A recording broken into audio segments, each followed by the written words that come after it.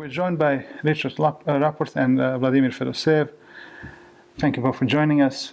You just drew your game in which, Richard, you had the advantage. Would you take us through the critical moment there and what happened? Yeah, we again played this game the Indian, like last time in Berlin. I went for e3 instead of knight h3. Okay, knight h3 not a serious move to be honest. And then, okay, position got very complicated. He went for this interesting idea with g5 bishop e4.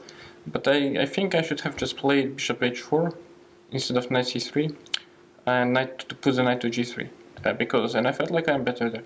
Because I miscalculated, I thought bishop h4, he takes d4, rook takes d4, queen e5, knight g3, and he will take somehow something there, but it doesn't work because bishop g2, and a8 is hanging. And so anyway, I felt like that was critical moment, and then I misplayed it. It became very very sharp, very concrete. I don't know what was going on, but yeah, at the end I had this saving tactic with rook takes g4, after which I have just a very comfortable endgame.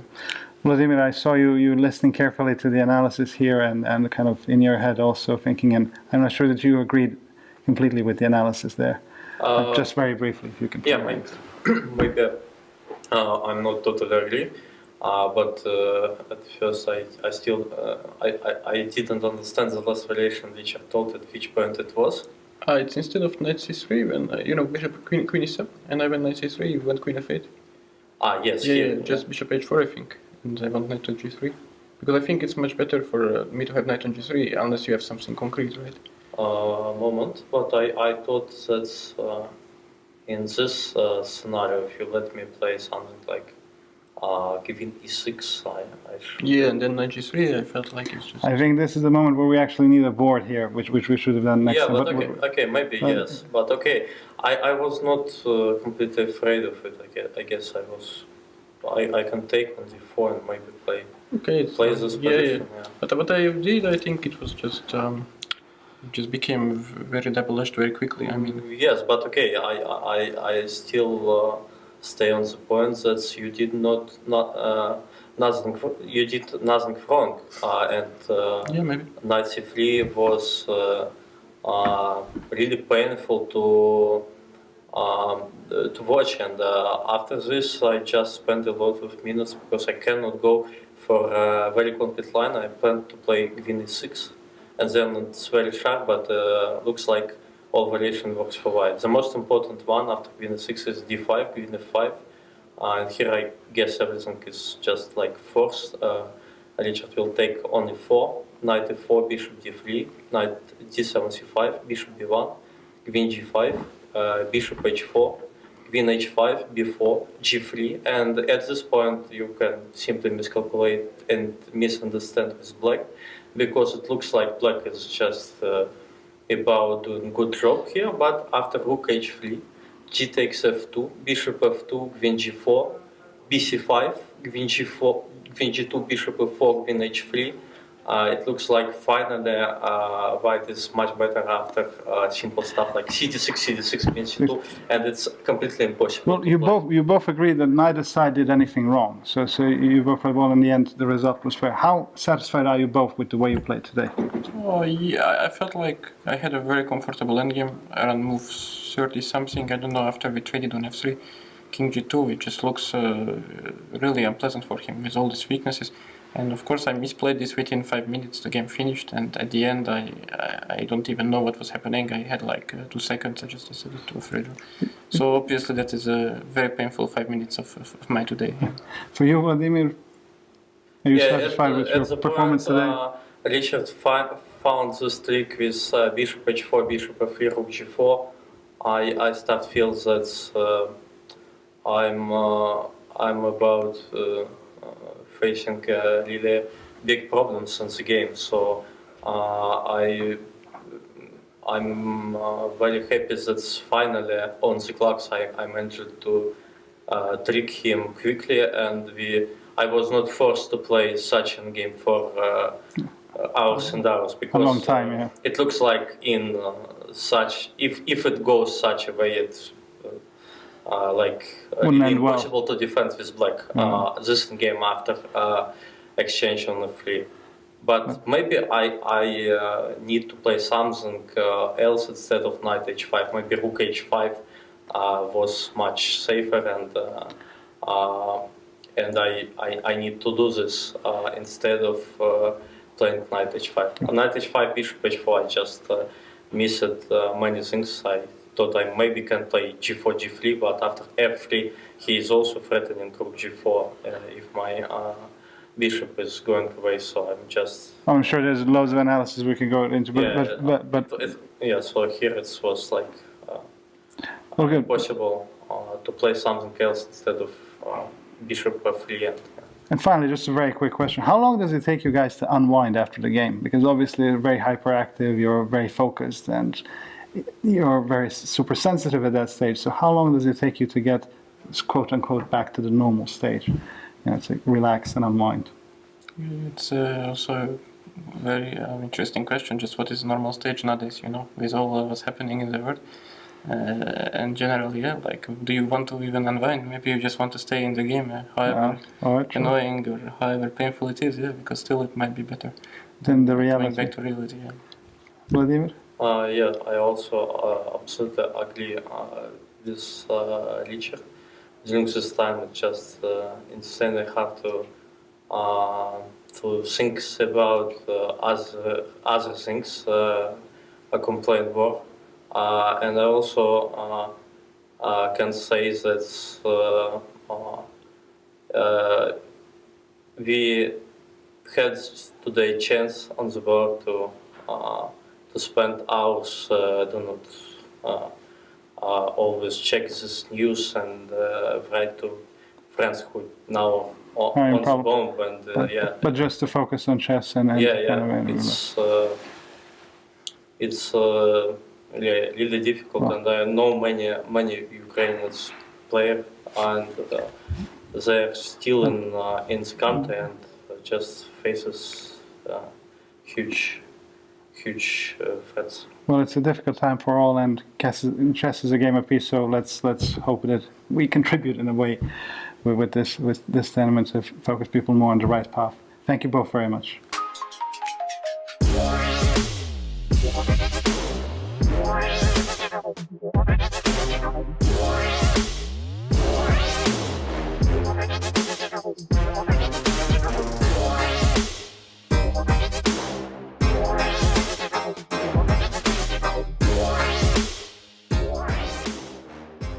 We're joined by grandmasters Evgenij and Mamedyarov, who just finished their game in the first round of the second leg of the Grand Prix here in Belgrade. You drew your game, gentlemen. It was a challenging game, as every game is. Shall we start with you? You're white. What's your assessment? What was the critical moment of the game, in your opinion? Yes, today I played Shankland opening. Yeah. Maybe I have some chance. Yeah, I think mid game. End game. I think maybe slightly better. Yeah, maybe Ray D1 is mistake. Maybe my opponent taught me Bishop E4. I think this moment I long think maybe Bishop A6. I don't know. Yeah, maybe Bishop E4, Bishop A6 better. Yeah. So, Shankland, what's your assessment? Obviously, we've been discussing the game a bit before. Okay, he surprised me in opening, and he played H4, very interesting move. Of course, I forgot everything because I don't. Maybe it's my first time who played the H4, but I think I do some mistakes after the opening. Also, it's the D6 move. I remember it's not very good move. I mean, end game is still slightly better for white. But in middle game, I think he got good advantage. I mean, we can say it's advantage, not clear, but it's really good advantage. Two bishops against knight and bishop, but he missed my idea. Knight e5, bishop c4. I think after knight bishop c4, black got a very good chance to play for draw. Okay, I mean, I think I played not very good opening, and he played not very good middle game. It's for this. So in the end game, you both kind of agreed and came to the same level.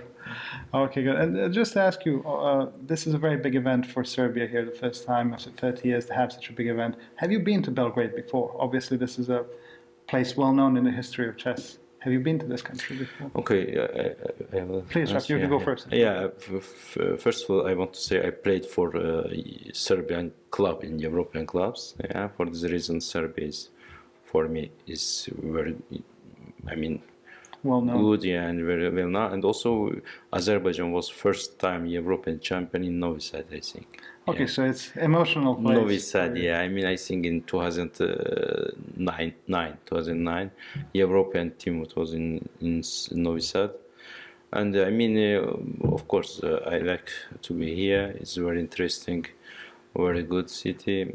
I mean, okay, I mean, I know well Serbia. So okay, obviously it's your lucky country and lucky city, so it's part in your favor here, maybe. I mean, I played not so bad in European club, and I played good in European team. But normally, yeah, I hope it's more important this tournament. Okay, well, good luck. And for you, is this your first time in Belgrade in Serbia? Yeah, first time I go to Belgrade. Maybe yes, I think Euro club. I go to Novi Sad. Yeah. Oh, okay, well, okay, yes. so you've been. Okay, well, thank you both very much, and we wish you all the luck for the rest of the tournament.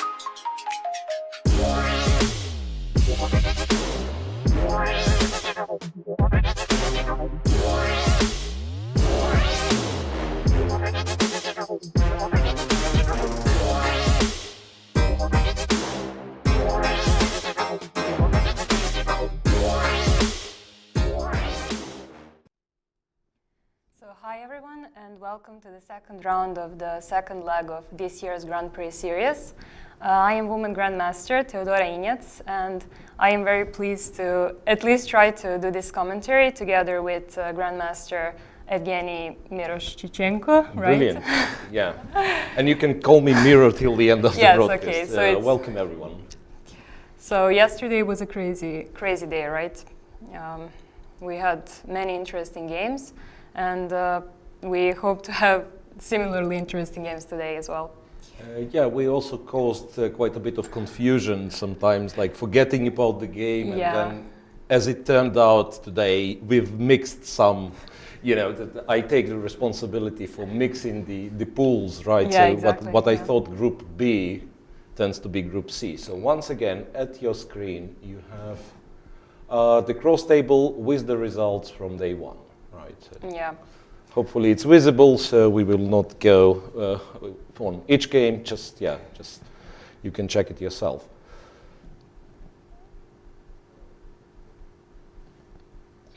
So, okay, so we can maybe at least try to remember a little bit from yesterday. So it's important that in Pool A, Dmitry Andreikin won with black against Grischuk. Yeah, that's a big result, of course. Yeah, like winning with black against perhaps the strongest player, the highest rated player at the very least in the group. It's really a lot. And actually, he said that it's his first win against Grischuk, so it's also really interesting.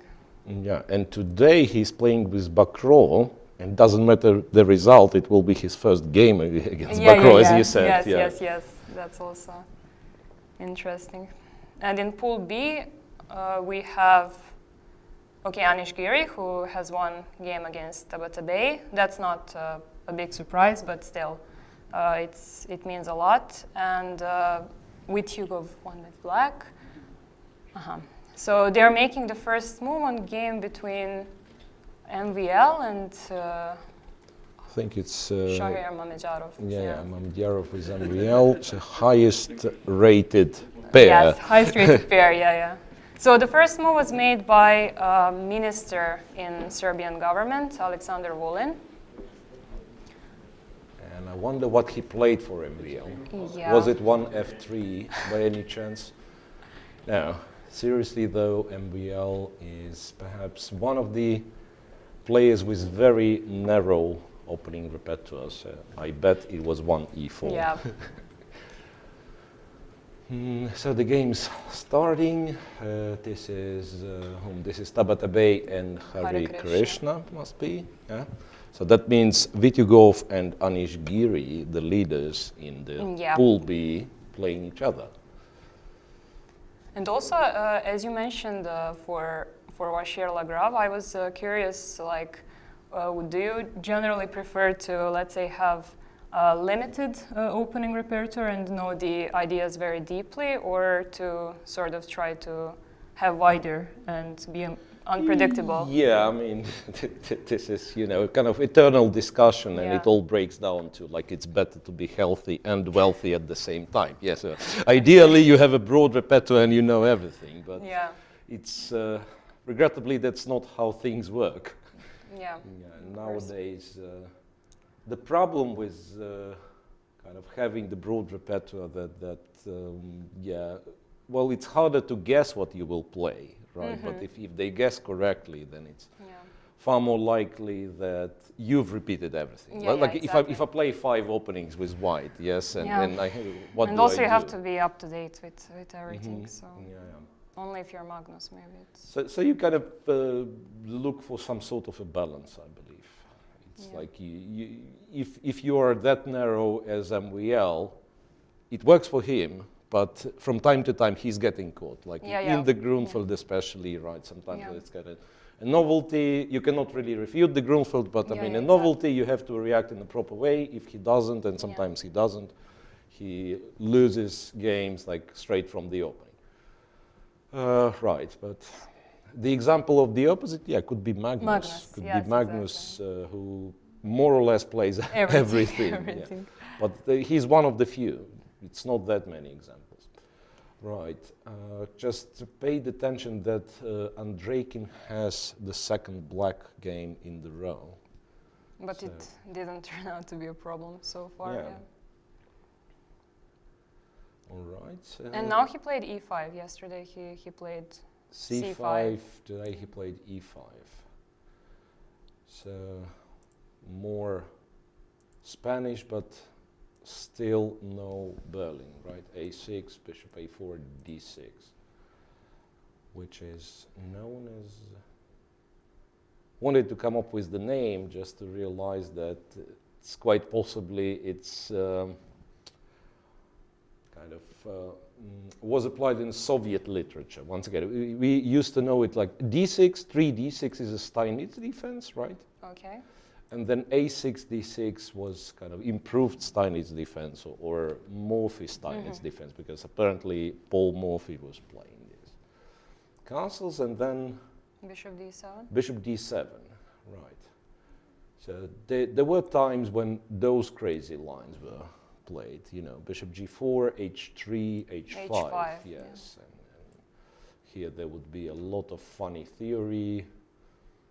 Obviously, to take the bishop is like too much of responsibility, because you open the h file, you cannot move the knight away, because queen h4. You can just show it. Yeah, like if the knight goes, it's queen h4 and black perhaps just wins. Right, so after h3, h5, that'd be like crazily complex lines, like this, for instance, and then black would play b5, and after bishop b3, knight d4, and now you can take, and he takes, and you go knight g5, and black would go knight h6, and so on and so on. But I haven't seen this line ever. Knight h6, I think, I mean, hopefully I do not mix things up, but I think, it was knight h6, not taking on b3, but knight h6, because if you take on b3, some queen d5 would happen, something like that. Yeah, so it's knight h6, and then white does something again, and black does something, and so on and so on. f4, bishop e7, okay. I should stop. Bishop d7 is, of course, like much more reliable and much more in spirit of like the real Louis Lopez, right? Bishop d7. So one thing to mention, that d4. No, it's like not d4, logical, right? It's here. Yeah, here d4 is a little bit too optimistic, because black goes b5. Bishop moves, and then black captures with the knight. Knight takes, pawn takes. And it's kind of a kid's trap, right? Yeah. So if white takes with the queen, he's actually lost. Because c5, Queen d5 looks like the rook is attacked and f7 is attacked, but black goes bishop e6. After this check goes back to d7. Queen d5 looks like repetition, but rook is no longer attacked. Black goes c4, wins the piece. Okay, so white's not lost yet after e d4. There is a line with c3, I guess, sacrificing the pawn. There is also bishop d5, rook b8, queen d4, but all in all, it's good for black. Even this line, like you just go knight f6, white goes here, you go bishop d7, black solves all the problems and potentially even more. Like black has potential to be better in these lines. After castles, bishop d7, d4 is perhaps just too late because b5 and all that, but in a little bit different way. c3, and then black has played g6. And this is, this is interesting because after c3, and not only c3, after bishop d7, let's say, black has quite a few ways of arranging the pieces, right? So the normal way would be, or the usual way would be knight f6, bishop e7 castles. But it's a little bit passive, right? Yeah. And also in the Ruy Lopez, it's very often that the bishop goes to e7, black castles, moves the rook, goes to f8, and dreams of playing g6, bishop g7. Right. So the other way, just to mention, would be some people play knight e7, knight g6 first, and then bishop e7. Right. So it's only logical to try to play g6 at once. Right. Yeah. To play g6, to develop the bishop to g7 immediately, and be happy. The problem with that could be that, But even this, like, it does seem a little bit passive for black.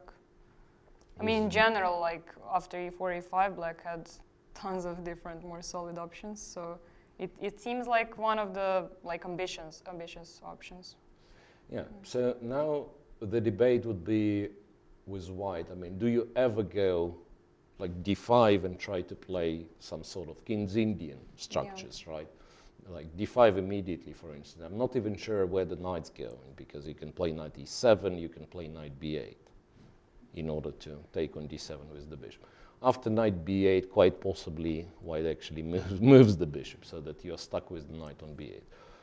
After after d5 and knight e7, white might choose to go c4, knight c3, and so on.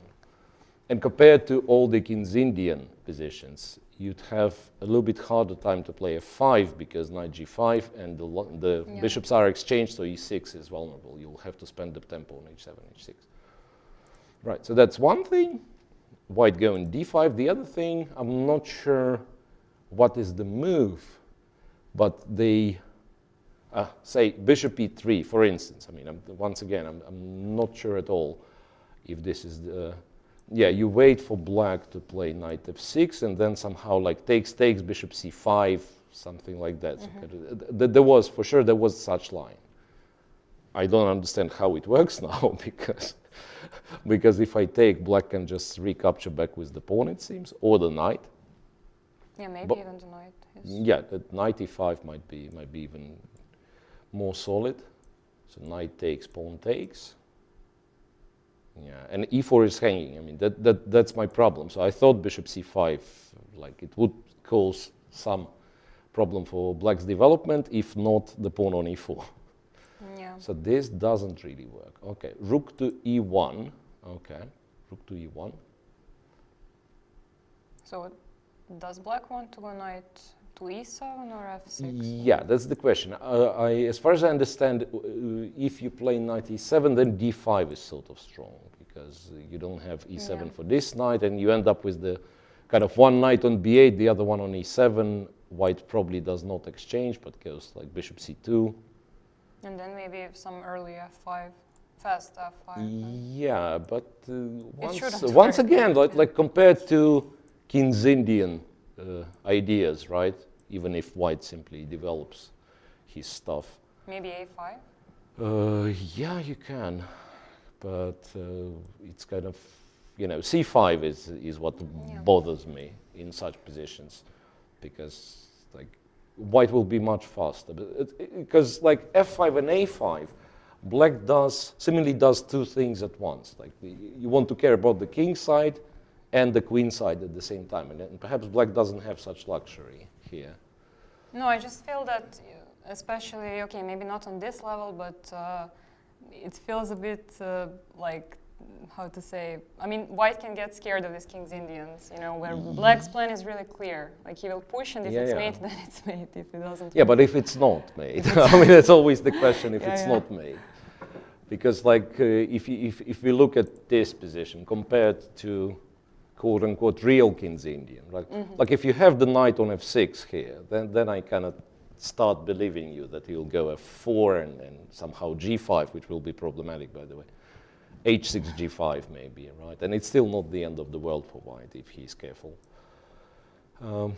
Okay, so knight e7, yeah, I'm a little bit worried about d5. And if knight f6, okay, this might be important. So if knight f6, then this is what bothers me a little. Like bishop takes, de5, and somehow I hope that knight e4 doesn't work. Maybe it does, I don't know. It shouldn't. Knight e4, white captures here, right? Yes, but if knight e4 doesn't work, then after this takes, queen d8, rook d8, knight e5. Knight e5, oh, bishop e4. Yeah, like, yeah, this is once again, it looks scary, right? We've lost the pawn. This doesn't really work. I don't know, knight d2 or f3. F3 yeah, F3 knight d2 you can actually castle. Yeah, that would be silly. And then it's a back rank problem. But f3 is very annoying. 3 is very annoying.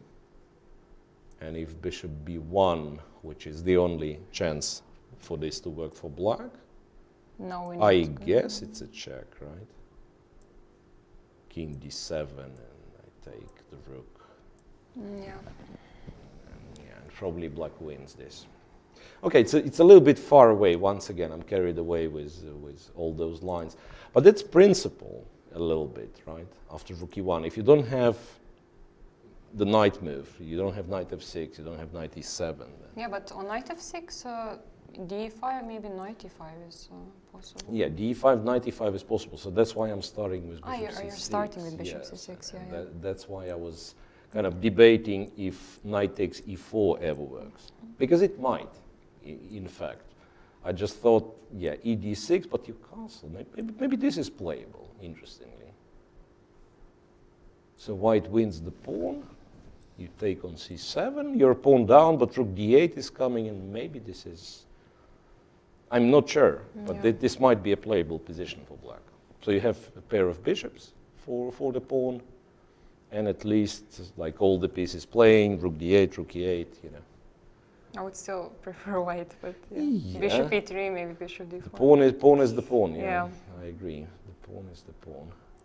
Okay, so rook e1, and Andreikin is thinking. And this will be perhaps the moment when we leave him to think and move on to the second game, which is for this pool, Shankland against Grischuk. Nimzo Indian, a3, d5, knight f3, and immediately. Interesting. What is that? What so does d4 is what, the move, yeah, right? yeah. That's what I thought. Like especially after knight f3, after bishop g5, there is like this c5 thing. After knight f3, I thought dc4 was kind of automatic. dc4, queen c4, and then b6. Yeah. No, bishop a6. Yeah, the point was to play bishop a6. b6 immediately. It's not that something is wrong with b6, right? It's not like it can be easily refuted. But why? This is the question. Why b6? Why not d takes c4, which is known to be solid enough? Okay, so now if let's say white plays bishop g5, still black can transpose to... Yeah. So white should somehow do something else, maybe? Maybe take on d5. Takes on d5 is one thing. I wonder if queen takes in this case, because sometimes this is what they want to do. Like c7 is probably too dangerous to take. At least I hope so. As black, right? If I'm playing with black here, I hope like, yeah, okay, if you take on c7, I will find something. I don't know what kind of something it should be. Maybe knight c6 for now. Knight 6 e3 though.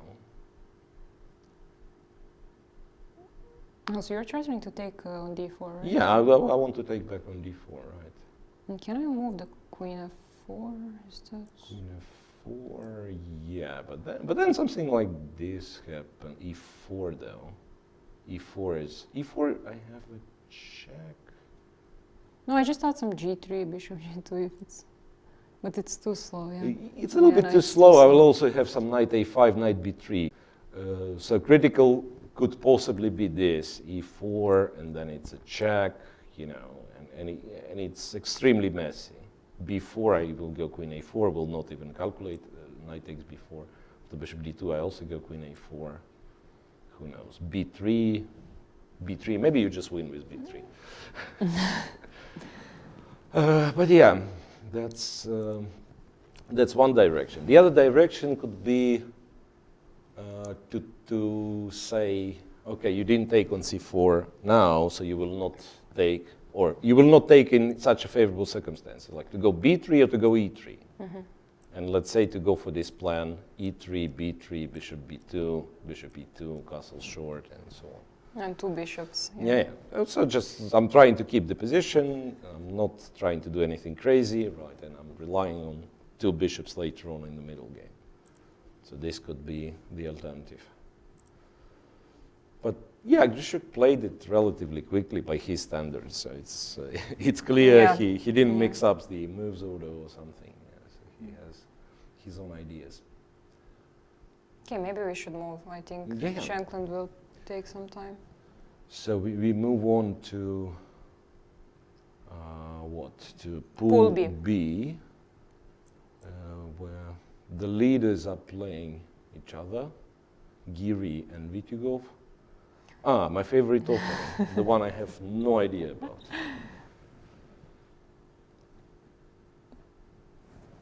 Do you have something to say here? Because I don't. Yeah, as I said yesterday, I find it extremely confusing, and I'm just curious if these top-level players are generally really studying it very deeply, or they're also like, it's very easy position, they just go to game and play. Yeah, it's exactly, it's two approaches. You may have some guidelines, like, okay, I do this, let's say I play a5, so he doesn't play b4. Yeah, exactly. I castle, I want to play bishop e6, exchange the bishops, this. And then each game, you're going to look at the position and ask yourself, okay, what move I'm playing now? Or, alternatively, it could be that they really have deep knowledge, deep understanding, and like for instance, c3 means that you have to play h6, and if it would be not c3 but knight d2, then you do something else. Anyway, the position. Why does it mean that you have to play h6? I'm speculating. h6 is one of the moves, as far as I know, because bishop g5, sometimes they find it to be a threat. But for instance, after say a5, they used to play a6 all the time, right? a6 before bishop a7, or sometimes voluntarily bishop a7. Okay, it's more flexible, I guess. Right, so a5 is kind of a recent trend. And bishop g5 now doesn't seem to be any scary, right? You can play h6, and if bishop h4, you can actually play g5, because you didn't castle yet. But they still, I think they're still... They're still doing it, yeah. So it's really, as you said, it's very confusing at first place. Okay, h6, rook e1 castles, knight d2. Now he goes a5, h3, he goes bishop e6. Then once again, it's not that I know, but I was told by smart guys that here, bishop e6, to allow this bishop e6 exchange to take with the pawn for black, is not good if white can play b4, a4 and seize the space. If you've already played a5, after h3 you can go bishop e6, And if this is happening, black is kind of less unhappy or more happy. Because there is no b4, a4. And still, this is also a question. I mean, is this fe6 like good structure for black, or? Yeah. But still, it can end up in some torture. Yeah, for me, it's not clear at all, honestly, because it looks nice. I mean, when we were kids, I mean, I would consider this to be winning for black. I mean, as much as Knight this. h5, knight Yeah, e4, I mean, this is my open file. I go queen e8. I bring the queen. I go knight h5. I'm winning because I'm checkmating not later than in 10 moves. Right. Nowadays, of course, we understand it's fairy tale. It's not happening. And if white is careful, if white protects against all those threats, you find yourself not having a real plan. Yes. Right? That's the problem, Because d5 almost never possible. When it's possible, there is no follow-up. Okay, you played d5. I don't know. Let's do something for white. A4. Let's pretend black played d5, and this pawn is untouchable, which might be right. Yeah, e d, e d, knight e5 looks scary. Yeah. Looks scary. Right, but Maybe, I'm not. okay, you can show it maybe Yeah, just in case. Takes, rook takes, and then. I mean, I'm not sure what I'm supposed to show because Bishop bishop f2 is good enough. Yeah, bishop f2 is good enough, but I was looking for maybe for the way to get even more. But bishop f2 is good enough. King f2, knight g4, double check, which is important, and then we take the rook. Yeah. Okay. Right. So, but white doesn't really react to d5, right? Does his thing? I don't know what his thing is. Like queen e2, queen c2, something. And then you realize, yeah, d4, you block your own bishop, right? Maybe it's the best kind of under the circumstances, but still it's not something that you would want. de, you leave yourself with weaknesses. So all in all, I don't think d5 is such a great idea. And what they do, they just keep these positions. So the knight goes to e7, g6, and stuff like that. And if white ever gets to play d3, d4, then probably white is better. Aha, maybe one more important thing. Let's say knight goes here. Why it is better for black to have the pawn on a5, so that after d4, let's say this exchange, there is a b4 square, right? So bishop can go to b4, or sometimes even knight can return and go to b4. Yeah. But it's still kind of not very pleasant, right? Bishop e6, and white played b2, b3. Giri played b2, b3. Yeah, I think I've seen this move. It was played also recently in some game. The point is to take bc4 on bishop c4. Yeah. Of course, yeah. That's once again, like if black simply takes, you perhaps take with the pawn. You have the semi-open file, same as Giri had yesterday. Yeah. Exactly. Yes, I mean, he was white. It was a different line, but the B file here, and it will be extremely awkward for black, because for now, b7 pawn is not that much of a problem, right? But let's say, I don't know, so do something, rook b1, and sooner or later you have to decide what to do with this pawn. b6 is solid, but the bishop on c5 is immediately in danger, right? Yeah. So whenever d4 happens, the bishop is trapped. So it will be awkward. If bishop b6, then check Giri's game from yesterday. Right? Also some c5, Some rook b8, awkward. So overall, you don't want to take on c4, would be my conclusion. You don't want to take on c4. d5, probably hard to make work, d5, e takes, knight takes, though. Actually, this It's a might question, be, c3 is hanging. I mean, if black played with a6, white wouldn't have this plan, so maybe this is one of the sort of drawbacks of a5. Of a5, But still, c3, maybe knight e4 jump is possible.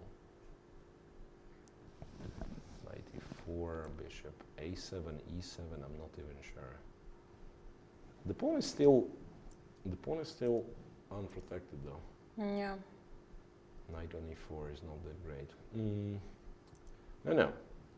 I mean, d5 is certainly something that you want to, if it works, to want to play and just solve all the problems at once. So playing this mind game of guessing if Giri is prepared or not, I would bet that d5 is not good now, because otherwise why do you go for this position? Okay, but he did spend some time. He did spend some time, yeah. He did spend some time. Anyway, Gioco Piano, even though it's very popular nowadays, right? It's not very exciting for a very long time. So we will be back to this game around move 20, I guess. Hopefully they will clarify the position a little bit by then. What's the other game in this group? Amin Tabatabai yeah. and Pentala Hari Krishna. Where are those guys? A second Game, yeah, here. Actually, they both lost yesterday, so. Yeah, so that's the only group, right? When yeah, we have yes, two yes. leaders, Yeah. two leaders, two losers. Right. Here, it's a Karukan. And a bit surprising, or should I say a bit surprising move 3 was not e5, right? Because now there is nothing wrong with either knight d2, knight c3, used to be the main line for ages. Now they almost exclusively switched to this, to e5. It's considered to be your only way of fighting for advantage. But the other thing, my original oopsie surprise thing, was that black plays knight f6. It's not So bishop f5 is the not bad, yeah. not, it's playable. Magnus does it from time to time, right? I mean, plays these structures. But yeah, bishop f5 is known to be reliable and good. Knight f6 is very ambitious. c3, bishop d6. Actually, already here, there are some subtleties, like to start with this, to start with that. No, also it's maybe important to say, at least I've been told that this pawn structure is very sort of, I mean, it's not bad for black, but let's imagine that all pieces are out of the board. If it's a pawn endgame, white would be probably winning. Yeah. And I can explain this. It looks somewhat similar. Looks somewhat similar to this. Yeah. Right, and then you play something, he does this, and you go d4, and basically, yeah, if you know how the mirror works, so left is right and right is left. Yeah, when you look at yourself at the mirror and look at this structure, and okay, never mind the pieces, but the structure is exactly the same. Structure is exactly the same. Yeah, that's really interesting. Yeah, you just, yes, left is exactly. right and right is left. White indeed should proceed accordingly. And interestingly enough, if you think, white is doing the wrong thing by castling short in such positions, right? I mean, compared to Ruy Lopez exchange, you would want your king to be here, right? And all of a sudden it's here. Yeah. So that's one thing. The other thing, I'm really kind of shocked a bit when white is trying to attack the black king in such situations, because once again, if anything is good about black's position, so his king is safe with 4 pawns being as is. Right, bishop d2, rook e1. It looks like white actually does the reasonable thing here, and then I don't know how it's played. You need to find a way to get the knight to f4 or the bishop to f4. Yeah. Black is opposing this, obviously. No, I just think that I mean, I might be mixing up, but some f4 is also an idea in some positions where you want to play against this bishop, f4, f5, bishop on e6, yes. And the knight on f8. Yes, and on the knight. Yeah, it could be f4 immediately even. Yeah.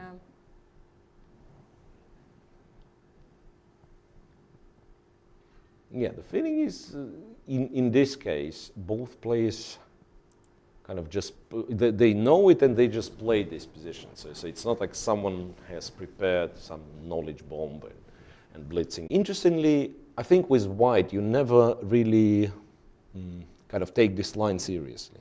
You think, okay, if he will play knight f6, I'm probably better, I have better structure. And that is what black players, just once again hit the wrong button. I need to go back to this game. The last one. See, yeah, I mean, it mixed up. Yeah. So that's what players with black kind of exploiting by playing this line, right?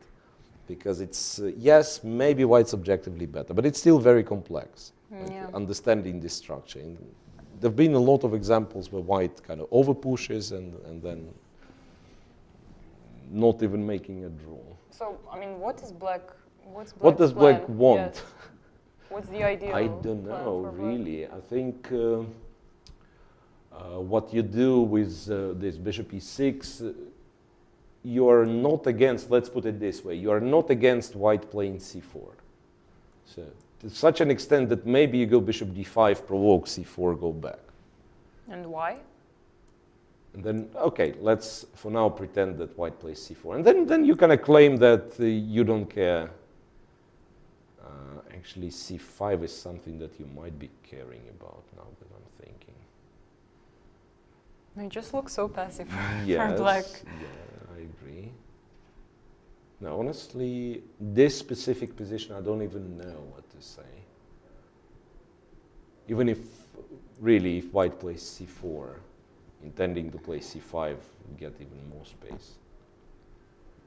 I know some positions like that, like c5, d5, bishop goes, and then once again, some positions, not this specific position because I don't like the knight on f8, but some positions like that, they're almost a fortress, right? You have the kind of far advanced passed pawn, blah, blah, but black somehow says you will never be able to go d6, right? Yeah. You will never be able to break on the king side because I have more pawns there, so some sort of a fortress. But once again, it's somewhat depressing. Yeah, so you exactly. start, you have like plenty of openings where you can try to equalize completely or to play for initiative and so on, and you choosing to build the fortress from basically from move 5 or something like that. So I don't know why exactly Harry chose to play this. Maybe he'll tell us later. I also think that one plan maybe can be to play with black a5. I don't know why does it make sense.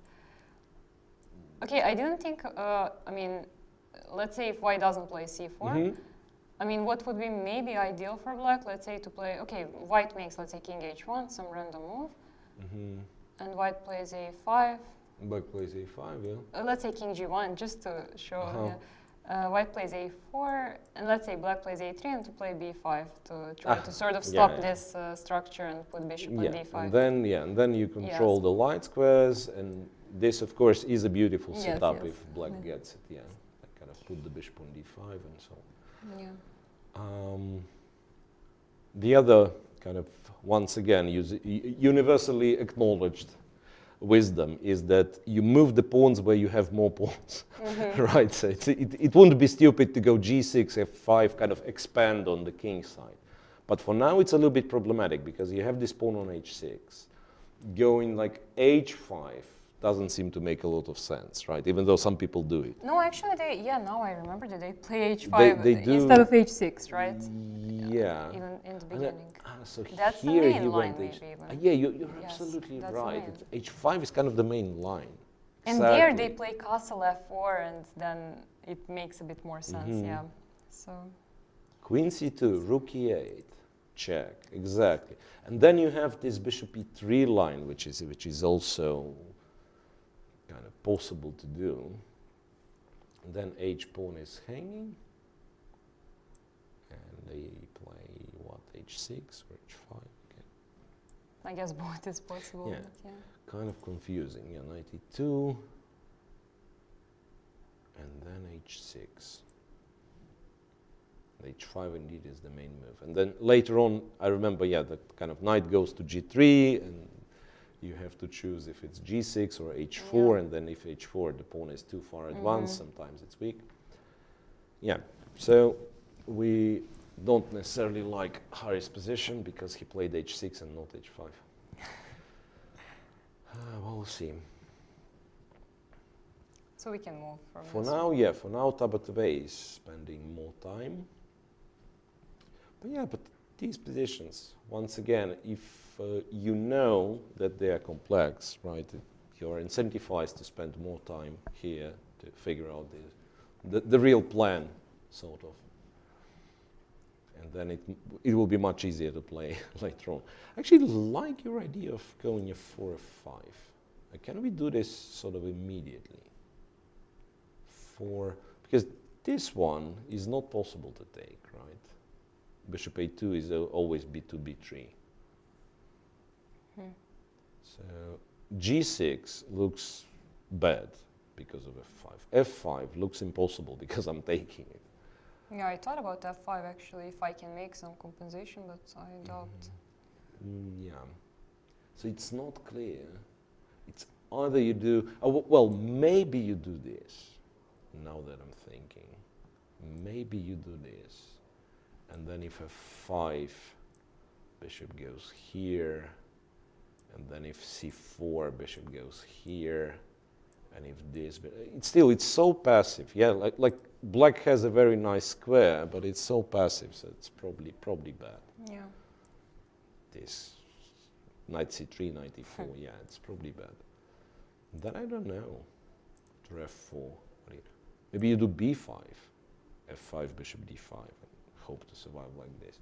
But still, looks very passive. Yeah. Let's move on. Let's go to pool C. Pool C, we start with Vidit, right? Yeah. Vidit, who has won against Alexei Shirov, and today he's playing against Vladimir Fedoseev. And this looks fairly similar to what Fedoseev was doing yesterday against Rapport. Oh, so Fedoseev is also twice black Yeah, yeah. in a row. Yeah. f3, d5. Vidit goes about it differently, taking on d5, immediately going e3. So now Fedoseev's will to play rook e8 is understandable, right? You put the rook on the semi-open file, bishop b5, c7, c6, bishop goes to a4, and knight developed to d7. So maybe it's, yeah. It was nice to force black to play c6. But on the other hand,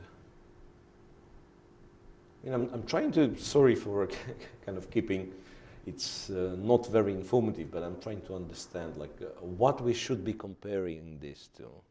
Because Carlsbad, it's not really a Carlsbad, Yeah. so I don't think kind of Carlsbad rules apply here. Is knight e4 a thing? I'm No. asking myself, it's white to move, say knight e2, and then is knight e4 a thing? Because I guess I'm not afraid of f takes, queen takes, right? Just good for black. Yeah. g2 is hanging, e4 is hanging. So after knight e4, white will have to take, and white will have to take back on c3 because a4 bishop is hanging. So take on c3 with something, not even sure. Knight, I guess. Knight, okay, and then rook a to d8, king f2. Or d2. Or d2, yeah, that's, I'm not certain. King somewhere, king protects the e pawn. And here, still looks like kind of slightly more pleasant at the very least. For white, right? Yeah, for white, of course, yeah. Because, I mean, I don't know how to explain it in the best way, but like on a feeling level that you have the majority on the queen side, right? And especially in the end game, like it's very often that in order to progress, in order to make some sort of a plan, the real plan, you have to move pawns, right? You have to move your majority. And here, it's like if you move any other pawn that's c5, you create weaknesses, right? And how do you play c5 remains to be seen. I mean, you can probably do it immediately, but what's then? Right, like c5, white plays a move, and then it's not clear what's the follow-up. Yeah. And white can obviously expand here, g4, h4. White can also try to play Before. longer, yeah, before, in spirit of the minority attack, right? B4, move the bishop, go a4. Yeah, white seems to be Yeah, better, it's more pleasant. It may be, you know, it maybe looks better than it actually is, yeah, right? Because to me, especially engines, for example, always give like it's fine for black, but it's much easier to. Yeah, one of those positions exactly. When you ask the engine, if you have no understanding about this, like whatsoever, you ask the engine, it says, "Oh, okay, it's more or less equal." So you don't have to worry. But sitting at the board and always finding those precise moves to keep the position equal is challenging. So right, so that answers my question that knight e4 perhaps is not what black wants, and therefore white can play knight e2. Because if, let's say, if knight e4 would be that great, then maybe I would spend the tempo moving the queen so that knight e4 is not a move. And knight h3 technically, depending on where you want this knight to be, maybe knight h3 is the move as well.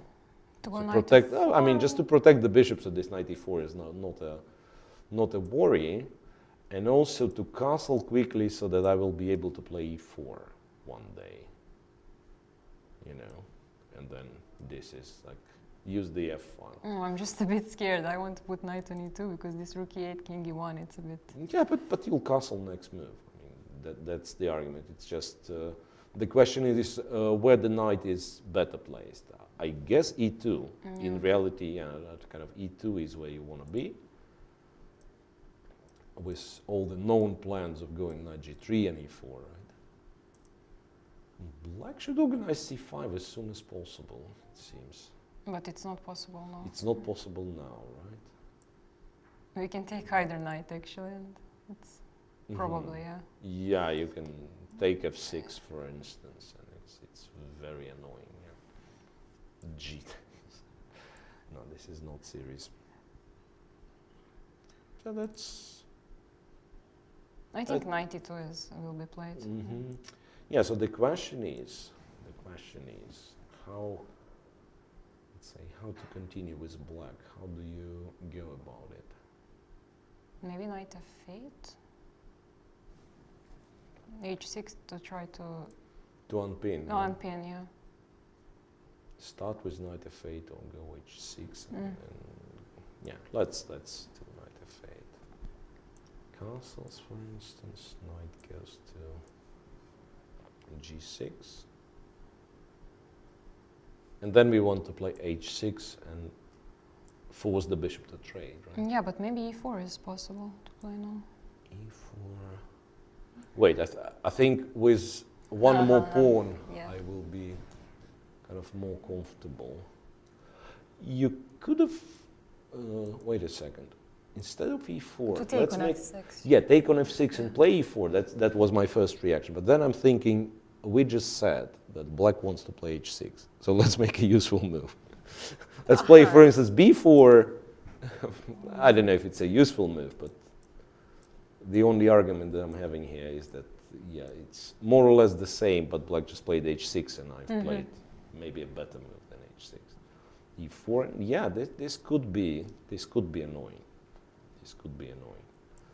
Those positions are very tricky to play with, you know, hanging center. Yeah. With hanging center because dynamic. And here it looks like white will be faster. It's very fast. Knight g3, bishop b3, like attacking f7. No, knight this is jumping not. to f5. Yeah, that's bad. So that means black is not able to take if all this happens. And then white has like plans of going e5, f4, expanding. So it looks like the opening didn't go all that well for Fedoseev. Or maybe there is some motif that we don't see yet. Like, yeah, knight e2 is very natural, very logical, and then he'll have to show us. At the end of the day, knight e4 might not be all that bad. I mean, it could be the best solution under the circumstances. Like knight e2, knight e4, play this endgame. It will be slightly worse for you, but maybe you'll make a draw. No, I just think that, okay, he lost yesterday. Doesn't seem like move he wants to make today. Yeah, I agree. And more so, it's like if you want to equalize, you have kind of more suitable openings, right? Yeah, so my of argument. This is partially what I don't understand about Grischuk's opening choice today. Like if we quickly go back to Grischuk's game, where he played, remember this, and after knight f3 b6. So I'm not kind of criticizing him or anything, but if you, I mean, dc4 is known to be equal and like almost a draw. Actually, they've transposed to dc4. But just the reasoning behind b6 move. You want more complex game, play something else, right? You want to equalize, go dc4, or just, I don't know, play queen's gambit, make a draw easier. So knowing Sasha, I believe he wanted to play for a win, or try to, I don't know, provoke Sam to, for something, for confusion. Bishop g5, there is no choice perhaps, so captures c5. I thought bishop a6 was the move, by the way, but c5 apparently. Yeah, I also c5 apparently is also playable, right? And knight d2. No, it's weird that they're spending time. Yeah, both of them. Because it's very known position. Knight d2?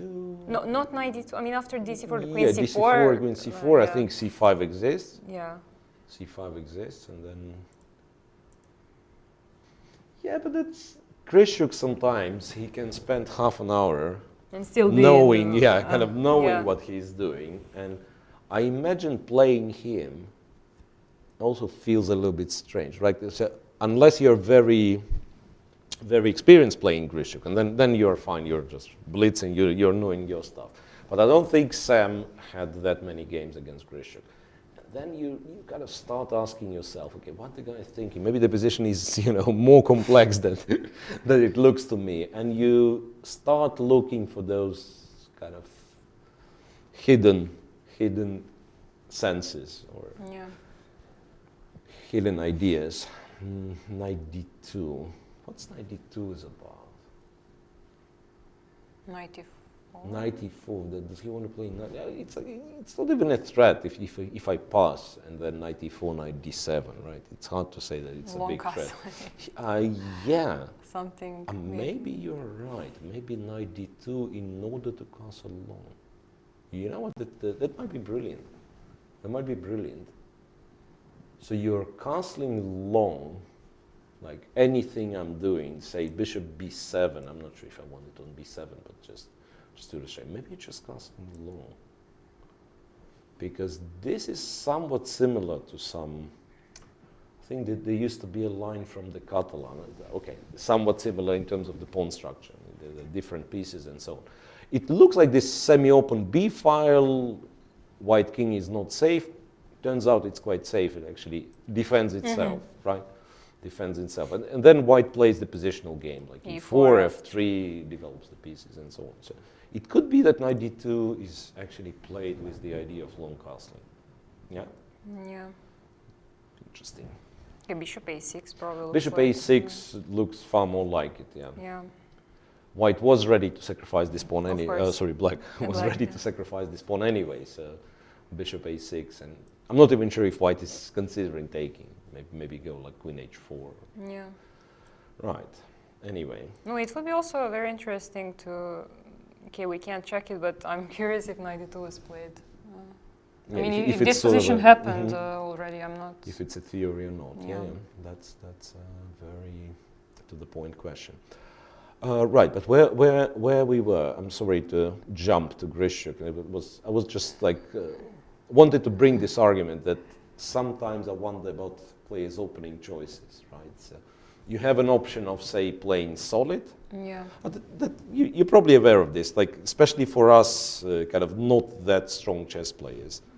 There's always a debate. I'm playing with black. Should I be solid or should I play for a win? We call it play with black for a win, even though we understand that if white does everything correctly, you cannot play for a win with black, right? There's against any single aggressive line that you can think of, there is something for white that is super solid, right? Yeah. King's Indian, okay, go bit G3 of course, system, yes. right? And that's very annoying, actually, yes. You play the knight of actually, against the Najdov, what's the most annoying? I'm not sure. Against the Najdov? It's a lot of annoying systems.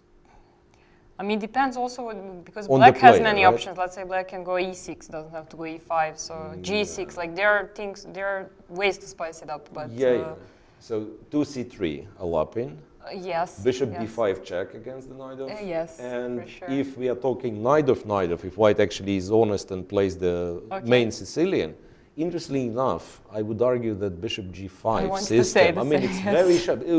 Like if you don't understand, it looks very sharp. Ah, okay, he played Bishop g5. Now you should get excited because No, you shouldn't, right? Yes, because it's 20 moves of theory, and if you're lucky to know this specific line, you will make it go. Yes, exactly. That's very upsetting nowadays. So in reality, playing for a win with black is probably playing some kind of, flexible line in the Ruy Lopez, like playing the Breyer system, for instance. A lot of pieces on the board, complex structures, and then you hope for your opponent to kind of misunderstand, misplay something, and then you win in the end game, distant Yeah, also future. I watched some interview, I think it was Wesley, who he was asked what's the, like, how to say, if you want to play for a win with black on d4, and he said Bogo Indian, I think. So it makes a lot of sense, something between Nimzo and King's Indian, Right, so back to Vidit is still thinking, right, on the move that we think will be knight e2, and the other pair in this group, which is Rapport against Shirov. Who is sacrificing? Who has sacrificed first? Shirov plays white. So before we jump to this game, I bet that it's almost 1 hour into the round. It's already material's already not equal in this game. I don't know who sacrificed what. I think it's equal. You're right. You're right. And yes, of course, very sharp game, Petrov defense.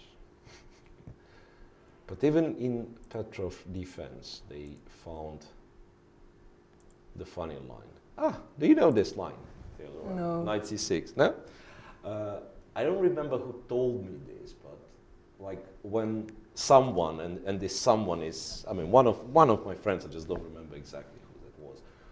He's a strong player, like grandmaster. He says, when I've seen it for the first time, I thought it's kind of a mistake in the relay of moves, and probably d5 was played. And in fact, it's the system which was, I'm not sure if invented, but first played by Eduardas Rosentalis. Okay. Quite a strong Lithuanian grandmaster. Oh, used to be strong. I mean, I don't know what's his rating now. He's kind of older gentleman. Yeah, and it's surprisingly, it's a sound system in a way that it doesn't lose a piece. After bishop e4, black is planning to go d5, to go e4 and win the piece back. Same after d5. Might seem that white is winning a piece, but black goes back to f6, and this fork apparently still works. e4, queen e2, queen e7, so on. It looks very strange. It looks like a blunder. It can shock you if you don't know, but it is playable. The question is how to refute it. So what Shirov done? Actually, look at the clock. So Rapport barely spent any time at all. Shirov already half of his time. So do you know if 95 is the sort of main move? Probably not. I would bet that it's not.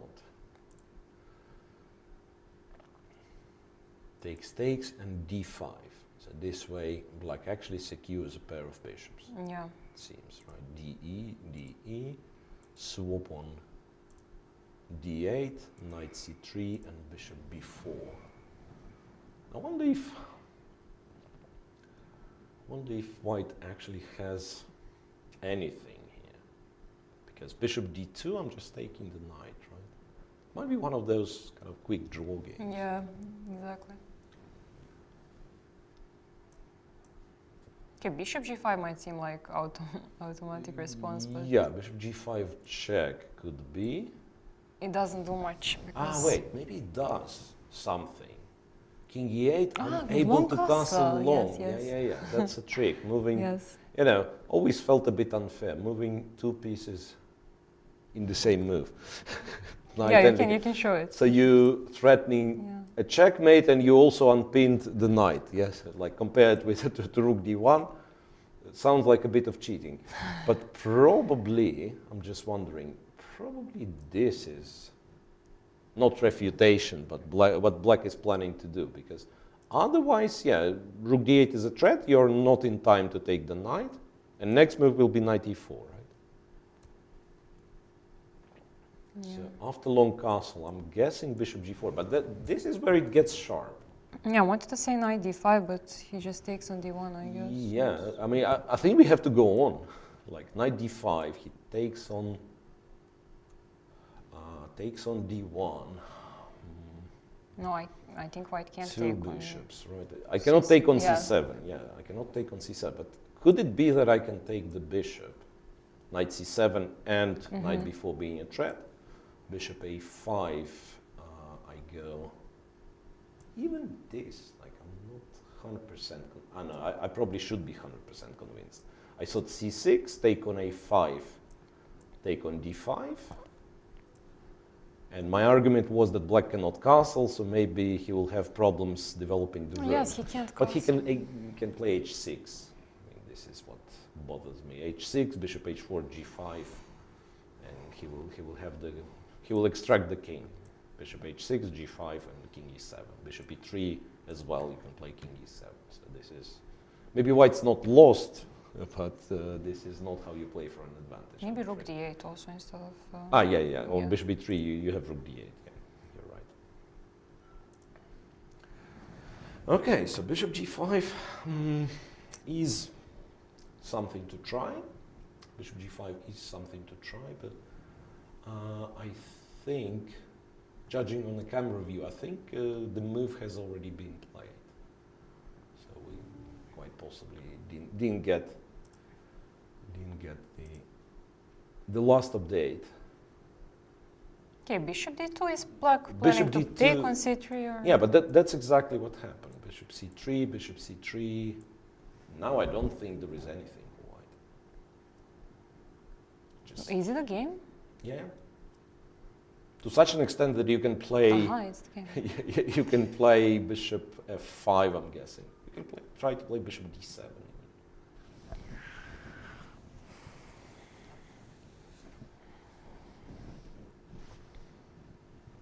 All right.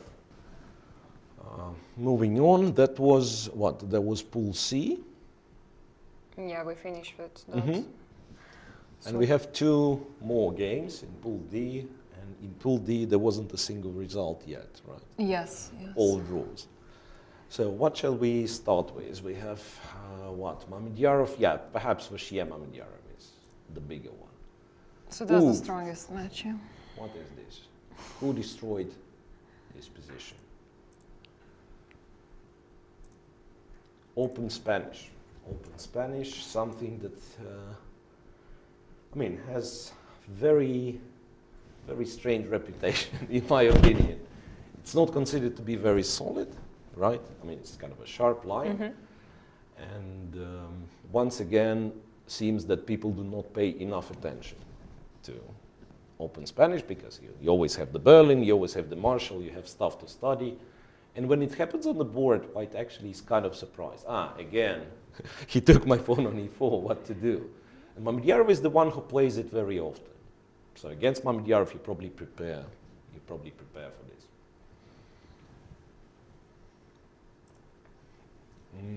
Wait a second, that's too far. This is known, and then bishop e6. Bishop e7, I'm just looking what is the crossroad. Like knight d2 is always a move, right? Bishop c2, bishop g4, queen, what? Queen e1. This is something that I don't know. No, I just know that there are some messy lines with taking on f2, but I'm not sure if it's in this... does black go bishop c5 at some... yeah, in some lines are there he some does, lines? Yeah. In some lines he does.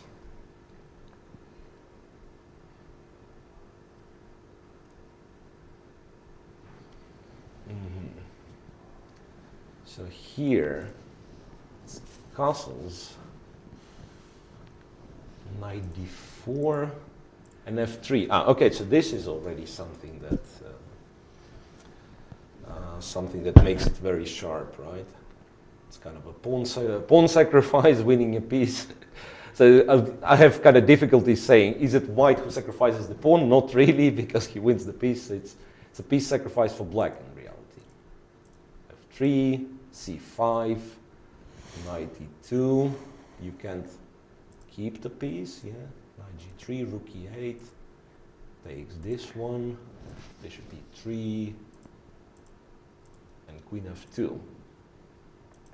And we don't know who's more prepared, because you would expect, I mean, having this position on the board, you would expect at least someone to be in the book. Yeah.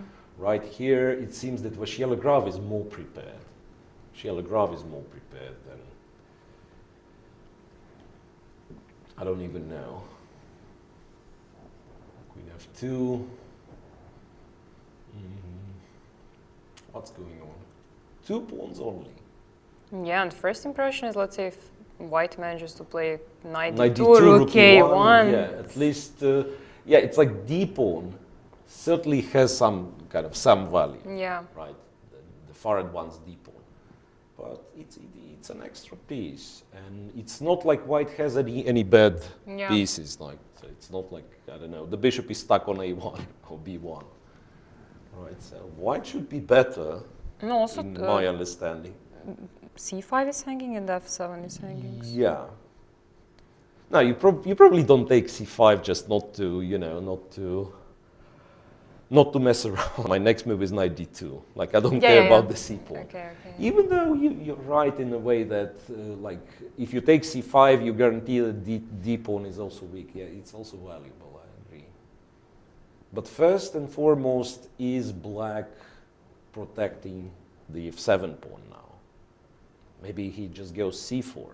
And if you take f2, if you take f7, king goes, and maybe black can hope to use tempi. No, that's nonsense, right? Especially after c4. You just go bishop d4, and you are the one who is attacking. Yeah. I just realized. I was basing my calculation, deep calculation, on the fact that I can play rook e7 and kick your queen away. You cannot take on g7, Teodora, with the queen. Yes. But you can take with the bishop, it's mate in one. Yeah, sometimes people just blunder mate in one.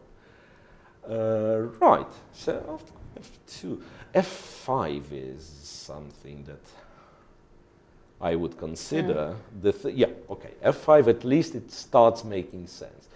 The thing after f5 is that there is basically no way back for black.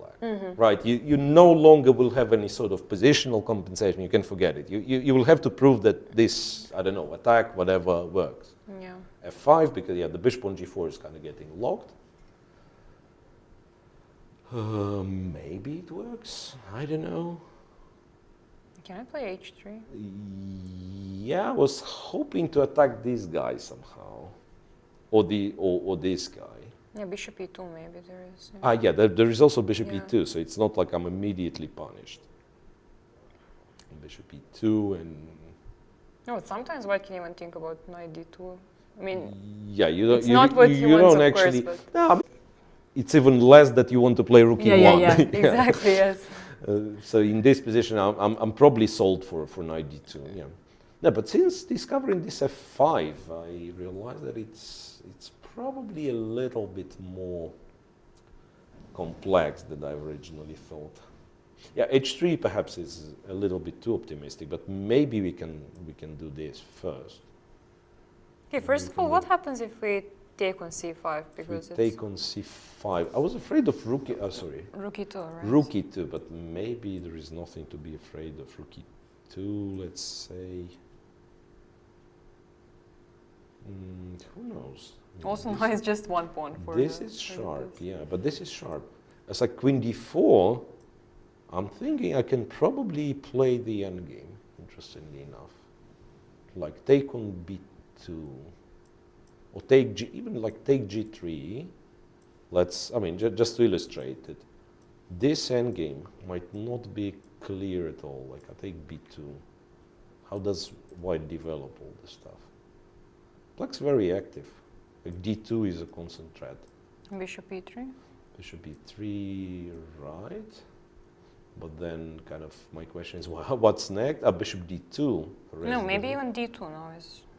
Yeah, d2 is possible, but I'm kind of getting even more ambitious and want to say rook e8. If bishop d2, you know, rook e2. Rook d2 though. Rook sorry, f2. Rook f2. Yeah, that's. Never get too ambitious, guys. Be modest. d2. Yeah, it's then at least we are not talking about black winning this. Right? Yeah. There is a chance black makes a draw. It's basically enough to trade all the queenside pawns. I think black should have no difficulties, but yeah, black is not fighting for. f5 was played. f5 was played, and knight d2 was played. Okay, knight d2 makes perhaps the most sense, okay. Being solid. Now it's a question what to do, because at one point c5 will be hanging. I don't know, g5 is g5 too crazy?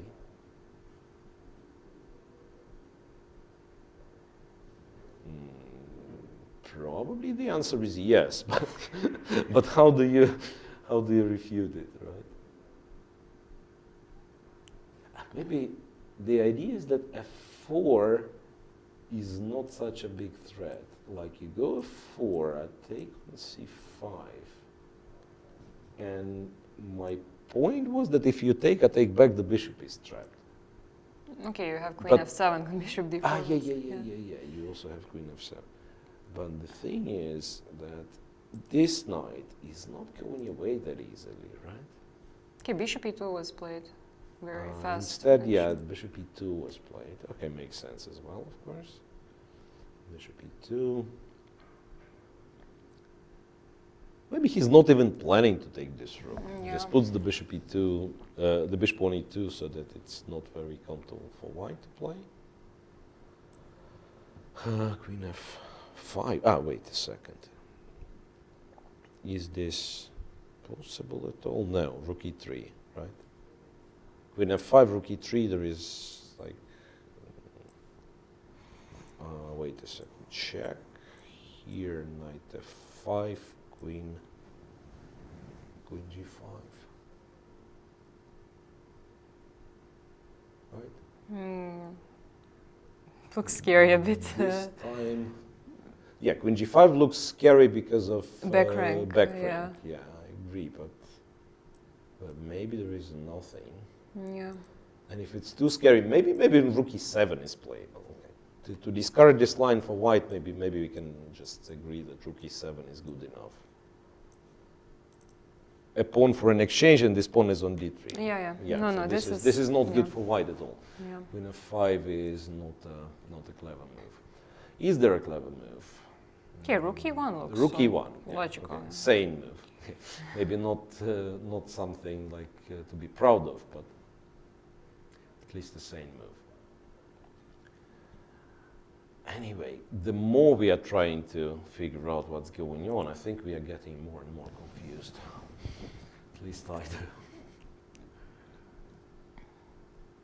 Yeah, it's incredible Mamedyarov's ability to play this position. Yeah, to play these positions like all the time, and he actually he's comfortable doing this. I mean, because some people they are kind of forced in very complex positions tactically, right? And they can play it good on a good level, but there is always a feeling like, man, it gives me a headache, right, when I'm looking at this.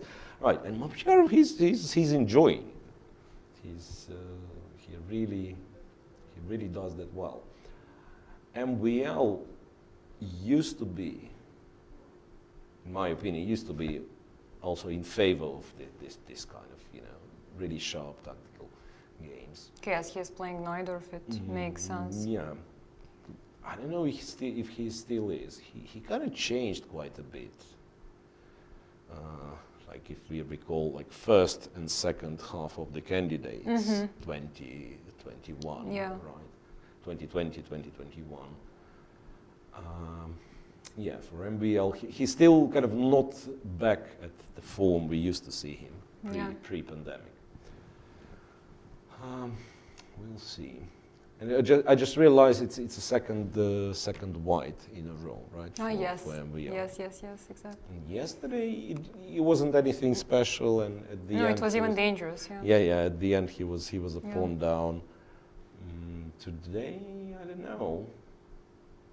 And do you maybe know what's the score between Vachier and Mamedyarov? I mean, is it some weird score that someone is winning more than the other one, or? No, I don't think so. I don't think so. I remember them having like a huge tiebreak in Grand Prix Riga. I think, it was 1-1 in the finals, like exchanging victories, and then like I think what happened. Mamedyarov won at the end, if I'm not mistaken. Yeah, but those two they have kind of the ability to beat each other. So that's the point. Like there was one crazy match. Like one wins, then the other levels the score and so on. Right. So they are very experienced, of course, playing each other in the Grand Prix, in Grand Chess Tour. This you know, the American events. Yeah, of course. Yes. So they know each other well, and I don't think there is like, you know, disproportion is in score. So obviously someone has a plus, but it's not like huge plus. And when talking about huge pluses, from the very best, from the elite players, what we think about Magnus and Naka, I believe. Of course, that's one of the examples. And also, I might be mistaken, but I think Anish also has like weird score against Artemiev. If I might be mistaken, but whenever I watch the game, it somehow gets very in Artemiev's favor, really? quite a lot. But especially this Rapid and Blitz lately in that's tours. That's a story of itself, like Rapid and Blitz, right? But I was thinking of classical, and then it's not a big surprise that Magnus has a good score against everybody. After all, he's the highest rated and the world champion. Yes. Right, but with Naka it was really weird because I'm still not sure. Did Naka win? I think Naka finally won a classical game against Magnus before kind of turning full-time streamer. There was one game that... Which game was it? I don't remember. Just believe. No, I also think there was one game, victory, right? It's a Bill tournament or something like that. Yeah. Right, but why I'm bringing this all up? Because Kasparov used to have like huge scores against the opposition, and then Shirov at some point was like -15, -16 against Kasparov without a single win, and everyone would be pointing fingers at Shirov, and especially since he was at some point supposed to play the match. I know. The match that happened with Kramnik on Shirov and so on. Yeah. Right, and then as a kind of, person looking for curiosities, I've opened kind of database Kasparov against the best players of that time, and Shirov wasn't alone. Like against Gelfand, it was at some point -18 for Gelfand, and also not a single win in the classical chess, and so Kasparov was a monster on the chessboard. And Magnus, yes, he dominates, but it's hard to tell if he is not as stronger as the others, or just the opposition became much tougher. Yeah. So, like, yes, he wins almost every tournament he takes part in. Yes, he's first by rating and by a decent margin, but still, like, I believe years of Kasparov dominance, when he was at his peak, I think maybe Magnus still didn't reach this. And who knows, maybe he never will, simply because other people kind of play better chess. Yeah, of course. So that could be the reason. But sorry, getting carried away with the memories. Rook to e1. After all, MVL says material matters. Rook e1. I will not give you my rook. But no one can imagine why exactly Black has compensation here. Because it's awkward. I mean, how do you get rid of this thing? You're very unlikely to take it with the knight, anytime soon. So probably you will have to take rook e2 at some point. Yeah. Okay, now c5 is actually, I think, really hanging. Yes, c5 is hanging and f5 is hanging. Right? F5 is F5 not, is yeah. not. F5 is Yeah. still not hanging. Maybe c4 is... Yes, c4, it feels almost like sad to play c4, even though you're creating yourself a protected pass pawn on d3, right? Because of d4 square. Yeah. Right? So bishop d4, let me be like this. Yeah, bishop d4. So now finally I can say Maybe instead of bishop d4, knight f3, was it? Maybe it's... I'm not sure if it's possible. It is possible. Knight f3 is possible, yeah. So that I cannot move this guy, I mean bishop f3 is sad, rook e3 is nothing.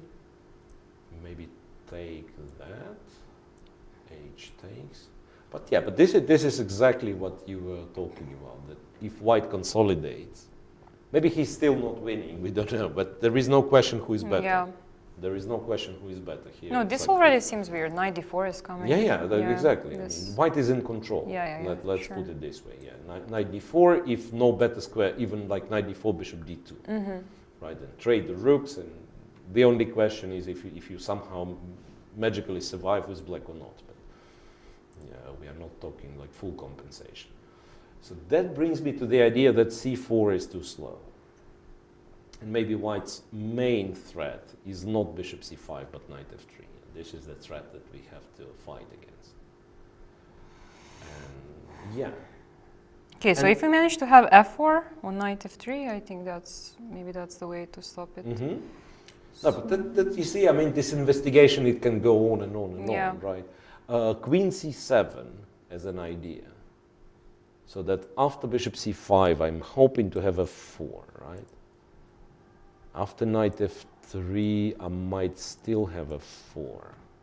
Yeah. And in case of bishop f4, queen f4, I'm protecting the bishop on h4. If you take on h4, black takes on e3. But even this, I mean, at first you just want to stop here because come on, black has 2 pawns on the third rank. But this bishop is in the way. Right, and after something like queen, I mean, I wish I had like a better square. Like if queen f2 to g5 is the legal move, then I'm probably a bit more optimistic about black's chances. Yeah, queen f5, maybe queen f5 will do, because e2 is hanging, right? The bishop can't move. Yeah. Even this. No, rook f8, I think it's important that I have check. If I didn't have check on d5 or e6, let's say if king was on h8, it would be different. Rook f8 and so on. Yeah. Something. You have rook e5. You have rook e5, but then I actually have queen f4, but then g4, queen h3. Okay, so weirdness continues. Queen h3, and then maybe that's where it stops because I don't see the next move for black. I understood that if g4 is trapping the queen. Yeah, like you can play g5 and threaten g4, but after knight e2, it's not clear what to do.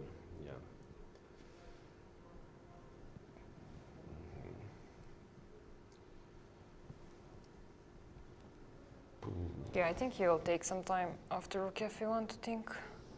It's very concrete position also. I mean, the cost of mistake seems to be very high. So it's very often in Mamedyarov's game. Yes. Well, once again, you just said this, and I immediately realized that he's the one who likes this this idea of disbalancing the position. That hoping he will make less mistakes. Yeah, like both for you and your opponent, every single mistake is very pricey. Because some people they prefer right the opposite, and there is no kind of right approach, wrong approach. It's just this is the stylistic difference, right? So some people play kind of a quieter positions, and then you hope to sort of accumulate small mistakes, right? So that, a slight inaccuracy, and now like in computer evaluation, it's already some 0.10, 1/10 of a pawn that I've won on this operation, and so.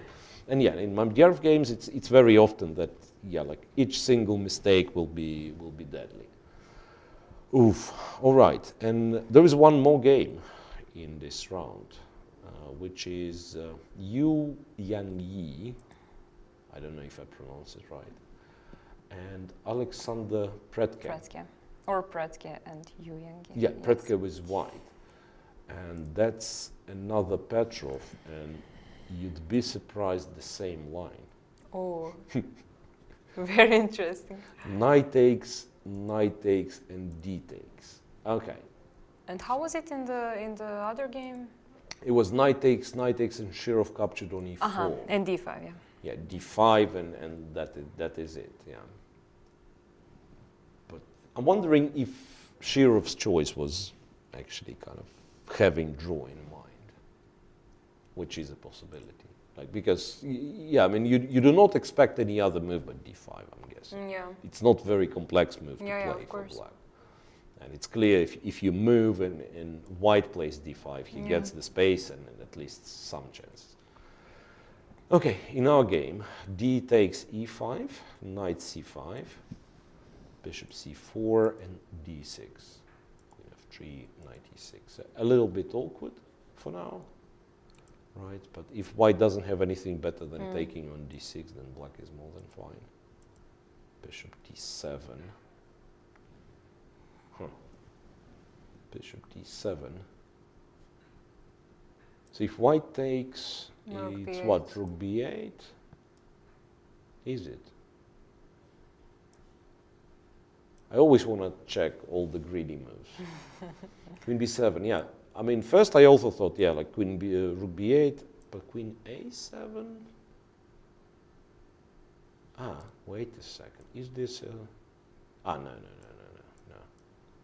Now you can go back. Yeah, now you can go back. I just thought, like, you go to A6, but you're still not running away, but you can go back from here. Right, so this is nonsense. Rook B8, queen goes to A7, takes on A7, and then it's not that B2 is such a tasty pawn, right? Because maybe bishop C6. After bishop B3. After queen A7. We play for kind of a big compensation. We go bishop C6. We threaten the queen. Maybe we really threaten the queen because now queen A5 runs into bishop B4. So rook A8 is a big threat, and bishop G2 is a threat as well. You are in a very good form today. Yeah, bishop C6, brilliant. I think, yeah, white is in trouble. So anyway, bishop D5 was played. Black has to shut down this diagonal by going C6. Castles, knight D2, and then B5. Huge expansion on the queen side. Bishop B3 and A5. Yeah, this move also, I mean, usually seem to be risky because it might just be weakness. Yeah, but at the same time, one can argue that it's sort of a prophylactical moves against long castle. Because I find it to be very often the case that in such positions with open center, with open E and D files, if you can play long castle safely, it's very good because, again, cheating, like you put the rook on the open file and at the same time you move the king. Like compare, ideally we want what? King in a safety somewhere, rooks on the open files, right? Yeah. This rook goes here, the other rook goes here. About the king we don't know. And then if we castle short, it takes us 3 moves. Castle short, rook f to e1, rook a to d1. If we castle long and assume that the king is on c1 safe, we save a tempo, right? So it's very often the case.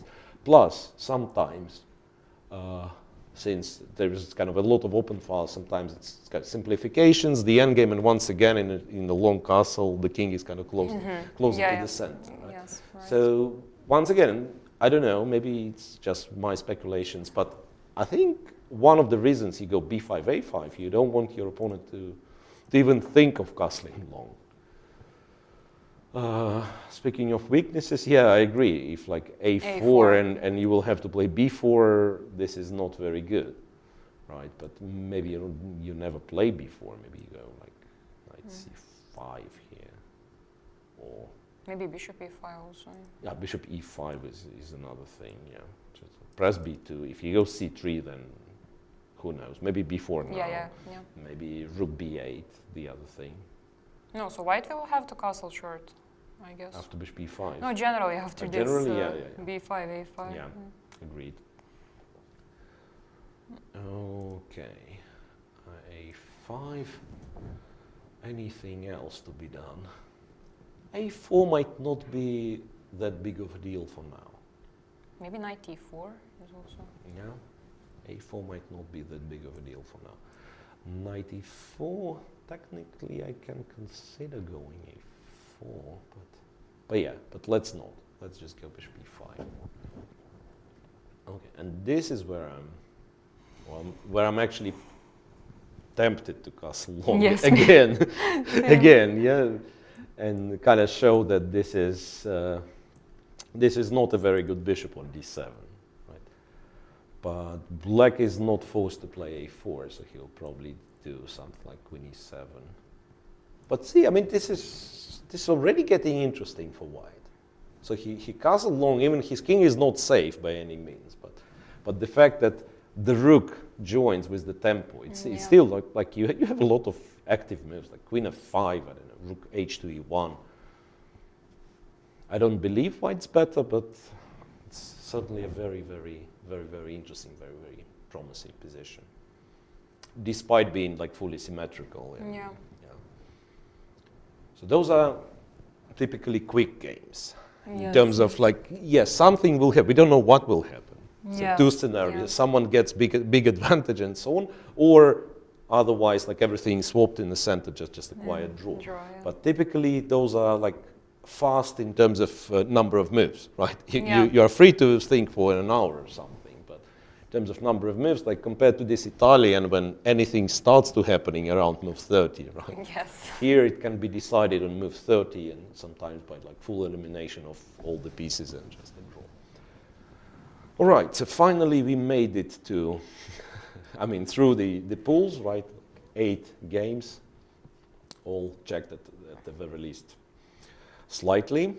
So it's about the time that we go back to pool A, to game 1, right? But before that, let's maybe quickly go for a short break at, what's that, round 2? Round 2, Round yes. 2 from Belgrade. Yeah, second leg of FIDE Grand Prix. We'll be back shortly. Stay tuned.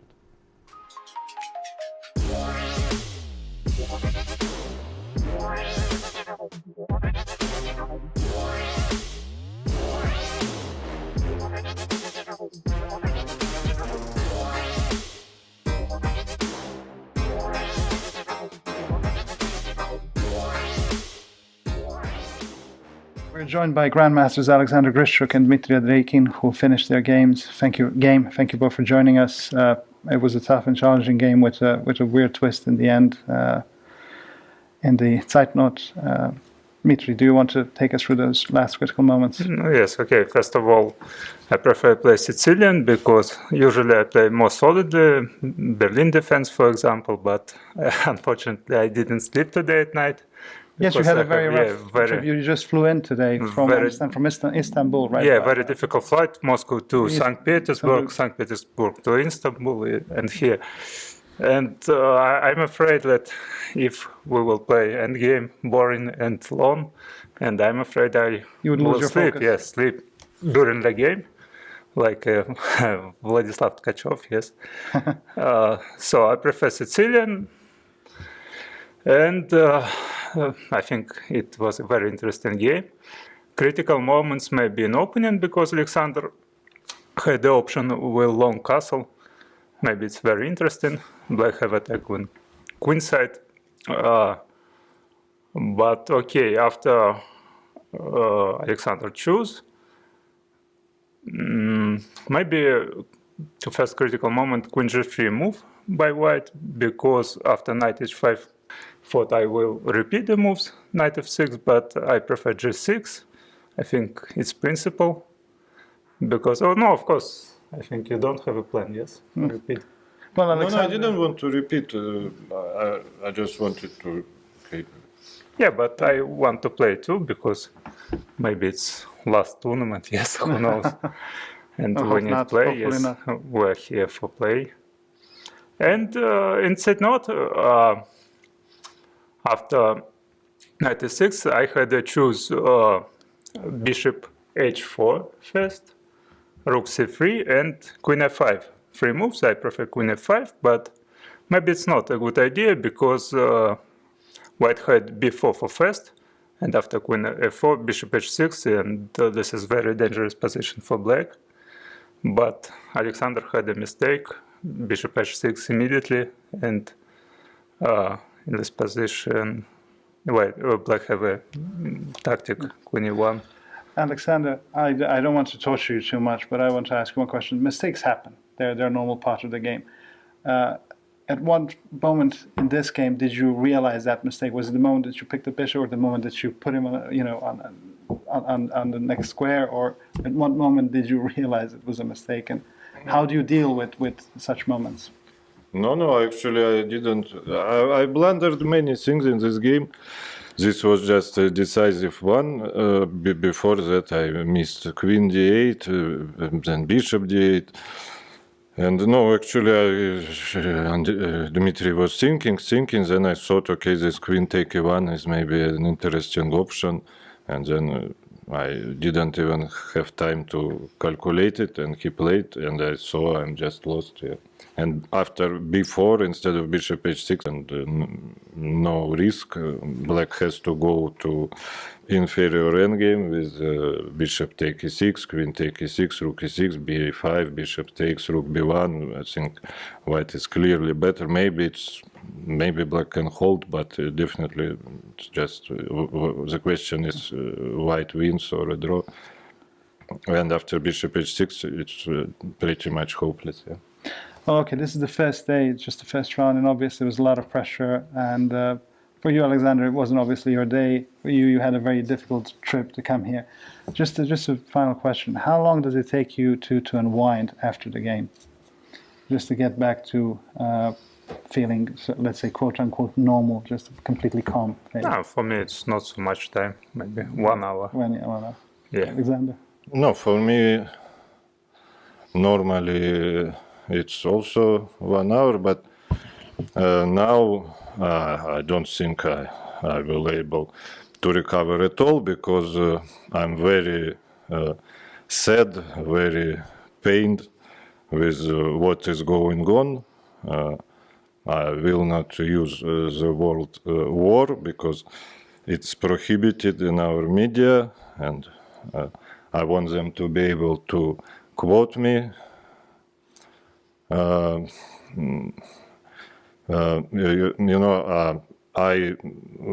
was and would support Russia in, I don't know, 99% of international conflicts, but this time I cannot manage to do this.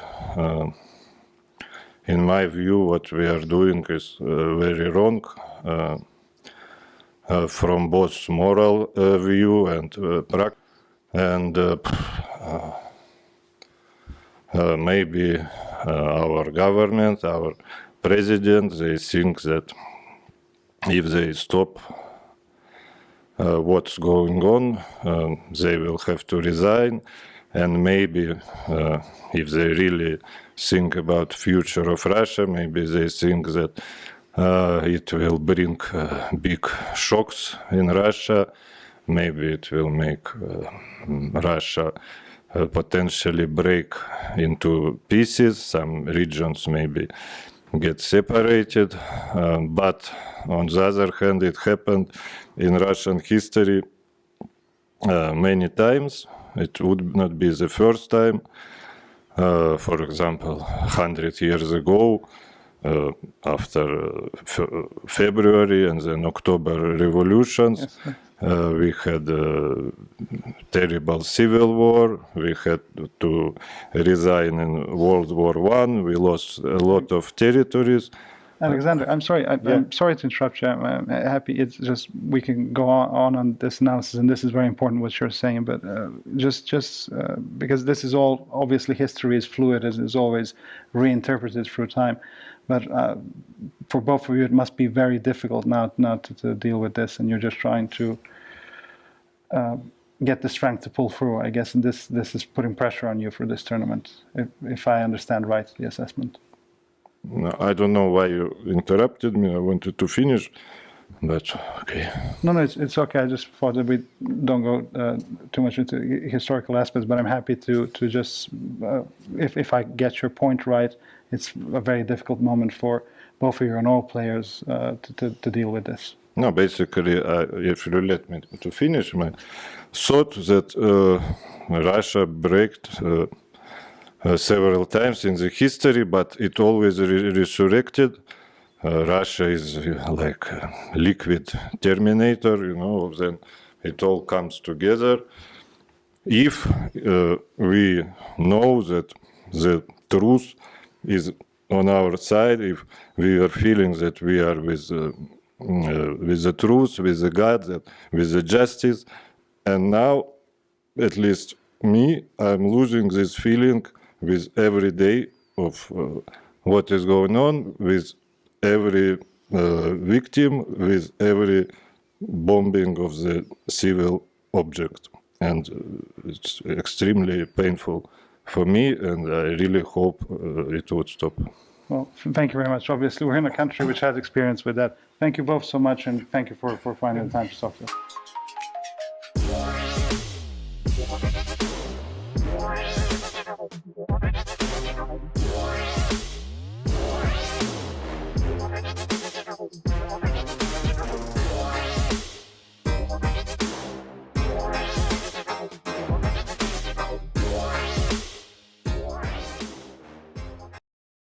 We're joined by Giri and Amin Tabatabai. Thank you both for joining us after the final game of the first round of the Grand Prix here in Belgrade. Anish, you won. It was a game with a lot of twists and turns, a dynamic game, and I was just listening to you and Amin talking before and analyzing. You just said that you were concerned in a couple of moments and very scared. So generally, how would you summarize the game and the way you played today? Well, I wouldn't say concerned is the word. I was, of course, I thought at various points that he could have maybe played better. I don't think it was, relatively to my games, I didn't think there was many twists and turns. I think White must have been better throughout. Maybe somewhere I let it go a little bit. He could have been back. For example, anyway. But overall, I was happy. You told me not to go into the lens, so I'm not going into the lens. No, if there's a very interesting idea. No, not very interesting. No, just some small details. Yeah. Okay, it's always in the detail. Exactly. I mean, from your perspective, obviously, in hindsight, when you think about your immediate reaction to the game, and in hindsight, when you think about some moves, where is the angle which you're sort of mostly, or your thoughts are mostly concentrated on now? I mean, okay, after the opening, I got quite bad position. I was surprised by p4 and I didn't know how should I react to this. But I thought at some point I got some chances in the middle game. Of course I was worse, but when I played queen a3 and went like sort of in time trouble, I thought I got some chances, but then I made a huge mistake with c6. Because like throughout the whole game, my idea was to play c6, bishop c7, but in that specific moment it didn't work. I think I should have gone probably knight f6 or something, but after that I just collapsed down. Maybe in endgame I had some chances, maybe, but I think it was after that he played very well d4 with rook b3, which I missed. And I think after that White is just winning. I mean, you mentioned the mistake you made. Yesterday you and I had a brief conversation about dealing with making strong mistakes and how to recover from that and how to get the energy and to find your way to fight back. How did you do it in this game? How was it? I just, after that I just tried to play the best moves, but I mean I think it was already too late, It's never too late. It's never too late. After mistakes, it's never too late. Yeah. Why is that? Is that the logic that you only a what is it saying that only a game which is resigned cannot be taken back, so to speak? That it cannot. Yeah, be, exactly. So It's very typical in chess and also in life that you make a mistake, and then often it happens that you continue making mistakes one after the other. But in theory, if you are able to stop after just one mistake, should be still be fine. Oh, but theory and practice are often That's mixed, especially in chess. Mm-hmm. But how difficult? Let me ask both of you, and both of you are pros, and both of you made a lot of mistakes and learned a lot from them. Are there mistakes that you made in games which still stick with you in your mind and you can't get over, or have you managed to deal with all of the mistakes? I mean, the moves, you mean? Yeah, in the moves. Not talking specifically about the game, but talking in general, like for your career. Are there certain mistakes which still stick out as a sore thumb? Of course, in my life I made a few mistakes which I regret, but I mean, that's life. But do you feel that you've learned from most of your mistakes? Of course. That's good. Anish, for you? Yeah, no, for sure. It's just important that the mistakes come not at crucial moments. So, if let's say you play the World Championship match and everything is at stake, it's a decisive game, and then you made a mistake, that's kind of a pity. But if you made a mistake somewhere else, and the crucial moment in the World Championship match you are able to learn from that mistake, then it's not so bad. So I guess, you have to be lucky to make the mistakes at the moment when it doesn't matter. The least inconvenient moment. Exactly. Well, I wish you a lot of mistakes in the least inconvenient moment, both of you. Thank you both, and good luck with the rest of the tournament. Thank you. Thank you.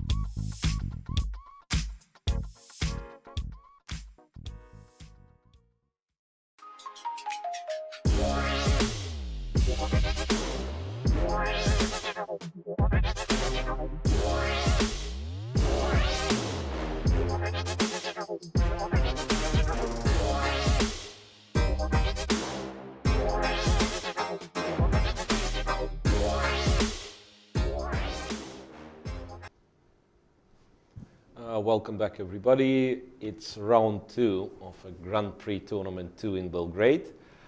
The round 2 is in progress, and there is a little trick, Teodora, that I've learned through the years of commentary. If you want the game to finish, go for a break. When you're back, at least one game will be finished. It will be finished. Yeah, we have a draw in a game between Shirov and Rapport.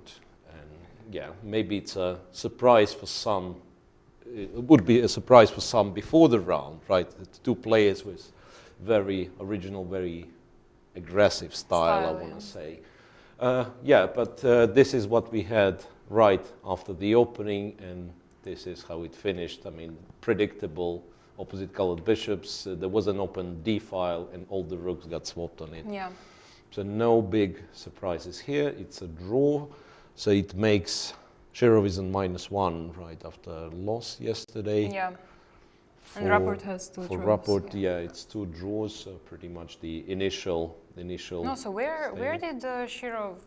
I mean, I should not say go wrong, but it seemed like for black. Yeah, well, I think we can safely say that his choice here after knight c6 to take on e5 and to take on e4 yeah. is probably not the most challenging, because black just has this d5 move. And so d5 instead of taking. Yeah, I guess something that.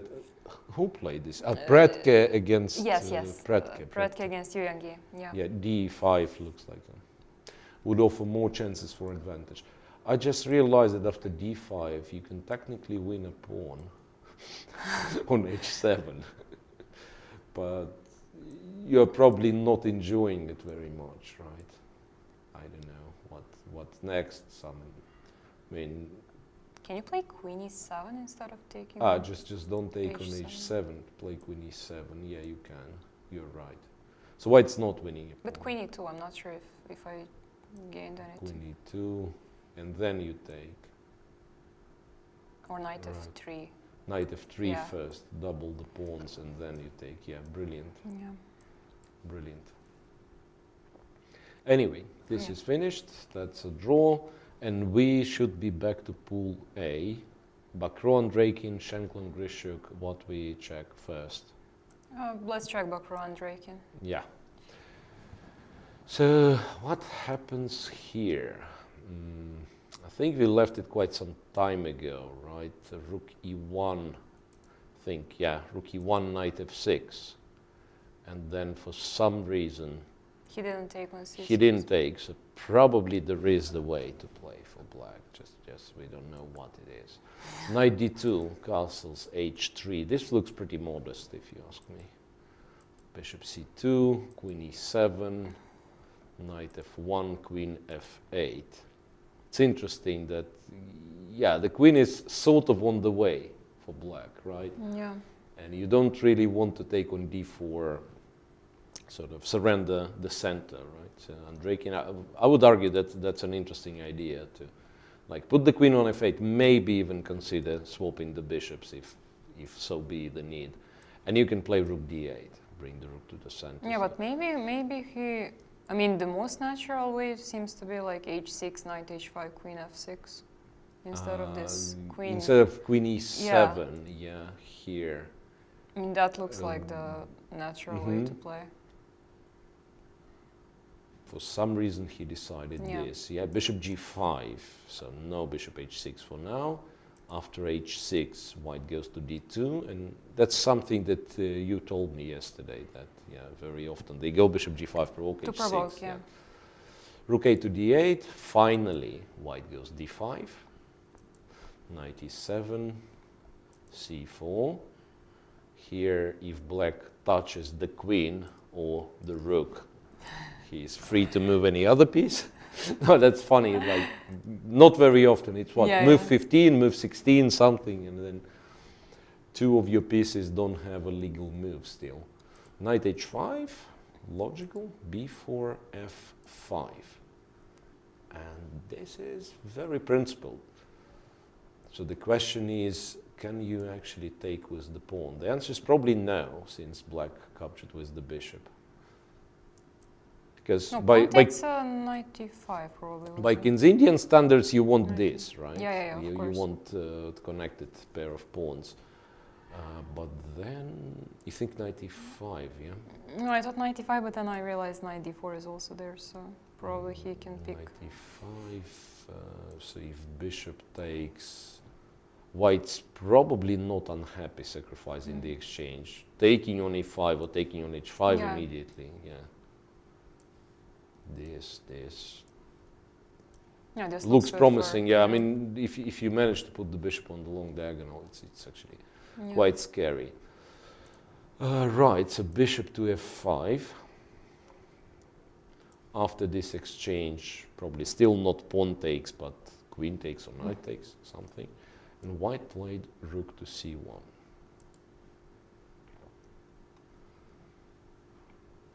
Okay.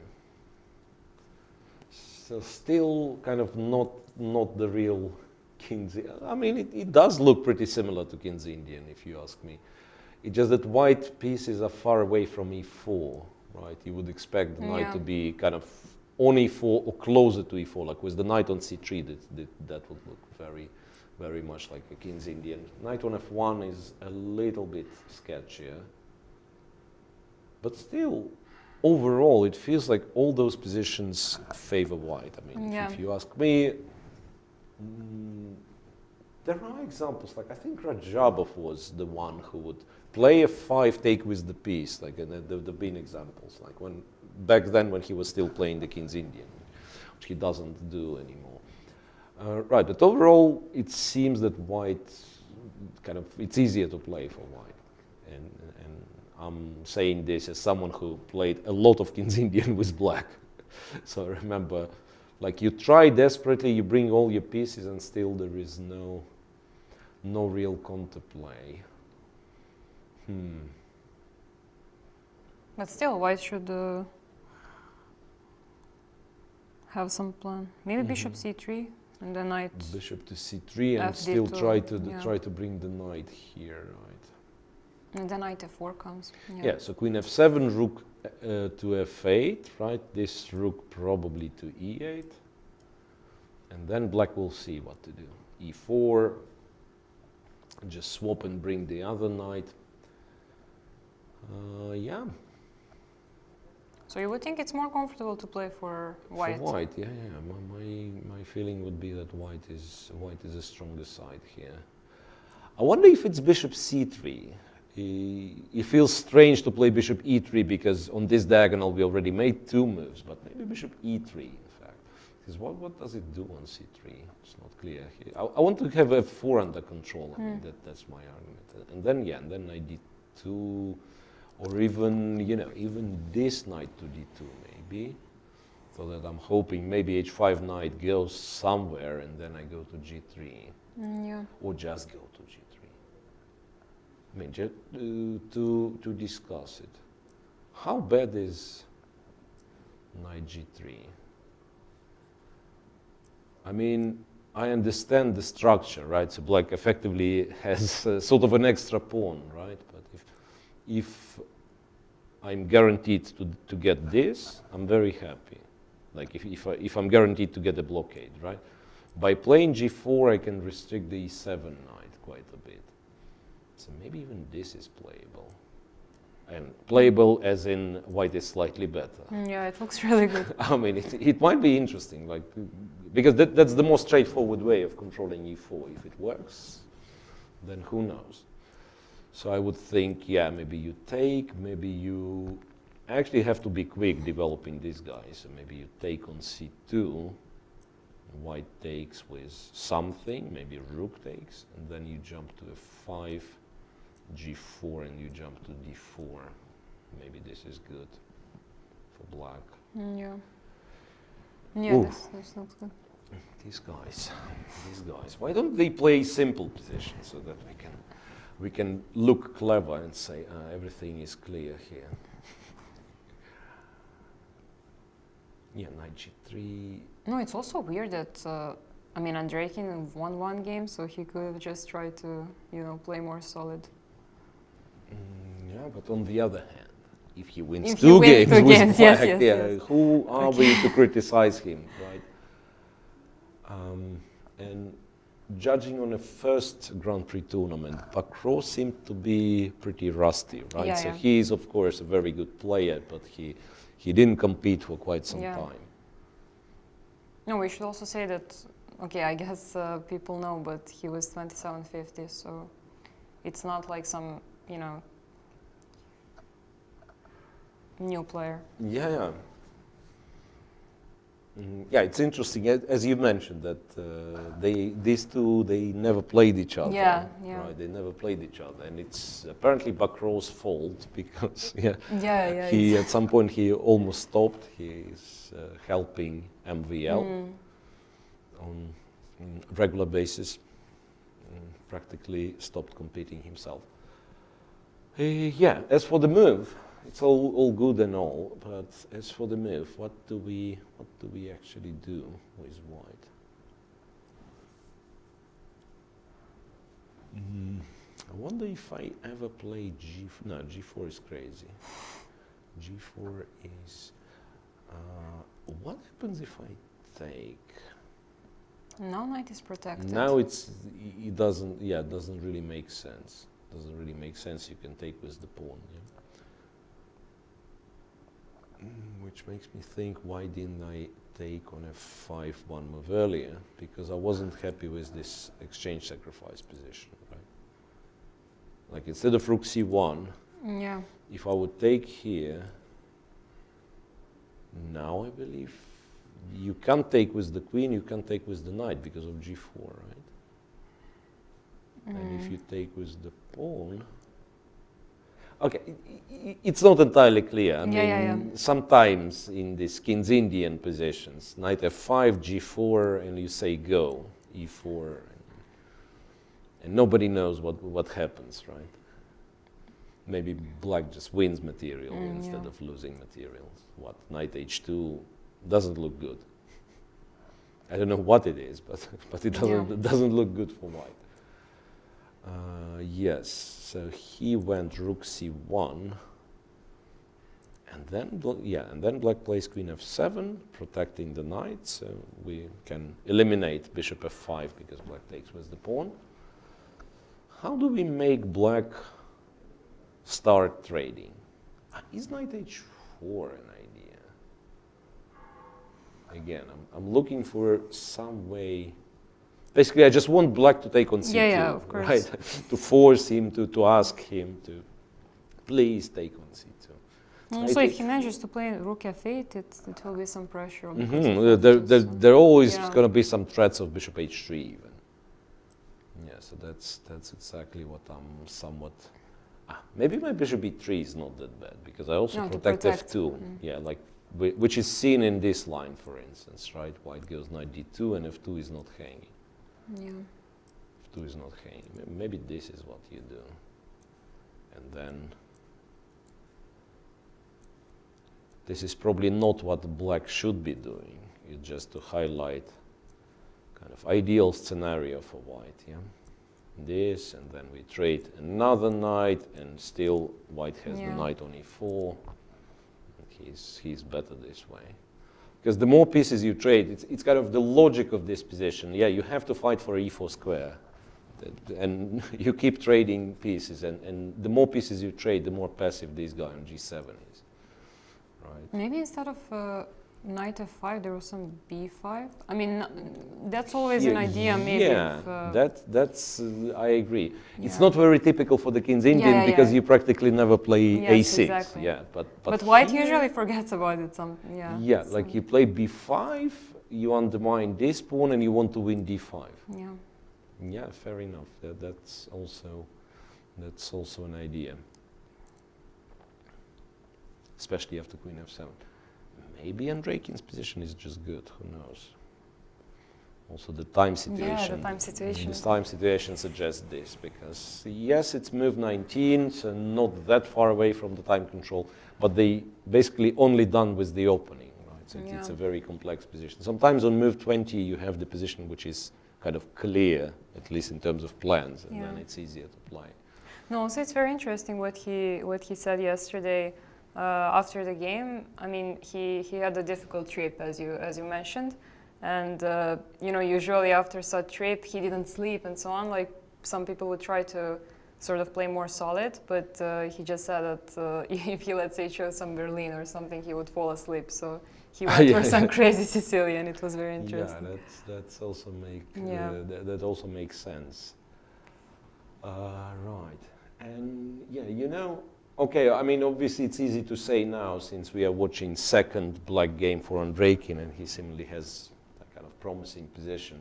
But I would think, even after yesterday's game, that he's probably he will have a very good result here. Simply because, like, yesterday was the critical game. So he arrived late, sleepless night, and paired against the strongest player in the group, and it went very well for him. Yeah. And partially, of course, it's his achievement, but partially it's luck, right? I mean, Grischuk could have done something else, blah, blah. Yeah, of course. And they say you need kind of a tiny bit of luck. If you're a strong player and you want to have a good result, you have to be in a top form and a tiny bit of luck in one of the games. Like how is a World Cup won, for instance? You're in a good form, you're a strong player, and you have to you have to get lucky in one match, like that you are supposed to lose, and then your opponent makes a mistake, you win. Right. So maybe this was his bit of luck yesterday, and we'll see. Speaking of Grischuk.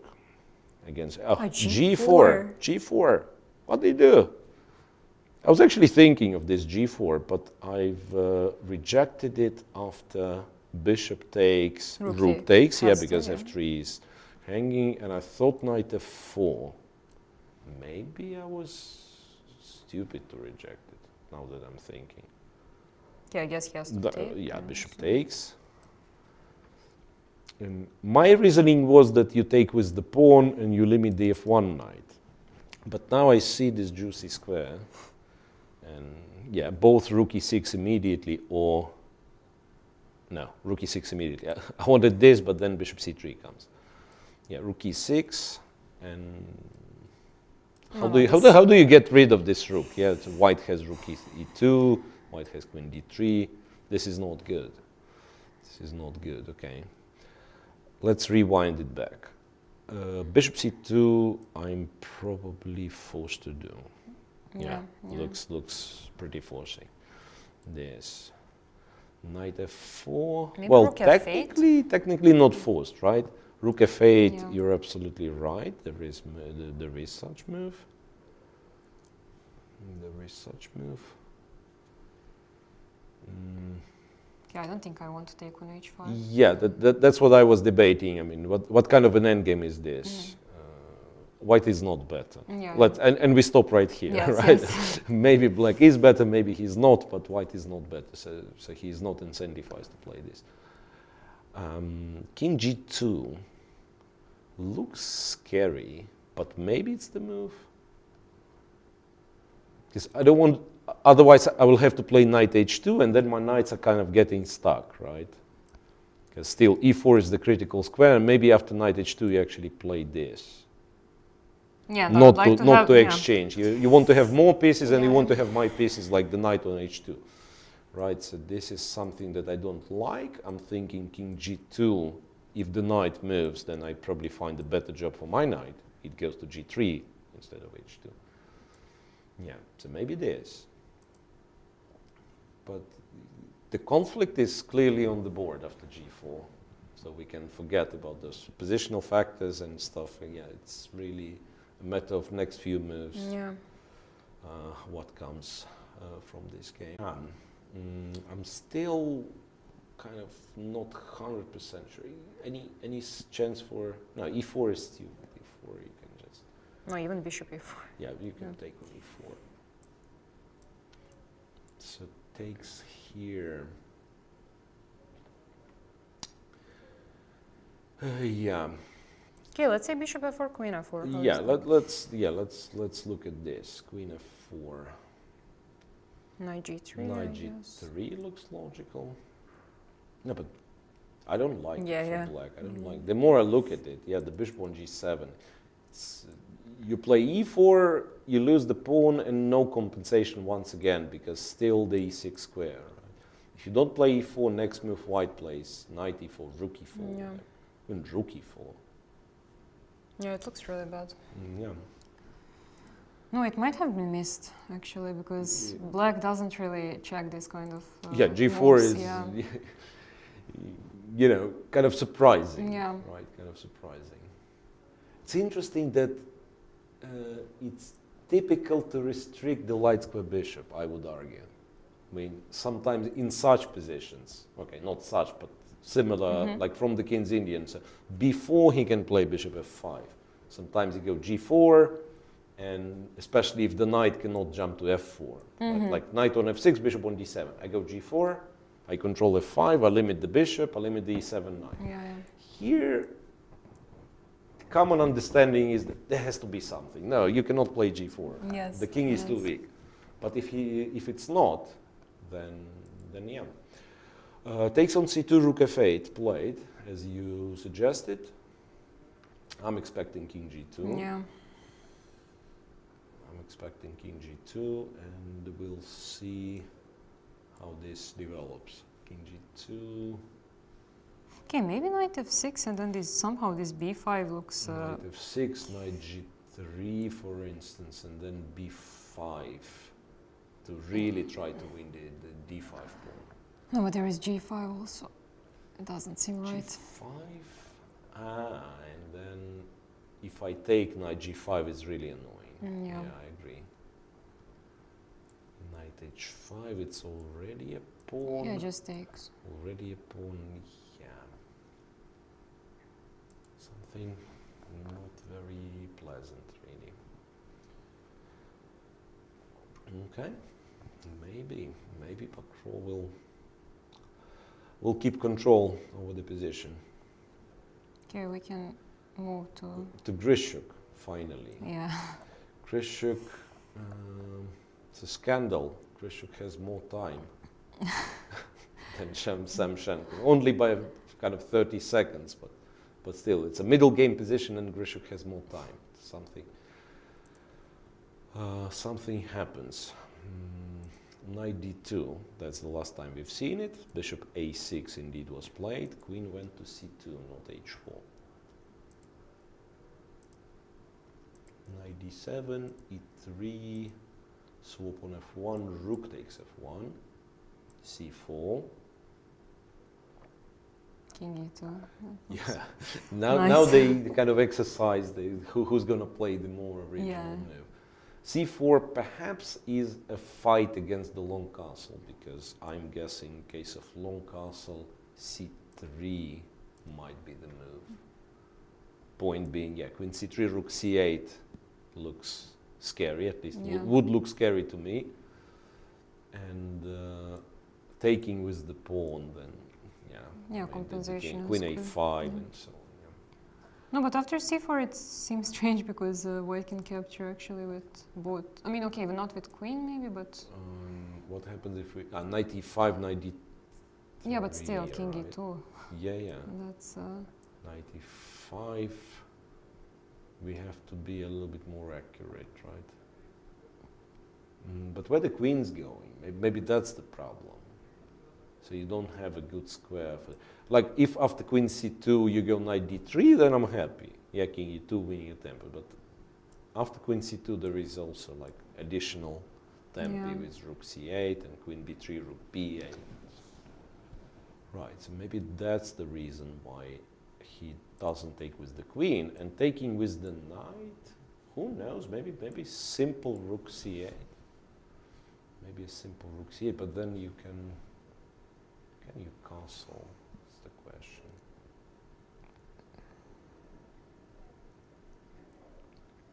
Because, yeah, I mean, it's easy, as a human player, it's easy to say, okay, it looks dangerous for black. But these guys, they are not operating in such terms, right? no, after castle, queen c7, knight b6 on b3, maybe they take the pawn back. How's that? Castle and queen Castles, c7. Queen c7. b3 is sort of the only move. And you can play knight b6, right? Or probably also play Yeah, knight yeah. c5. And, Knight c5 is even better. Knight b6. Which probably means a draw. Not necessarily, right? Yeah, so it like takes on f6, gf6, and some move away with the king. Probably makes a draw. No, but I didn't like knight b6 because of bishop g3 maybe. Bishop g3, queen c6, rook d6, take on g2. Actually, don't need the queen on the c file. I can go queen b7 even. Oh. And also stops king to go to b5. Okay, can yeah. go to the b file. So I would argue that black's objective perhaps is not to win the pawn back in this position, but just to kind of take on open more files and then double the rooks. Yeah. So this would be very sharp.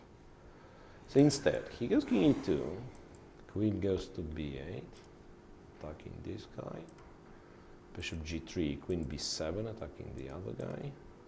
f3, rook to c8. c1, knight to c5. And finally he takes on c4. Okay, so what's that? Is b2 hanging? First question. Queen I b2, don't think so, yeah. Rook cb1? Is it? Queen b2, rook c to b1. I was hoping for some jumps. Yeah, it maybe works. Queen d2. Oh no. No, No, it doesn't yeah, work. that's, Yes, it doesn't that's a work. funny thing. Yeah, queen Yeah. knight e4, queen takes e4. Yes. Right? Important. And white is a piece up like this. So b2 is not possible to take. What he's planning? The knight e4 nevertheless, maybe. But then I can. What do I do? Queen has to go. And also b2 is hanging. Maybe queen b4? Queen b4, I'm a little bit annoyed with this check. I don't know why. Yeah. Kind of a check, which probably knight c4 rook b8. Again, it's so annoying. No comfortable way of. You know what? Maybe you go queen b3 instead of queen b4. So I want to trade the queens, and after this check, I still. No, but rook d8. Yeah, absolutely. Yeah. You're right. Yeah, we can show it. I wanted to be smart, but yeah, this is the punishment. There is still rook d8. Okay. Then my guess is that black is relying on this knight e4. And wait a second, rook d8 is always there. Like if I play queen d3, there is also, apart from picking the pawn, there is also rook d8.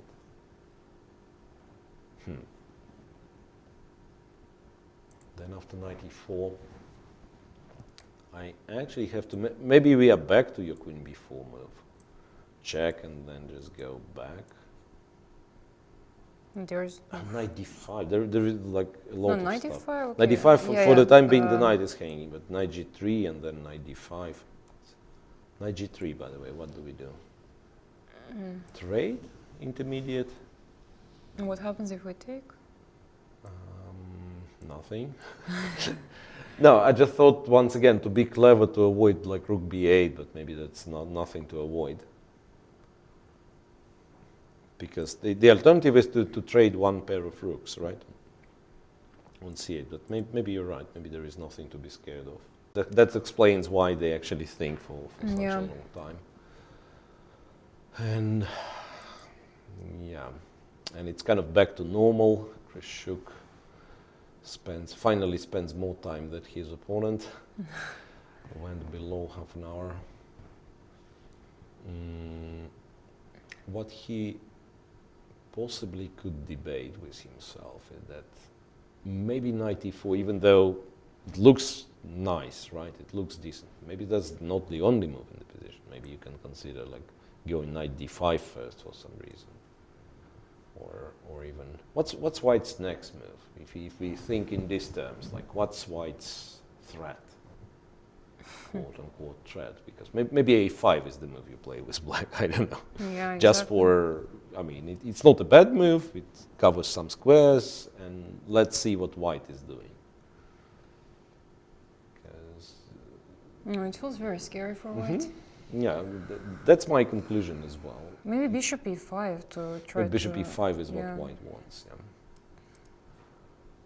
No, knight 94, what did we say? Knight again?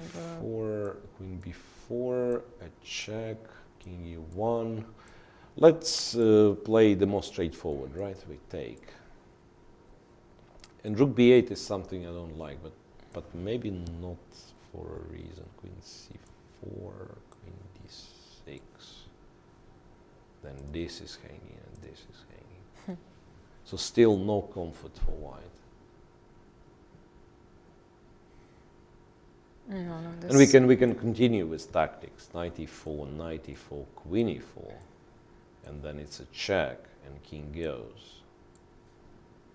And yeah, you cannot take b2. Yeah. And I double checked it because at some point I thought you can take b2, and after this check you go to h7 and saying it's a checkmate, but no, white has rook c2 and then check back. Ah no, And queen g6. Wow. No, but first queen e5. Yeah, first check it, there's a 5. Oof. Yeah. Can this be right? I mean, once again, apologies. I understand probably in this line is like every second move is a mistake according to engine. But this is how human brain works. Like you desperately look for these tactics and you're getting excited, especially under time pressure in the game. Oh, well, now maybe this works. I'll try. So queen d6. The problem for white, if you don't have this sort of tactic to resolve everything, then you're probably worse, because how do you guard f4? It's not clear. Okay, so in that position it's possible to play just queen e4 and on f5 queen c2. Knight I'm not e4, sure how is that. This queen Queen takes, e4, queen g3, king f1. Now, first thing to say is that maybe black shouldn't really be that brilliant taking on b2, because it's an equal material. Yeah. White king is still somewhat weak, right? You can play a5 or something, yes. Maybe the line is irrelevant in terms of black has alternatives. But still, to continue with this, it's rook takes b2, a check, king goes, and then rook c2. White is not lost though. Ah no, white will be in trouble, right? Pawn down if he goes rook c2. No, I just thought queen e4. Yeah, you're right. Give but a I don't check. know how is it. f5. Yeah. Queen has to go there. Nobody knows what that. This is, I mean, it would be scary for me, honestly. Like the fact that black starts pushing the h-pawn and the pawns are weak. And do you generally prefer to have two rooks or queen? I mean, in general, because there are many rules. When is it better? When is it worse? It's very complex. Yeah, I mean, usually, once again, that there is strange. I mean, it's a very strange word to use, because, like, if it's 60-40, what's usually still right? I mean, in 60% of all the cases, I would prefer. So I would probably stick with this argument I brought up yesterday, which apparently went very popular on Twitter. So two pieces is more than one piece, right? So usually I prefer the rooks, but yeah, it's very sensitive, right? I mean, everything's safe, king is safe, yeah, rooks all day, every day, right? Yeah. If it's something like this, we can't really say the king is unsafe. Yeah, there is no checkmate threats of some sort, but the fact that the h-pawn is running and I'm about to start dropping pawn after pawn after pawn, Yeah. or I'll have to play some rook f2 and it's a bit awkward. Yeah. So in this position, at least what I must say, that I don't see white kind of winning, the scenario where white's winning. The king is always too weak, so black at least has the perpetual. And I can easily see the scenario where black's winning. He gets the pawn on h3, Yeah. you are forced to capture it, and then he starts collecting all the stuff. And also, black is pawn up. So. Yeah, black is technically. Yeah, but that's once again an argument, because some people say like each rook wars 5 pawns and then queen wars 9. Yeah, right? yeah. So it's like that's balanced. Yeah. Yeah, this sort of a scale. I just sort of heard that general rule is like that sort of better. Absolutely. Yeah. Absolutely, but it's not only applicable to queen versus rooks. It's again like any sort of imbalance, and you're fighting against rooks. Just think of it like rook against two minor pieces. In the end game, like rook plus pawn very often is better than two minor pieces, right? You get more space. Yes. Yeah, but with minor pieces, when you control a lot of squares on the board, rook is kind of less useful because any square you go, you're getting traded for a minor piece. Yeah, and guys, please stop me because I can talk for ages about these things. Like there is a strange math paradox, if you will. Queen, I mean, when we are all taught to play chess and relative value of pieces, right? Would you agree with me when I would say two rooks equals queen? I mean, you are a beginner. Yeah, you take that's what we all would thought. agree, yes. Would you agree when I would say queen equals three minor pieces? Yes, that's more or less what they tell us, right? Yeah. Sometimes queen is better, sometimes pieces are yes. better. But it doesn't add up. Rook worth 5 pawns, so two rooks worth 10. Yes. So the queen must be worth 10. Yes. But each piece worth 3 pawns, and then it's 9. So that's the confusion. Yes, it's very, very weird. And kind of coming back to a little bit more serious ground, I think computer taught us a lot about how powerful the queen is. Yeah. I mean, I remember analyzing with the engine, and weaker engine that is. It was like beginning of 2000s. So the engines were not, no way those were that powerful.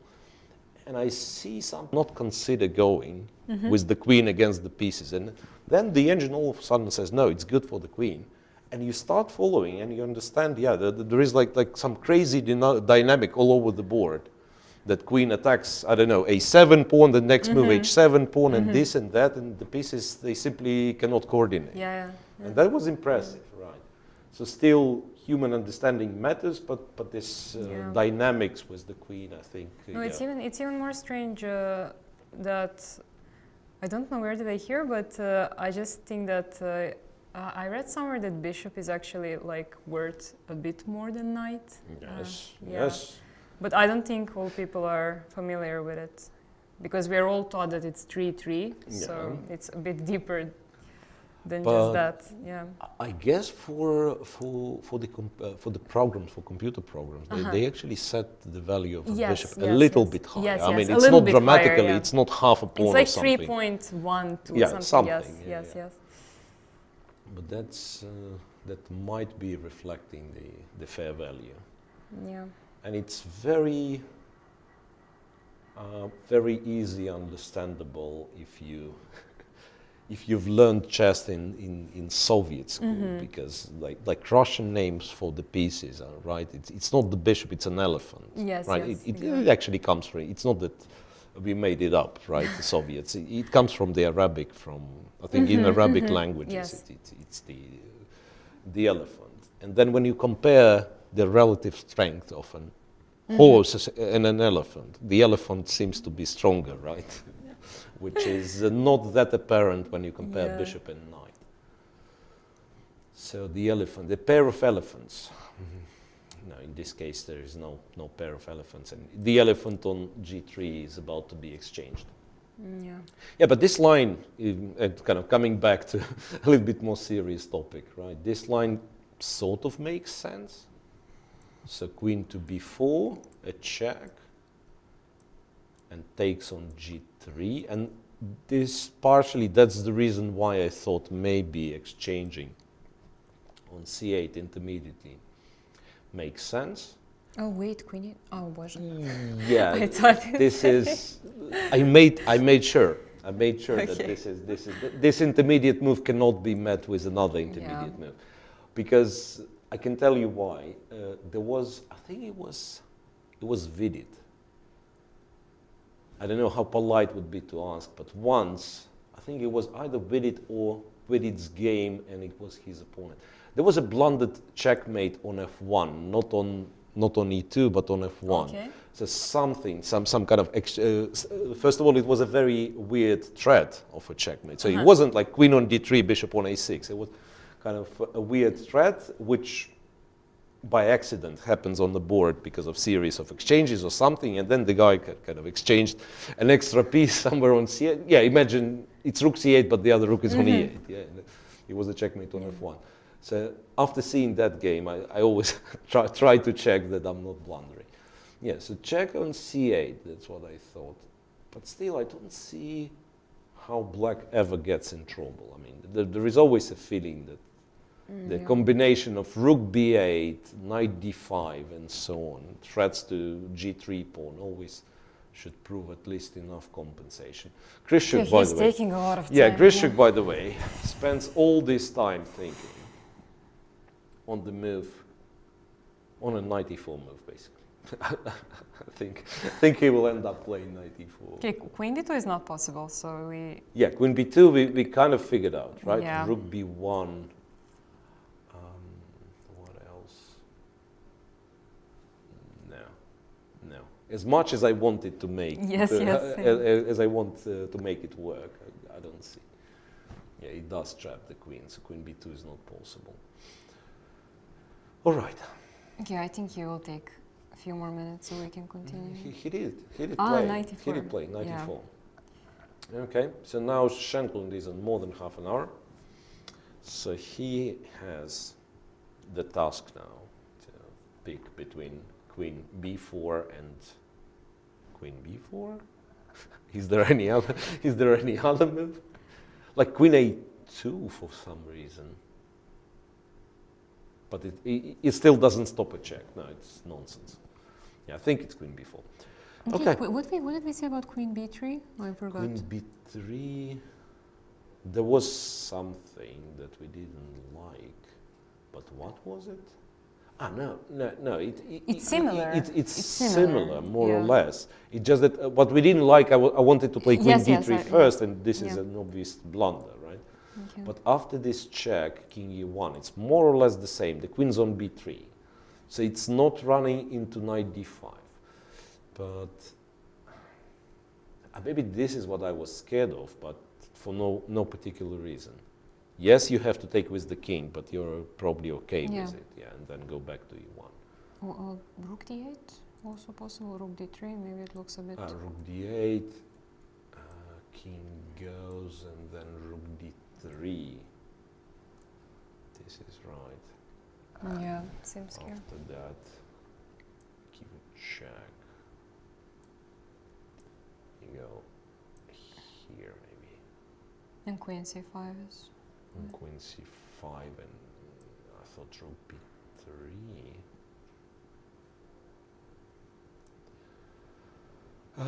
Well, I mean, maybe I can get interested. I don't think it works.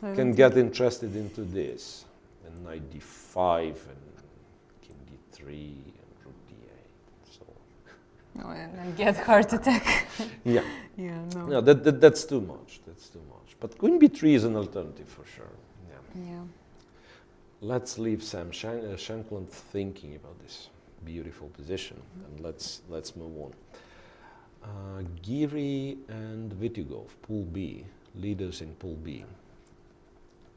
Ooh, it's actually getting very exciting for Giri, that is. I don't know if Vitigov is excited. I was wrong. This was Italian. Plain and simple, I was wrong. Italian is a beautiful opening. It's very sharp, it's very interesting. That's the last moment we've seen, and I was the one to declare, yeah, you have to go d5. You have to solve all the problems.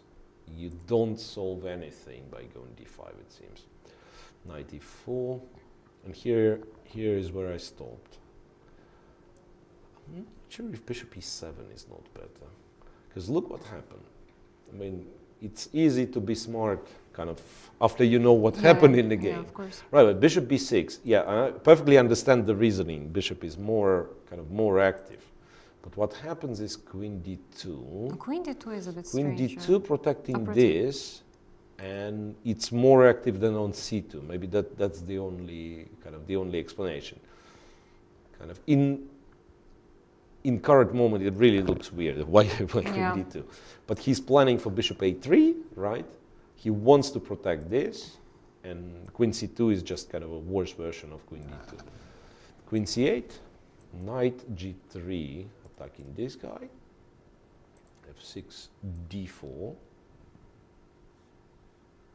Now apparently you cannot take on d4 because something will happen on this diagonal, right? So ed4 is kind of scary to think about. My question would be those moves like queen c8, f6, and queen d7 next move kind of do not line together well. So, and I'm questioning queen c8. So could he play queen d7 instead? I don't know. So he went here, bishop a3, rook to f7, rook e4. Kind of doubling the rooks, right? a4, b4. Knight f4, white takes. Goes rook a to e1. And all those guys are kind of out of the game. Knight g5. Wait, why you couldn't play d5? d5, yeah. d5 because of knight g5. That's what I. d5, knight g5. Yeah. Once again, tricky intermediate moves. Yeah. He actually achieved kind of the same without playing d5. So he plays rook e1. Perhaps black couldn't find anything better but to go knight g5 anyway. White swaps here, goes b5, goes h4, to knight b5 takes on g5 twice. So basically sacrificing a piece. And I'm not even sure what white's planning. I would think of rook h4 perhaps. But looking at the position, right, yeah, white is a piece down. But if we split the board in half, then on a king side, white is rook, queen and knight up. The queen can join, like queen from d7 can join the defense, but these guys kind of cannot. And this is how you explain how you sacrifice the material for an attack for the beginner, right? Yeah, so yeah, exactly. It doesn't matter the whole material balance, but the balance on the side of the board you are interested in this time. I mean, yeah, you have an extra piece, I have a target. This is the king. Yeah, I have more guys on your king. Yeah.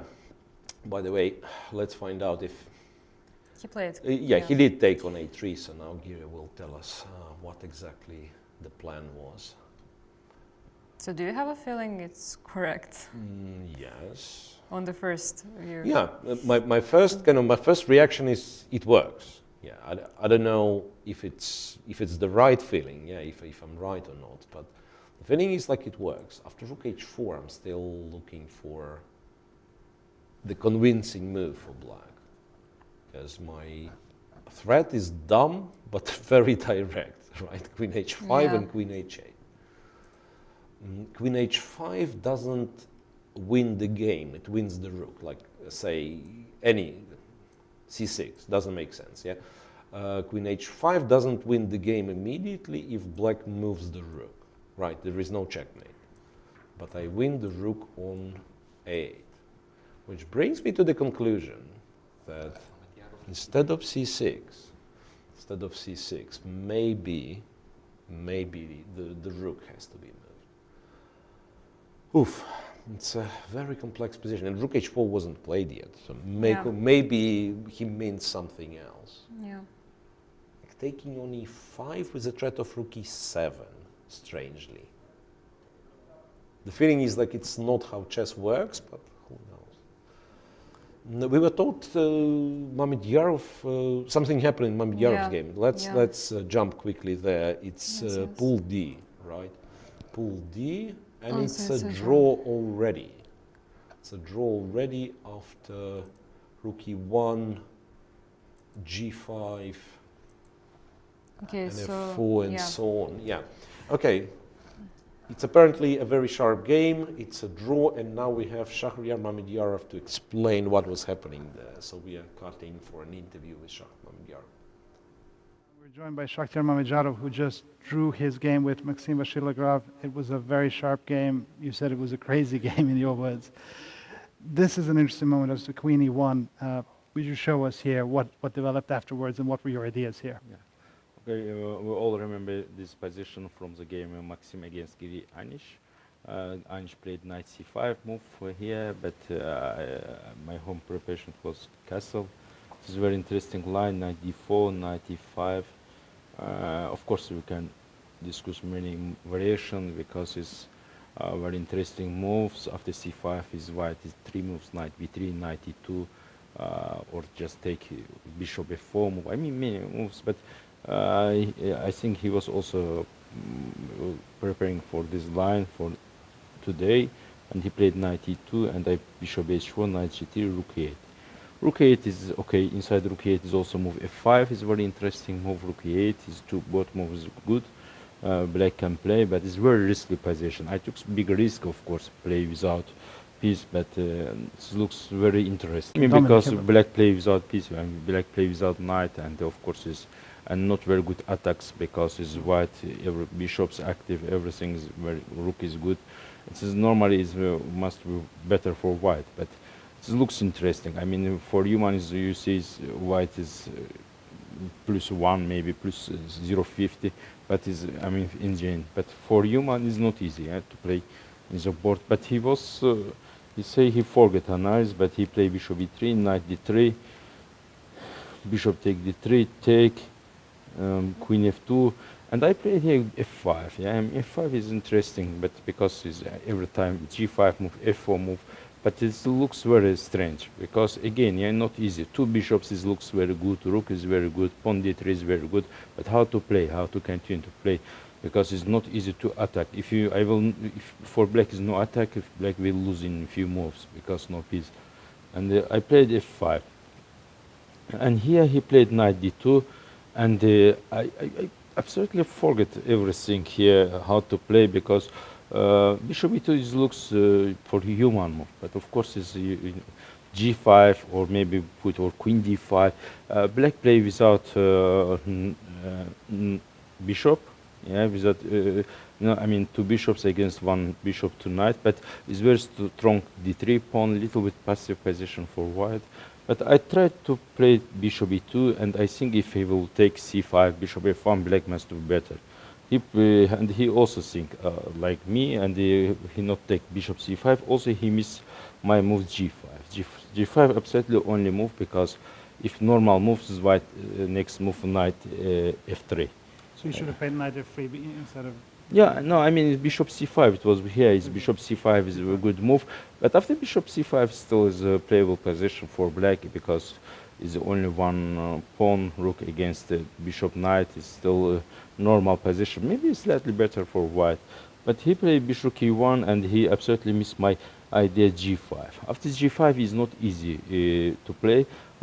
Which move he missed? Because he missed if play knight f3, f4. If bishop c5 is absolutely queen c7 is move. Not to take g3, first to play queen c7, because you double attack in g3, and if take knight h4, you can just take h3, and after next take h4. And here is black is better. I calculate my positions better. I mean, when I play g5 and I see my move queen c7, I think is my position is better. And he played very fast knight take h4, take, and queen f5. After queen f5, of course, I want to take this knight e2, and if take rook, I mean queen c5 or rook e2 is I think is position is better, but we both miss absolutely amazing move.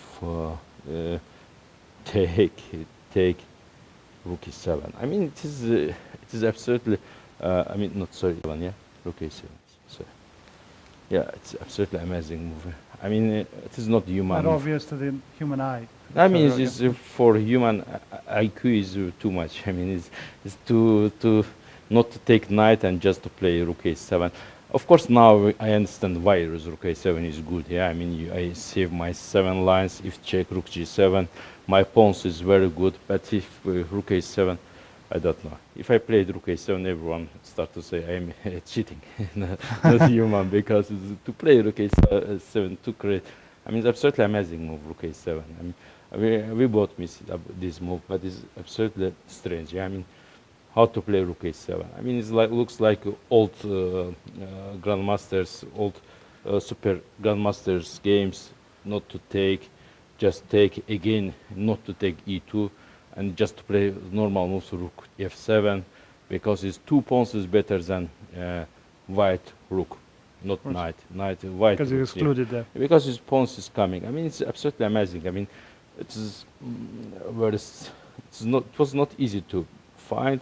And I think if I need to play d2, is only move how I play here d2, and again I miss rook e2 because I think is after this position I can play for win, but how play queen e2, queen g5 is problem, king f7, how play every time checks in 5 lines, queen e5, queen d5, queen go queen c5, queen go king go queen back with d5, no king b6 move because queen it's always e6. Exposed to checks. I mean, it's draw. Yeah, I mean, it's draw. It was. Yeah, I mean, it's only.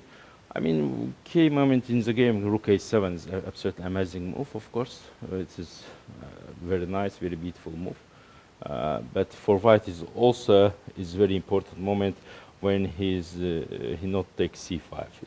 He need to take c5 here. I mean, inside rook e1, bishop e2, bishop c5 is white slightly better, and to play this position. So now after this was obviously a very intense game, and you told me you're going to be thinking about this game for quite some time. How do you feel after 2 days of play? Are you in a good mood? Are you psychologically where you want to be? Everything is okay. I mean, we try to play because Grand Prix is absolutely different. Just 6 games. You need to play good 6 games. Okay, we took big risk, me and Maxim also. We want to, of course, play for win, but I mean, still more 4 games. We think try to play next games better. We have more 4 games.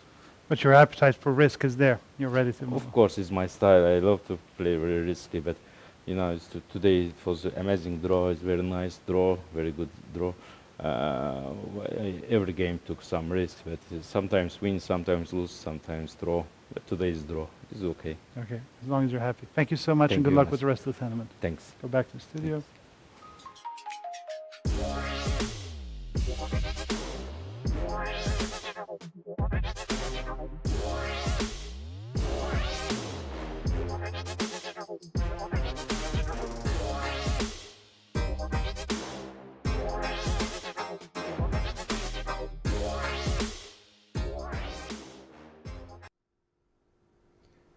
Okay, so that was a nice explanation by Shah. What it makes, still draws, right? Yes. In this group, yes. Yeah. It's second consecutive draw for Mamedyarov and for Vachier-Lagrave. So Yu Yangi and Predke, they're still playing. I don't know, maybe another draw, maybe the most peaceful group. And while So Shah was interviewed, right? 6 games, right? Yeah, we have 6 games left, and those which are in progress, those 6 games, things are heating up, right? First of all, it's this Giri position with Vidit, where clearly something happening. Giri sacrificed the piece, and then clicking between the games, we came back to this Vachier against Andreikin, right? Where we thought everything was under white's control, or I thought at least. And remember, we were talking about some black playing b5 at some point. So Andreikin went knight e8. Seemingly no threat just yet. And then Vachier went bishop g5. Oh, that's very strange. That's very strange. I mean, the positional idea is understandable. If, let's say, black cannot do anything, that I probably want to exchange, and kind of my ideal picture is I have the knight on e4 against the bishop somewhere on g7. Yes. That's understandable. But how about queen f3? Bishop e7, rook g3. Did he blunder this? Or maybe he didn't blunder anything? Oh, sorry, king g3, rook d7. The bishop is getting trapped. Maybe he did blunder this, that the fact that the bishop is getting trapped. Because if he went rook d7 immediately, he would have square for the bishop on g3, right? If he played... no, but the rook is hanging. The rook is hanging. Yes, So it's like both rooks are hanging. Yeah. That's why, like so, rook g3, rook d7. And once again, I want to describe it as an ugly tactic. Almost as ugly as yesterday's tactic Andreikin played against... Queen e1. Yeah. So ugly in a way, no, obviously not criticizing. It's actually, it was a beautiful sport and it was a very nice tactical operation. Yeah. Just that from the position that you do not expect black to have, same here in a way, right? Like, so Giri, sacrificing a piece, he goes for a combination, right? Because he's attacking. Here, do you expect black, after playing knight f6 to e8, be winning some material and tactical struggle? No, right? And yet, bishop g5 perhaps was a mistake. Right, after rook d7, bishop d6, c, d6, a4.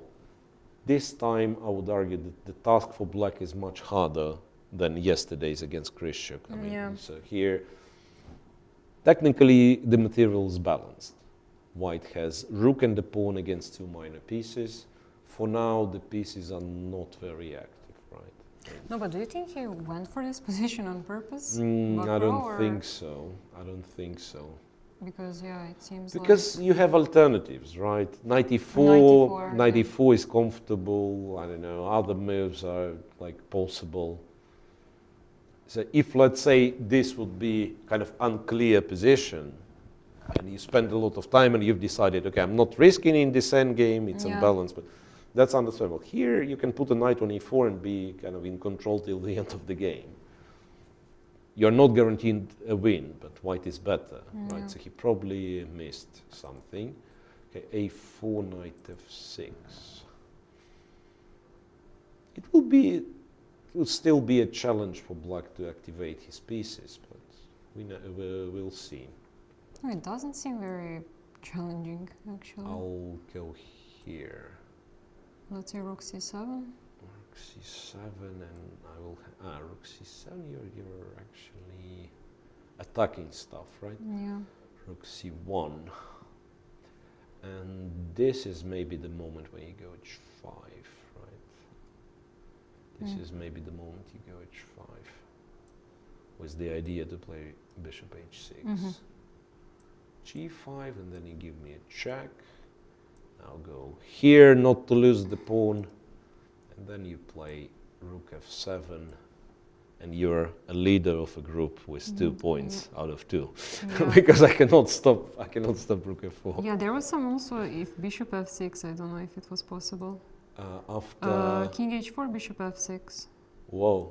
I'm not sure, and then rook h7, but I'm not sure that it. I think it should work. There will be rook g1. Yeah, I mean it's too quiet of a move. Yeah. I mean, if you want a quiet move, instead of rook f7, you could have gone some like king f7 to take knight g5 to play bishop f6. But why do you need this, right? Yeah. Rook f7. Yeah. Right. Just wins. Right. So yes, and a5, by the way, is played. No? Yeah, it is played. a5 is of course very tempting because one of the things that black might want is to go b5 again, right, and then win the d5. The other far more lengthy maneuver, but one day the bishop might come to this. By the way, just realize that a5 doesn't actually stop it because I mean it's a long. It's very long. It's a long way. It's very long. But yeah, the bishop at least has the potential to get.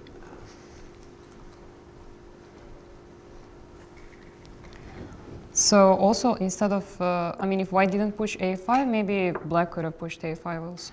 Not b5, but a5 to secure c5 square. That's also an idea. So a5 actually for white, I think, is sort of not the only move, but most practical move for sure. Yeah, perhaps it is a standard move. Yeah. Right. After a5, rook c7, you were absolutely correct. But my rook c1 was stupid. Rook e2, of course, yes, still controlling the e4 square. So now h5 is far less efficient. White goes g5, kicks the knight away, right? And then goes, I don't know, h4. Maybe no need for h4. So should Black try to go for some b6, maybe? Yeah, that's what I'm thinking. So first, I thought, like, h5 you shouldn't do, because h5, g5. And, yeah, the knight is forced away. But after knight d7, yeah, you're right. b6 is actually sort of an idea, right? The question is, do we include h5, g5? Maybe you just go immediately knight d7. So keeping an option of, or rather dreaming of bishop f6, bishop g5 one day. And yeah, like, let's pretend white just plays f3. Just wanted to highlight something. Bishop f6, h4, g5 we can play, so that if pawn takes bishop g5, bishop is active, white happily closes everything. And then, believe it or not, but I think we have the time to bring the bishop to a7. For white, it's not very easy to open. So, I mean, c5, but this is like not easy at all. b5, I'm always happy to meet b5 with knight c5. Yeah. It might be that Black actually has kind of enough time to... Yeah, maybe also e4 is an idea. Yeah, one day e4 and then jump with one of the pieces to e5. No, it looks good for yeah, Black. It looks good for Black, and once again, it's just kind of a rough estimation of what Black can do. Maybe there is a kind of more precise way. So Andreikin is in a position to win second game in a row with Black, and that's, of course, is a very, very impressive performance. Okay, so there is that. There is Sam Shankland against Alex Grischuk. After, hang on a second, knight e4, just quickly we'll click through the moves. So queen b3. Queen b3, it's a check, and he did find courage to go for knight c4, which I thought was too much. Grischuk goes rook c6, and then, yeah, wins back the piece. Rook takes c4.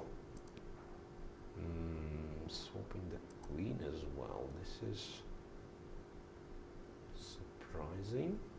Yeah, he was forced to because of rook c1, I guess. Because of rook c1, and this is a good explanation, in fact, because this kind of a, I don't know what, battery, pin, whatever, something in the middle, right? You believe it to work for Black because of rook c2 threat. Yeah. Like all the time. Yes, exactly. b3, rook c2, yeah. But after rook c1, rook c2 doesn't actually work. And what you have to do is you have to play rook c6, and then white trades, and you are left with your rook on a6, and white is up a pawn. So maybe, once again, it's just a speculation, but it could have been that originally he went for all that, thinking that, yeah, now rook c4, and go figure how to save yourself from rook c2. And then ended up trading the queens, because now, you probably win the pawn back, yeah? But I want to argue that white is better after king d3. You take rook e4, but then how awkward this rook is, right? And I have choices. I have b4, I have rook c1, hoping to invade. I don't know, check rook c7, perhaps is a threat. b4 I like even more, because the rook is still stuck. The knight is tied down to defend the rook. So you're going to have to play some rook g4, right? No, let's say if you don't play rook g4, I will play h3, I think. Oh yeah, beautiful. b4, that's very nice. Yeah, b4, let's, I mean, I don't know if it makes sense, but I mean, if you just pass, then yeah, then h3 and rook f1 is winning. Yeah, yes, it's very nice. I was thinking of a5. Now, one of the things you can do, you can go b5 and say b pawn is promoting, yeah. Because this no longer works. I mean, I thought it's beautiful, it probably wins material, but loses the game because a pawn will promote, right? Yeah. Rook f1, g takes, king e4, a2. This is... There is no bishop e5, yeah. Cooperative chess. But seriously, you're absolutely right. White is, I mean, if all that happens, white is much better. No, but king e3 is important move, King actually, e3, right, but I'm thinking, is black, does black have something better than taking on e4? It's still scary, right? Like, I mean, if you don't take on e4, yeah, maybe your rook is not stuck, but white is in full control upper pawn. And still no, like, it's a rook c8. Rook c8, yeah. Because now it's a threat, rook d8 and knight yeah, e4. like after rook c6, you don't have rook d6, agreed. But on the other hand, like if you go to c8, one of the things to do could be bishop, no, bishop d6 is not very clever. So bishop d6 and e5. And then you have knight e8, right? Then you have knight e8, yeah. Fair enough. So rook even to these c8. positions look Even this position, yeah, with the king with being king, that yes, active. yes, Yeah, I agree. Like king scary. c4, trade everything, go b4. But maybe I don't need to. Maybe I just go b4, check, right? I go here, you take on e4, and I probably just push the pawn. It might be not bad for black, objectively, but it's so scary, right? You know, these pawns are running very fast.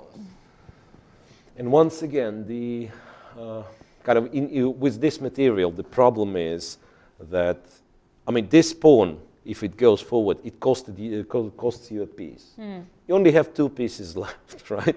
And you're lucky if you can sacrifice the knight because it's limited by the bishop. So, like, if we imagine both sides have a bishop, then black is kind of at least guaranteed that this pawn will not promote. And typical counterplay would be to try to go after the king side, to take as many pawns as possible, sacrifice the bishop. Yeah. But if you do it here, I'm afraid the pawn will promote, right? Yes, so it will cost you not the knight, but the game. So all in all, it looks very dangerous. And why Sam Shankland is thinking, I just realized, that he has an alternative, which is b2, b4, and the pawn is not possible to take with anything. Rook e4, as we already know, is met with king d3. Knight e4, surprisingly, is met with same king d3. Both cases, white seems to be winning. So, and then b4 yeah, maybe b4 is even stronger. So here, it's a little bit different story because there is a check. You probably don't want to defend it, or give it. No, my first kind of original phrase was you don't want to drop it, so you play king f3. But now I'm thinking, is it true? Like if you do this, is black on time to take and to stop the pawn? Nobody knows. I mean, you take here because you have to, b5, and I'm already kind of threatening this, right? Rook b2, and I go a4. I wouldn't bet on black in this game. Bishop e5 being a threat, like kind of rook go away, right? And a5, b6, and even a6. Very dangerous. So I would go as far as saying that one of the 2 wins, either king d3 or b4. Okay, it might be both of them, right? It could be that both of them win, yeah. So Grischuk struggles once again. Yeah, and if he loses, he will be clearly out. Yeah, right? Yeah. Then you're clearly out. It's a tricky tournament. It's kind of a sketchy tournament. You have to win games, but you're not allowed to lose games. Yeah. It's a short distance, only one place that matters. Yeah. Right. Okay, it has a bit of sort of World Cup vibe. So. Yeah. Agreed. Like it seems, but that's what we were discussing yesterday. Like the usual pattern of thinking is that I'm in a round robin, right? So any plus result is good. Let's chill. Yes. Let's be solid with black and let's maybe win a game with white. Yeah, it's very tricky. But here you at some point you have to switch, like play all in. So he played king d3. He played king d3. Okay, here we thought. What we thought, rook c8, rook c8. Okay, maybe we should jump to another. Yeah, let's Rook move C8 was on. Yeah, played. Rook C8's played. Okay, but Giri, I'm really interested in Giri Vityugov. So what happens in Giri's game, Rook H4 is something that we've seen, right? So maybe a couple of moves ago, just to show. Yeah, I mean, then you have to go back and back, right? Yeah. I mean, it's such a complex position. Anyway, so this is the moment where black is up a piece, white has a lot of forces attacking the king. Rook E8, yeah, to make the rook protected, so that after queen H5 you can play rook F6. And after this check you can go king F7, the rook is not lost. Knight E4 and rook F5. And I have a feeling that black is I think he's lost. No, I think he's lost. It's kind of a check. King F8 again. I keep forgetting about king F8. I thought king F7, rook G4, and something has to break. Still, I don't see how you win after rook G8, but just the feeling that something has to break.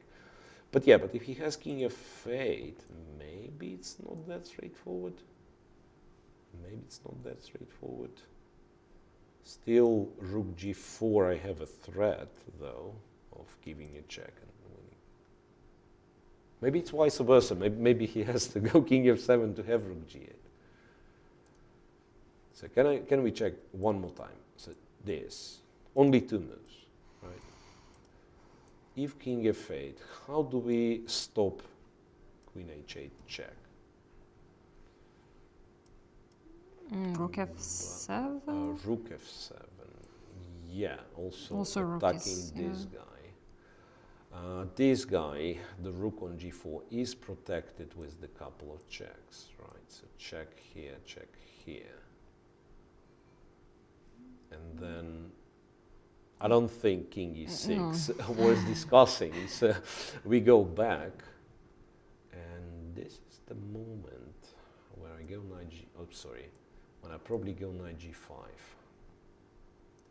And again, like I don't see a clear win, but what I see that, yes, who's a piece up? I mean, my question is, who's a piece up, right? If we're only making moves like on E to H files, I think it's white who's a piece up. Maybe he's still not resigning, kind of. Some queen, I don't know, queen F5. No, queen F5. And there has to be something. Absolutely. And also, it doesn't seem like white is risking anything, so yeah, it's really enjoyable to have it on the board. So the only question is if black is not lost immediately, right? Yeah. I mean, and this is simply a scary situation to be. Like if you are, like if there would be a feeling like black only needs one move, but everything we are looking at, black nowhere near saving. Knight G5 is what he did.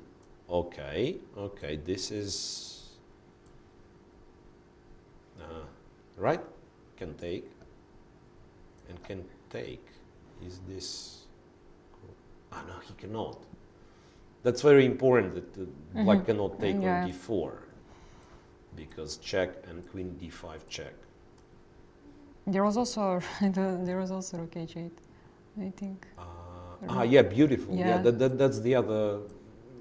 It's actually very relevant. Yeah, rook H8. Yes. Rook H8 wins. Queen H5 and yeah. That's kind of wins some material back. So what's the material now? 2 minor pieces against the rook, right?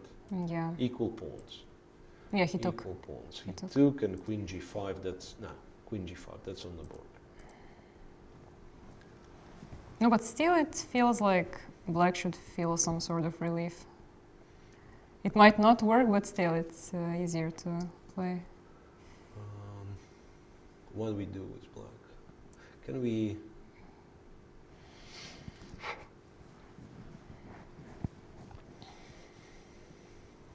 Why I want knight c2 just to take on d4, to be honest. Yeah. I mean, as I'm seemingly never on time to take with the pawn. Yeah, maybe like knight d4, c d4, bishop d4.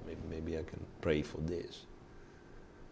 So at least one of the minor pieces joins. Okay, let's say rook e4. Rook e4, right.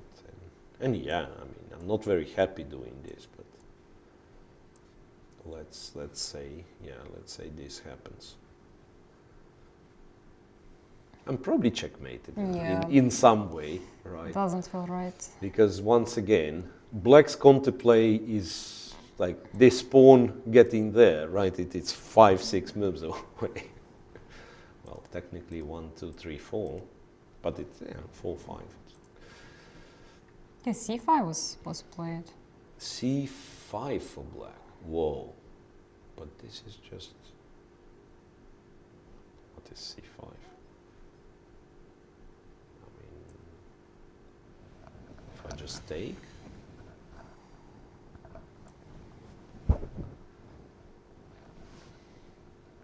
Yeah, I think taking on e5 should just work. Okay, so if I go queen h5, I don't have a threat, right? Yeah. No, I think you take, and now your queen h5 turns into a huge threat because it's check, and you have f4 square. Yeah, yeah. So that's why it's not like I'm greedy for this e5 pawn. I just want f4 square. And also after c5, the bishop is blocked, right? So for the time being, it doesn't solve. Yeah, now I realize. I mean, bishop now I realize why he played c5. Okay, now it all makes sense. Because first I thought, like, what's the point? Yeah, but this is what he wants. Okay, he's making a move. Fair enough. Yeah, fair enough. c5. This makes sense. Bishop d8 being. No, this is also very easy to miss. Yeah. Probably not at the game, but queen g6. So it's kind of not queen h5 exactly, but more or less the same. Keeps the rook on e8 attacked. And on b6 bishop, yeah. Also attacks the b6 bishop. After queen e6, my question would be what we do. But then we can give a check and take on e5. Yeah, but what rook e6? What is he playing? Rook e6, same, I guess. Just give a check. And take on e5, yeah? Yeah. So he is winning then. Then he is winning.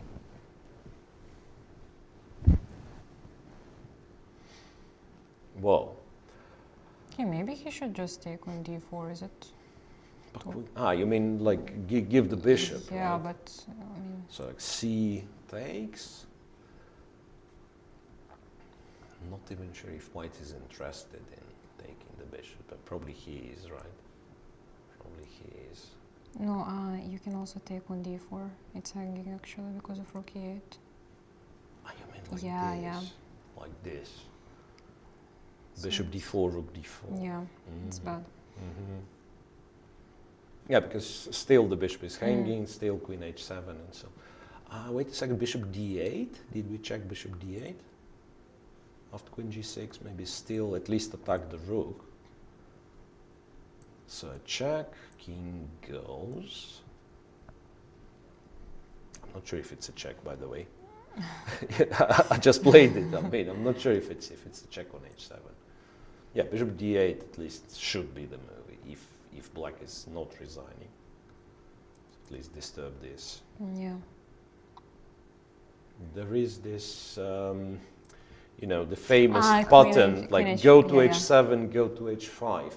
But I don't know if how it plays. Maybe it does. It actually has some name. I was worried about this, but there is rook h8. Yeah.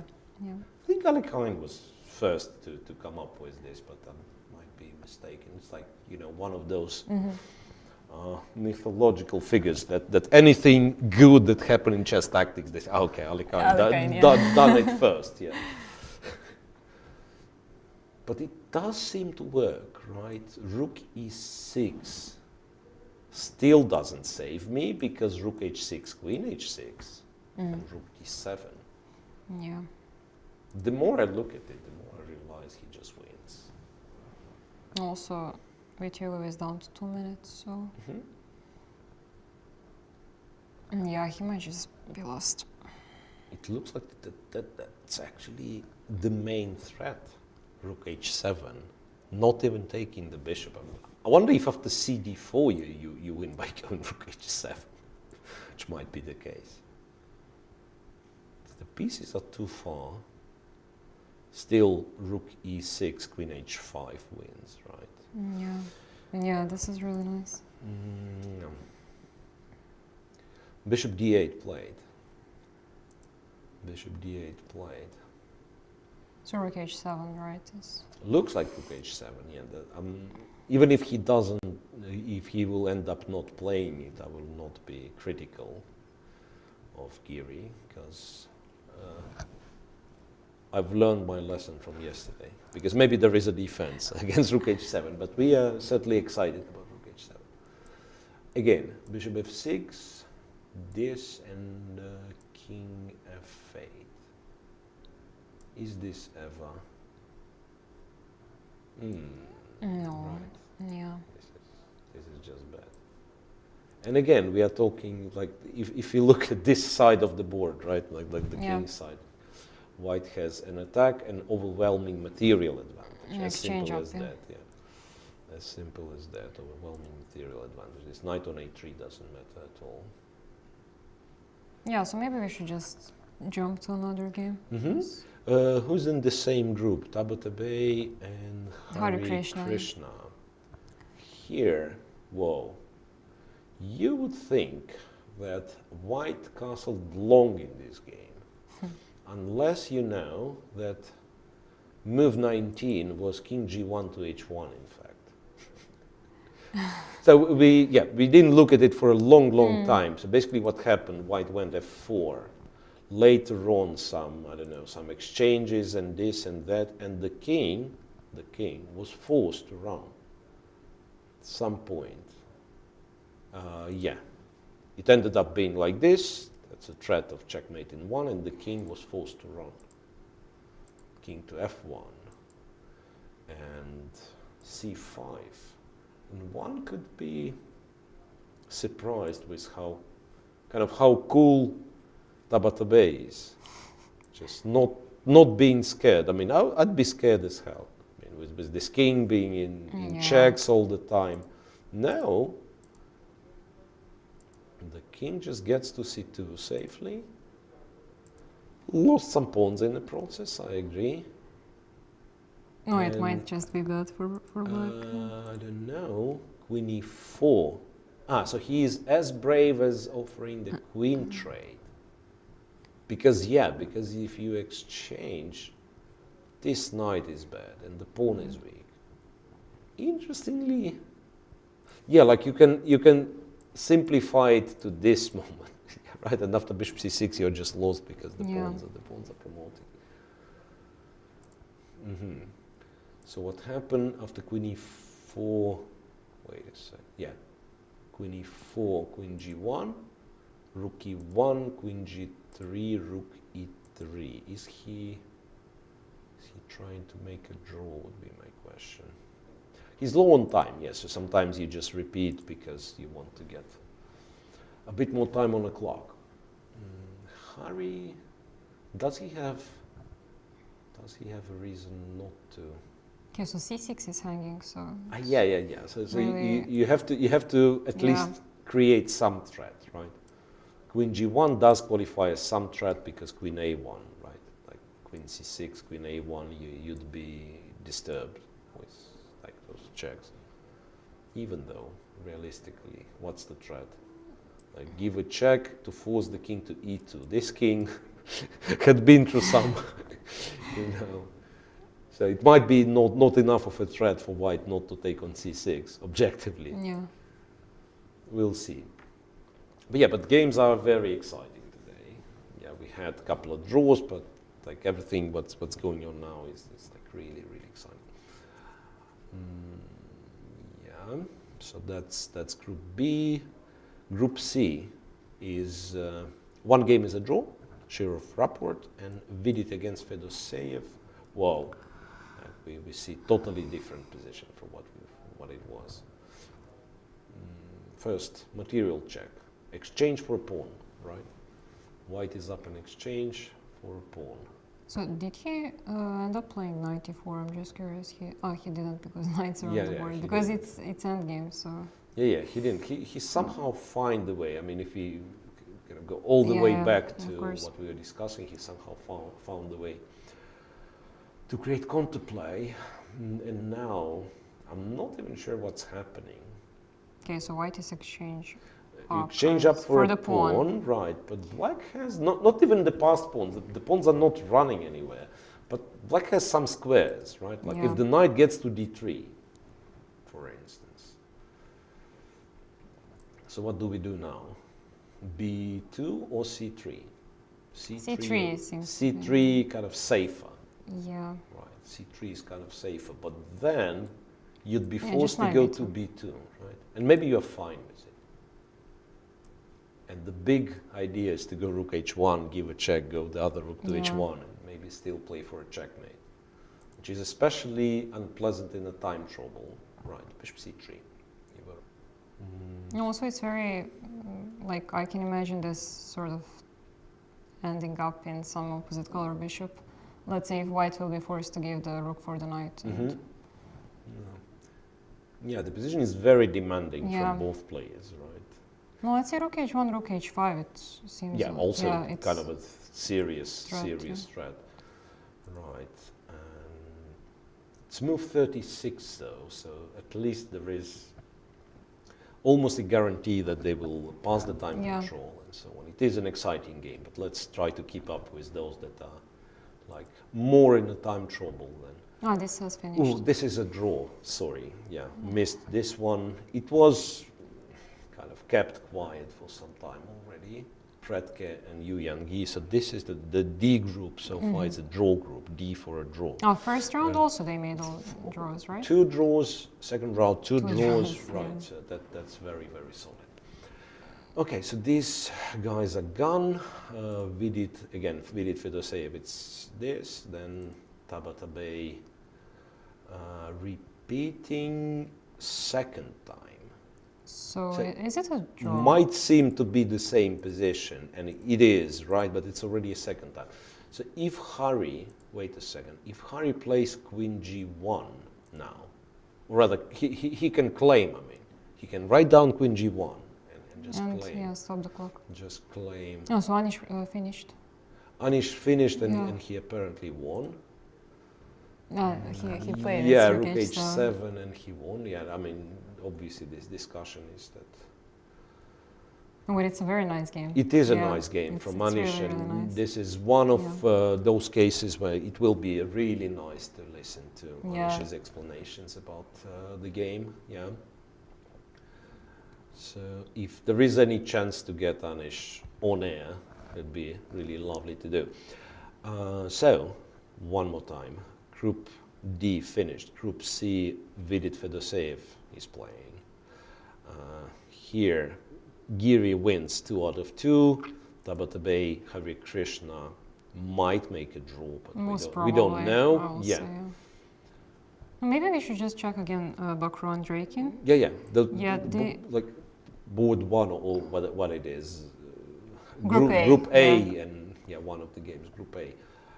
A lot of moves. A lot of moves being made. After rook e2, he went with somewhat slower approach, king f7. This is a little bit surprising, because honestly, I don't see the reason not to play g5 here. I understand, that the bishop is not very good. It's very counterintuitive. Really? No, I mean because of after h5, let's say knight can't really come to f4. That's also a bit strange. So if I see this knight coming to f4, I would think about g5. But but how about f4? I mean, this is what I don't like. That he gets. I mean, he gets to play this f4 thing. Takes knight d7, g5. Maybe once again, maybe that's something that Andreikin had calculated. g5, he's thinking. And g5 is also very responsible move. Yeah, I mean, let's say I can take knight f8, knight h7, it can be hanging. Yeah, that's kind of a weakness. Yeah, Yeah, you're yeah. absolutely right. It's kind of a weakness till the end of the game, pretty much. But it limits black's pieces at the same time. Yeah, he took. He took on g5, right? One of the things that I'm kind of thinking about after 95 is there a chance? No, probably not. Oh, wait, what white plays on 95? Because both pawns, I have two threats. Which are? Knight d3 and taking on c4. Yeah. I mean, one of the versions was that white actually takes the knight, Yeah.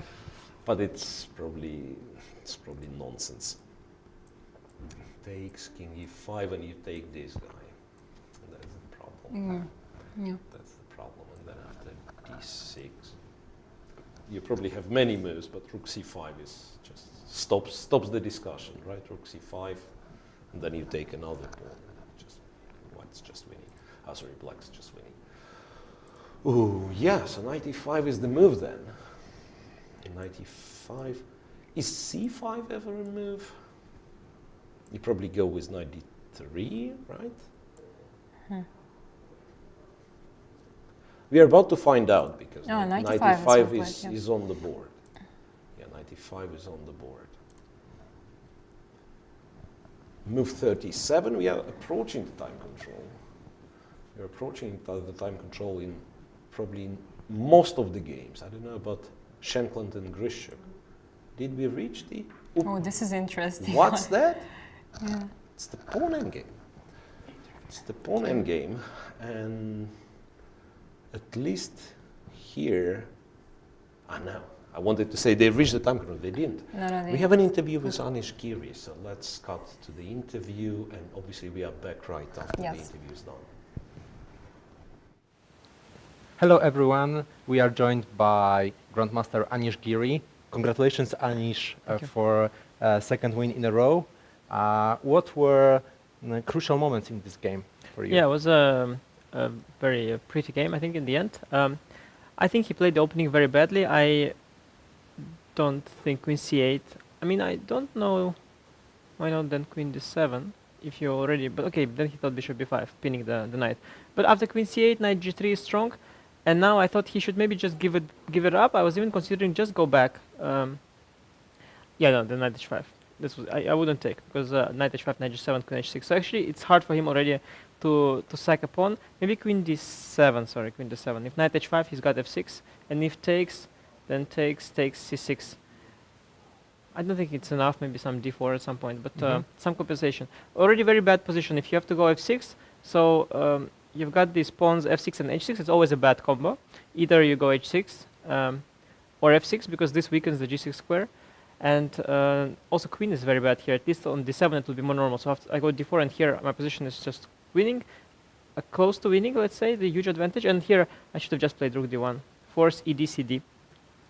And the point is that he will try some knight c7 business. Let's say a4 before knight c7. And for this, I wanted already to have rook d1. So I thought I'm very smart. I thought this is very strong move, rook e4, that it would sort of clinch the game. Because now if I go ed cd, then rook a1, I get a better version. Because rook on d1. Exactly. Yeah. But what I missed is the resource that after a4, I saw a4, b4, but I didn't realize that he's got this knight f4 resource. And I missed from afar that there is this knight g5 here. Very nice idea. And if I take, then he's got intermezzo. So this rook e4 was pretty bad, and I lost large part of my advantage. And then I missed one more thing, although I cannot say I missed it. Like I was no longer thrilled with my position after, after knight f4, bishop e6. Sorry, knight e6. No problem. It's a bit confusing. Wait, I'll go here. Yeah. Yeah. Here, I have a lot of options here.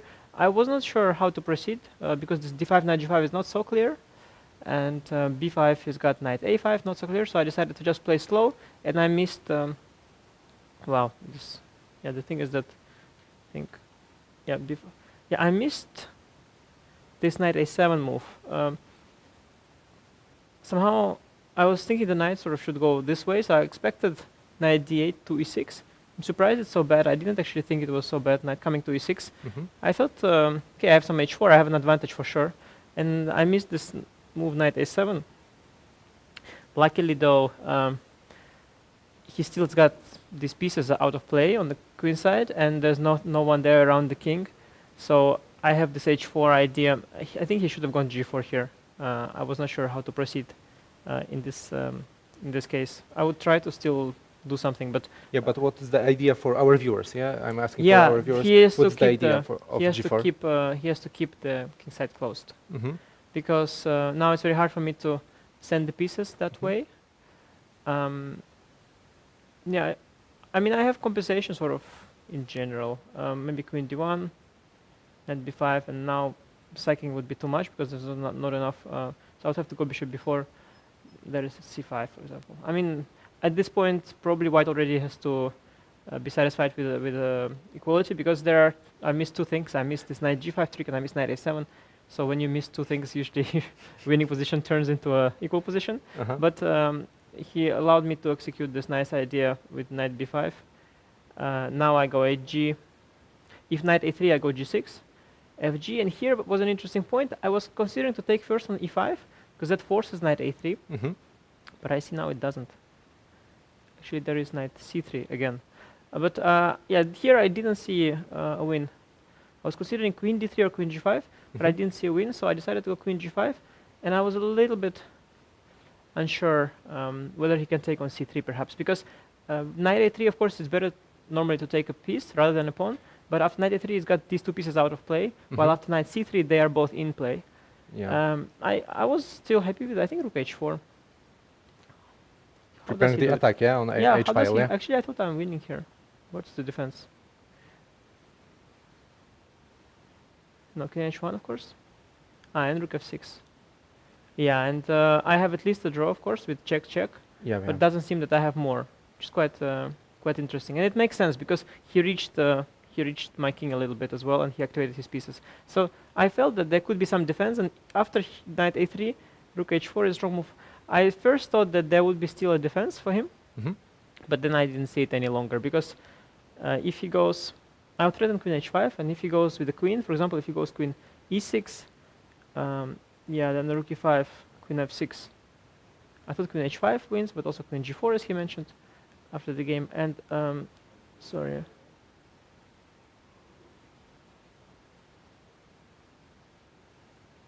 And if queen c6, it's very important to go knight f5, I thought.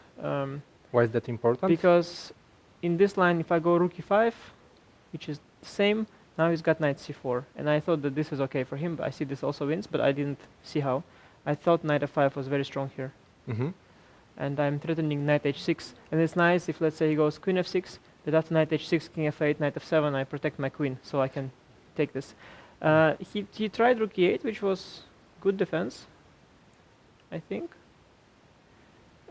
Yeah. Queen h5. Here, yeah, I thought he wants to go king f8.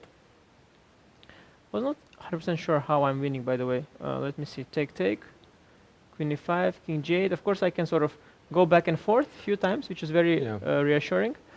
And yeah, I can maybe bring some pieces, maybe queen g6. But there's no direct win, so I thought maybe that would be an attempt to defend. He went rook f6, which I thought also looked very reasonable. And now knight e4, rook f5. And here I took a good decision to play knight g5, because first I wanted to give a check, yeah? Yeah, to mate him somehow, but I couldn't quite see this. Then I thought maybe this is good, but then I realized it's not so clear. I think he has some e4 or some other moves apparently.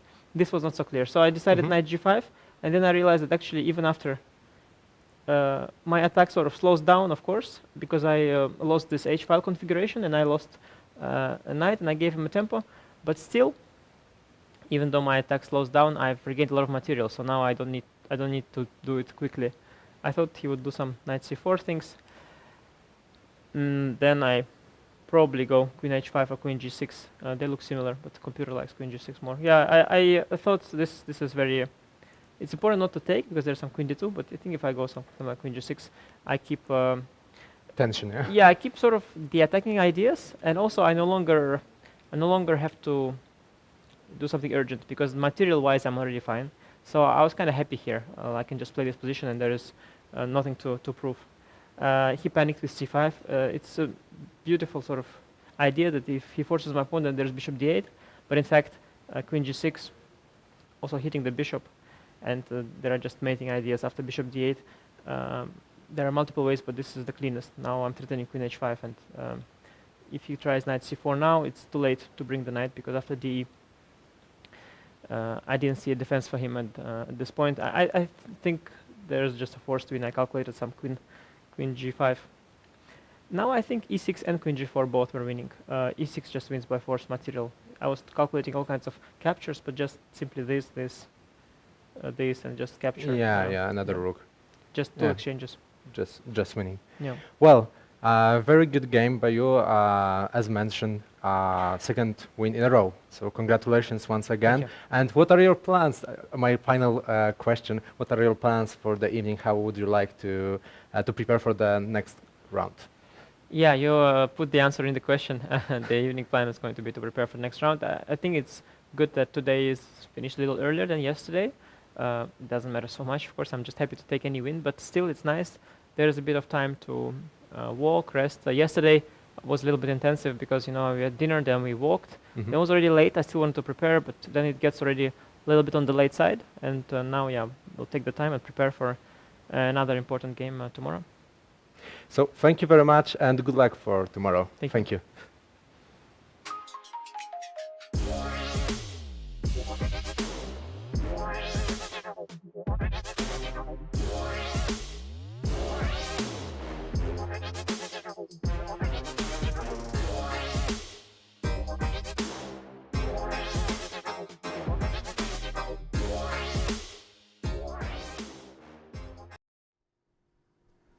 Okay, so that was very happy Anish Giri, having won the second game in a row. He's not only the sole leader in his group, but also already with 1 full point after only 2 rounds. So yes, that's very impressive. Yeah, that's a dream start, of course. And probably we should jump back to the games. We only have 3 of them left, and the only which is still didn't reach the time control mark is Shankland against Grischuk. And probably the most interesting one, Yeah, that's really, really surprising. I mean, something's off with the clock, so I'll try to update it. No, it says Shankland lost on time, which I don't think is the case. Maybe there is a little glitch, which is very common for, for the DGT boards when on last seconds, right? No, it would be good if we could see it on camera. So that would be after king e3, he came up with rook d1 move, which is so he basically wants to trade the rooks, and then goes king c2, allowing the trade on g3. And Grischuk decided, I don't know if it's good or not. Yeah, but if I move the knight, I'm lost. Yeah, right? exactly. Yes, so it's not like he calculated till the end. You go by elimination process. You just ask yourself, okay, if I'm moving the knight, and then he has all the tempi in the world before b5. Yeah, so knight g3 takes king e7, and this is somewhere where Sam kind of lost confidence, because each next move takes him more and more time. b5, h4, takes, and e4. Oh, sorry, a4, that is. Oh, it finished. So we simply... so it finished after a4. It was stuck here, right? It was stuck here. Yeah. g5, b5. And it simply turns out that black cannot really do anything, right? Because f5 is where I go here, right? Probably have to go with the king. I get, so e5, there's king d5. e5, yeah, right. it's kind of always king d5. Yeah.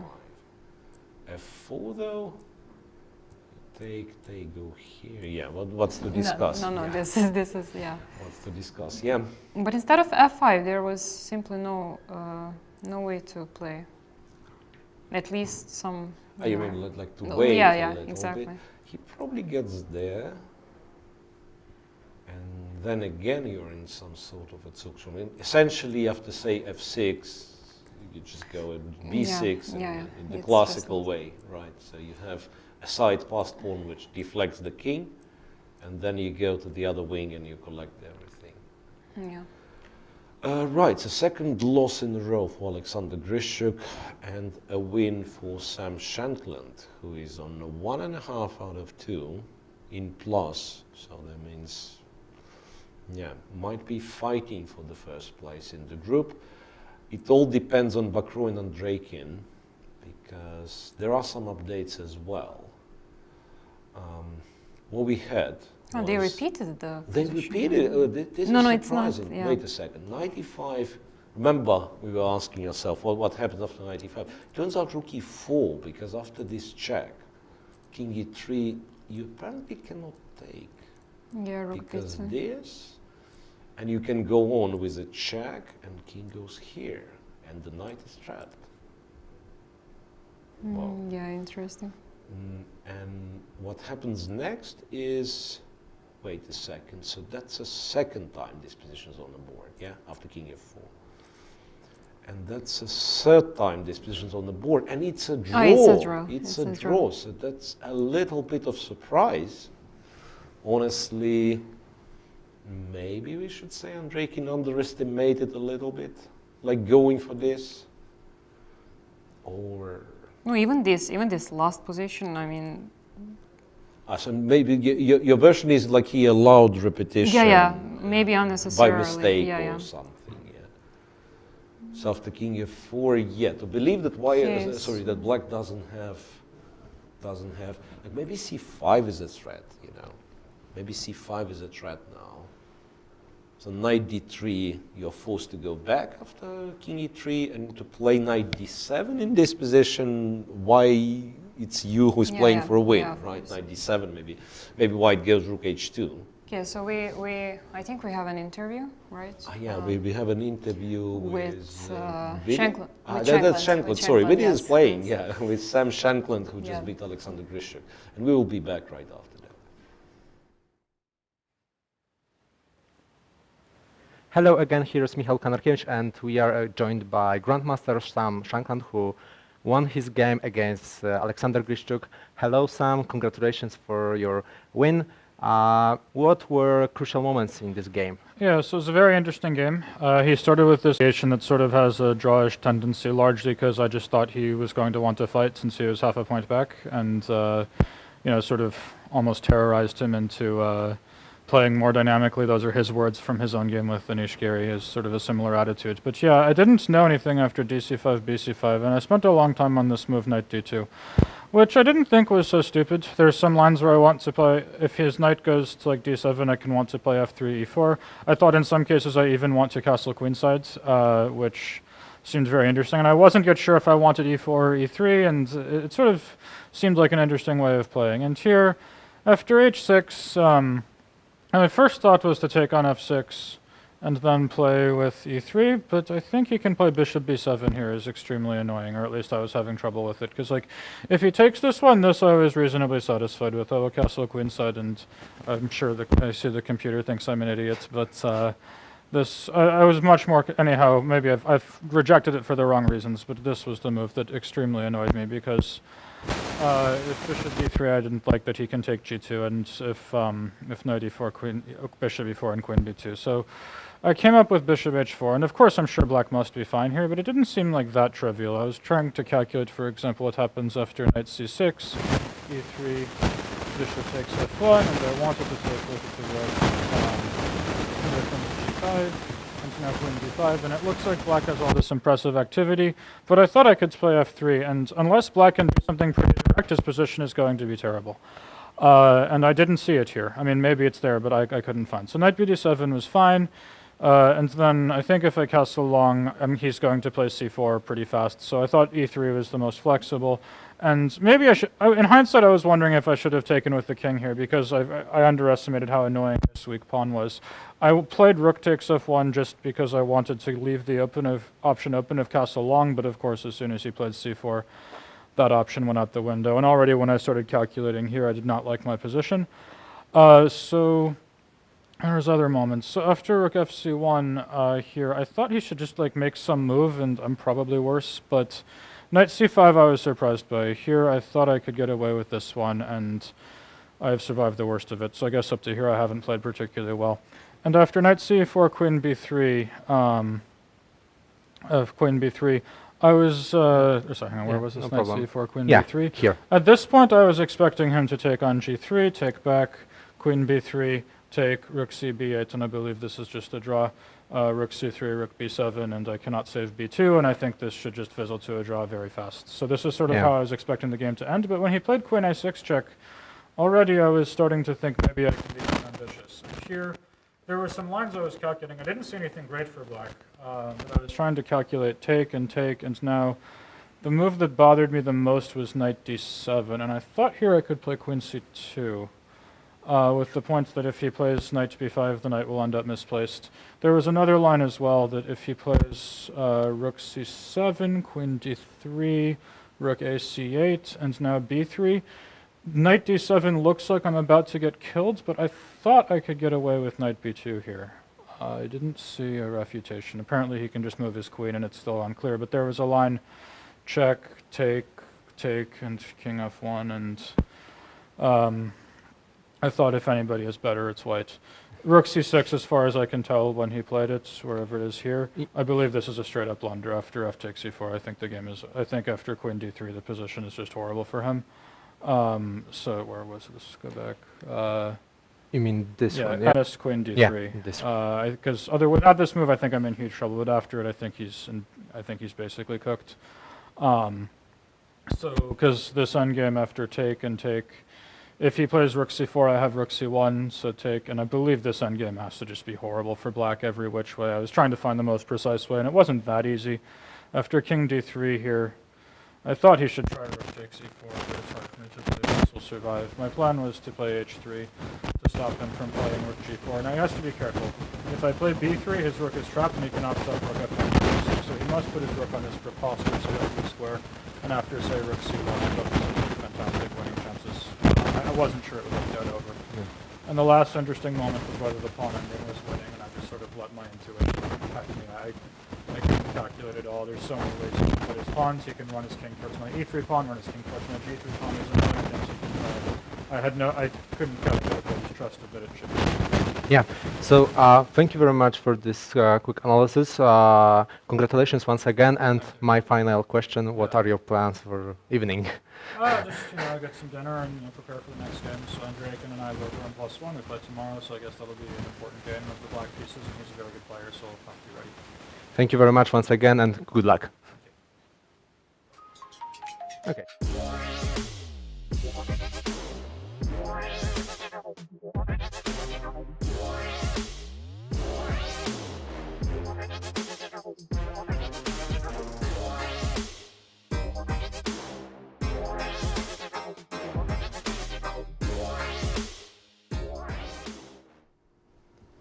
Okay, so it seems that we are back after all the interviews. Just to inform you guys that we are left with only one game. Only one game? Yeah, it's Vidit and Fedoseev who are playing, all the rest is finished. So we can try to kind of sum up the results. Yeah, for Group A, for Pool A. It's Shankland who won today, and who was that? No, there was a draw between Shankland won, and Andreikin who won yesterday. That's what I wanted to say. Those two are joint leaders, right? Grischuk having 0 points is a scandal, of course, in my opinion. But yeah, something went terribly wrong for Alexander Grischuk in this tournament. Then Pool B, clear lead for Giri. Almost want to say everyone else is in minus, which won't be true.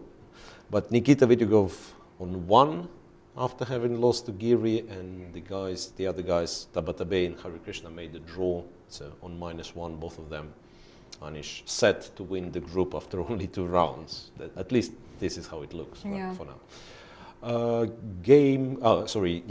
Pool C. Draw for Shirov and Rapport. And quickest game of today, right? And Vidit and Fedoseev are playing. and tournament in Group D didn't start yet. I mean, Yes, it exactly. it did, but nothing, Yeah. nothing happened in terms of tournament Of course, situation, yes. because all games finished in a draw, right? Each player has 2 Yeah. draws and 4 games to 4 more games to be played. So we can say that we will probably see a tiebreak between each player. Yeah. You know, when I was doing commentary for the first leg, and at some point, it was clear that there can't be too many tiebreaks. There can't be too complicated of a tiebreak. Mm-hmm. But anyway, the guys in the office, they brought me the rules. And I Okay. figure out that theoretically, it can be, I mean, there is a set of rules for the tiebreak of 4 people. So I just thought, kind of, the cringe and also the fringe scenario would be that, like, all draws, and the guys, they're playing, you know, exactly the same tournament, just with rapid time control. No, it won't be the case, yeah, of course, I mean, something will happen. All right, so we are left with only 1 game, and yeah, both are super creative, those guys.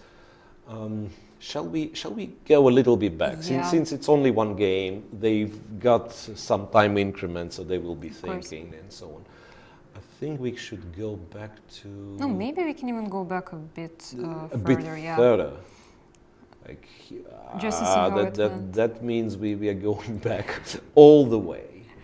Like, all the way up to this. Knight E2 Yeah, was knight played, was played. and we concluded that, yeah, white is better. H6 makes sense, and you probably want to keep the pin, right? And then bishop A6, stopping you from castling, and probably saying, yeah, C6 is not a very tasty pawn, right? Bishop C6, rook C8, queen C6, E3 is hanging. Yeah. That's why he included H6. So Vidit came up with surprising move, I have to say, bishop to D1, protecting the knight. Queen E7, bishop F2, C5. And it no longer looks all that bad for black. Yeah. quite Maybe, the opposite. No, bishop A6 was very good move. I think. Yeah, bishop A6 was a good move, and also like a combination of bishop D1 and bishop F2 Feels leaves strange. leaves you with some doubt at least.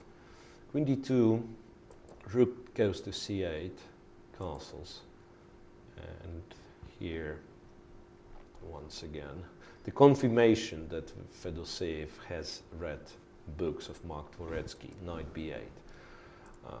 I'm hinting at, I mean, there was a dedicated chapter, I believe, that sometimes it's very important to kind of admit the mistakes. Yeah, so knight D7 is not necessarily a mistake, yeah, but psychologically it's very hard. Like, you had the knight on B8 and you played it on D7.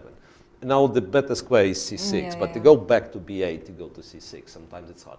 Fedoseev thinks that, yeah, the knight is better on C6, brought it here, went to A5, to C4, right? B3, Queen D8. Okay, it went on, and I mean, whenever something as complex as in the game starts, I just want to fast forward the moves, because otherwise you can analyze it for a week. Bishop back to H4, knight B7. Protecting the pawn and also making sure that the knight on A5 is no longer hanging.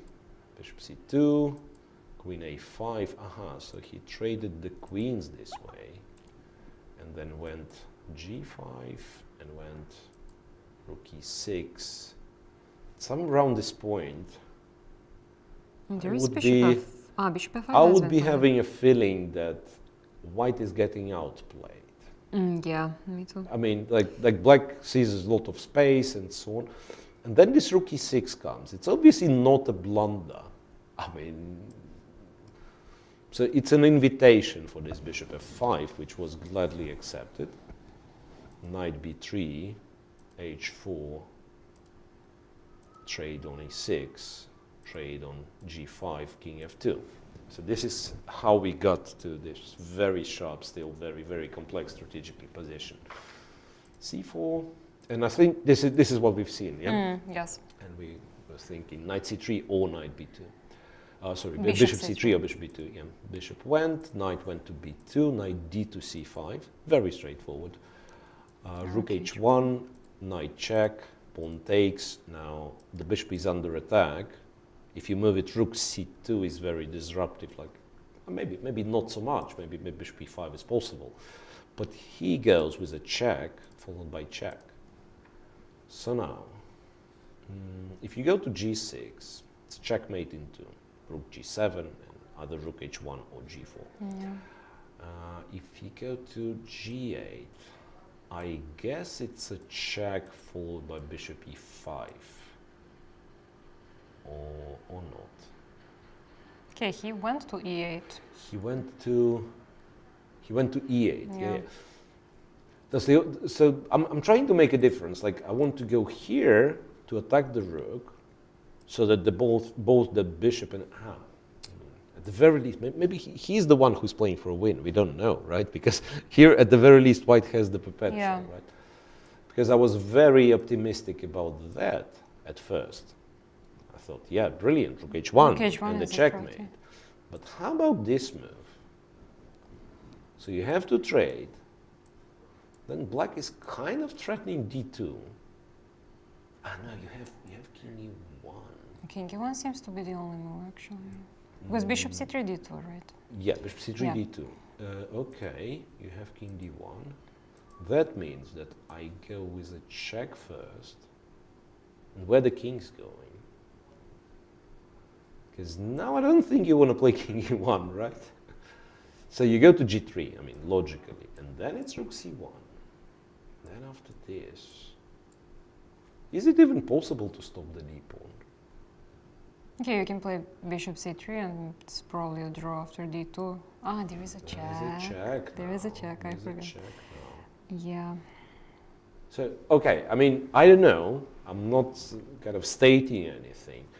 But knowing how kind of ambitious, how aggressive Fedoseev is, he might be playing for a win, yeah, because king g8 seems to work after rook g7. It's just that white has rook h8, rook h7 repetition. So he went to e8, white went a4, which is even more confusing, if you ask me. I don't understand the thing. Okay, he wants to take on a7, I guess, whether you go to a6 or a4. a7. Just, yeah. This is the point, okay. Take on a7 and then attack the bishop, and also you are threatening this, right? Kind of bishop b5, rook h1 sort of wins. Yeah. So after a4, what does black do? Okay, so maybe black is in trouble now. So, I mean, it changes so rapidly because this, you kind of can forget about the d pawn promotion, right? d2 is always king e2. I mean, you can give a check maybe. And rook a2. Oh no, but then d3 is hanging. No, but I thought check and see where the king goes. I might have d2, rook c1 contemplate. But rook a7, b6. So, but where the kings go? King g3, let's say. Right? Yeah. The material. For some reason, I thought black already has some pawns, right? So this you just take. You mean, right? And this you actually go b6. And it's also checkmate. It's not d1. It's b7 and b8 and then checkmate. Yeah, no, a4 might have been missed. Yeah, very easily. a4. Yeah, very strong intermediate move, it seems. Now for the safe thinking. Okay, what are other options? Bishop a6, you're right, rook a7. Now you can maybe try to take on c3. A b5, rook c2, king g3. I thought rook a2, but then d3 is dropping. Yeah. And also g5 is weak. I mean, in some, let's say, in some lines, future, the king just goes, right? So, okay, he clearly went. Oh, not clearly. That's me speculating. Can we actually try to stop here once again and guess if he was forced to? I mean, King G8, is it really like just a perpetual? Check here. Again, Bishop E5, Rook C, Bishop E5, Rook check. Is there any move apart from? Maybe you don't need to go Bishop E5. Maybe you can do this. Yeah. Maybe that's the reason. Maybe because you can do this. Rook C3, Rook B5. D2 always. I mean, might be a better version that he has in the game now, but still, yeah, not very pleasant. Not very pleasant. So maybe it's not a draw that he was afraid of. Maybe that's the other thing. Okay, A4, Bishop takes A4. You know what? If you want to fight for a draw, then what we do is we take on C3 now. Right. At least there is no B pawn. And of course. Yeah. C3. No, but still. This doesn't really work, I hope.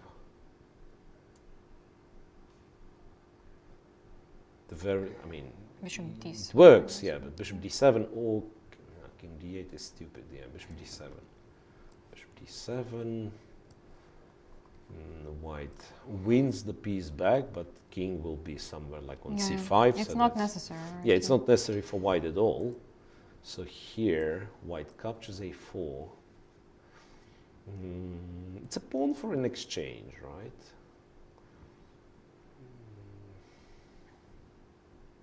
White might have some difficulties converting. Maybe a lot of difficulties converting. I don't know. Is White winning at all? Just for some reason I decided, yeah, White's easily winning. D2, let's say. Rook G4. Rook G4. No, then not. Yeah. You're absolutely right. Probably King Rook F7. G4 is clever. I had this set up in mind. Yeah, so like a King E7 maybe, right?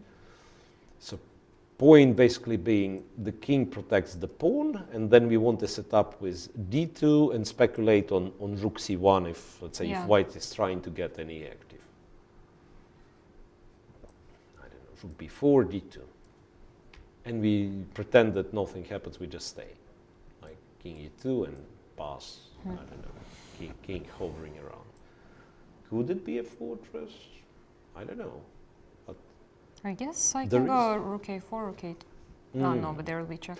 Maybe this is with King on E2, maybe this. No, Rook C1, right? Rook C1. Whenever Rook goes here, it's Rook C1.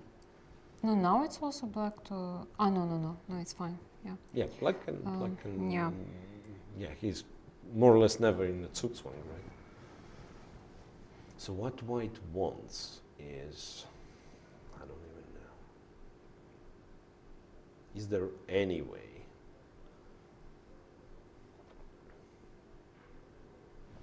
I don't see any, honestly. So it's important that we have Rook C1, right? Yeah. A draw. But first, let's see if it happens, because there might be some other moves. Like Bishop E5 here. Wait a second. Bishop E5 here. He made some move. He made a move. Bishop F6. Bishop F6. Yeah. So pretty much the same. I mean, not exactly the same, but the same idea to keep the bishop alive.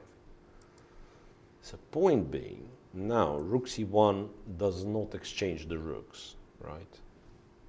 Because D3 is hanging, yeah, right? D3 is hanging, so he deflects the bishop, and so now, Bishop F6, E5, quickly played by Fedoseev. Very quickly. Yeah. It's, I don't even know what's that. One of the explanations, one of the reasons could be that he's trying to apply some pressure on the clock because he believes the position is either bad or something. E5. What does it mean, by the way, if he wins? It'll be 2 out of 2 for Vidit, right? It'll be 2 out of 2 for Vidit. It will be 2 out of 2, yes. And what then? Rapport on 50% with 2 draws in this group, Shirov and Fedoseev on -1. So it will be identical to pool B, where Giri is 2 on 2. Yes, exactly. And also they both had two whites, so they really used it well. If it happens, yeah. E5. So how we go about this? How we go about E5? So maybe now rook A7. Is it? But I have a question. If I take the pawn on E5, what bad can happen to me? So 2 pawns to be taken. Just have to decide which is which. Yeah, you're right. Rook A7 is also possible, and after that we just take the guy, hoping that the d pawn will fall. I just don't like some E4 maybe. Yeah. Then even G4 might be a threat. E4, King G3. It still might be winning for white, but that's a shaky line. I mean, if you're playing with white here, you probably look for something clearer. Like, but still, Bishop E5. What's the big deal there? Okay, they made some moves. The thing is, after Bishop E5, maybe D2, because Rook H1 is no longer a checkmate, right? So this Bishop F6 implies that after D2, I'm just checkmating black with check, king goes wherever it goes, and Rook H1. And you can't stop. I mean, D1 knight technically, and King G3, and this is the end of the game. Yeah. Right, so black going E5. He's trying to deflect the bishop. So here he would actually go D2, and after Rook H1, or white's not on time. Rook H1, you go Rook C1, and it's a lot of checks, but not a check. And if Rook A7? No. Rook A7, I thought Rook C1 still. And also Bishop B5 and King E2. E2. King E2, Bishop B5. You're right that you are asking, because I think this is a very good chance that white is still winning this, right? It's pawn up, pawns are weak, and so on. But he probably just thinks that what he's doing is better. Bishop takes, because still the same threat of Rook E7 and Rook H1, right? So he grabs the pawn, and maybe later on we'll be back to this idea, sacrificing, or kind of taking A7, returning the exchange. Okay. So white's strat is pretty much the same, Rook to H1 and so on.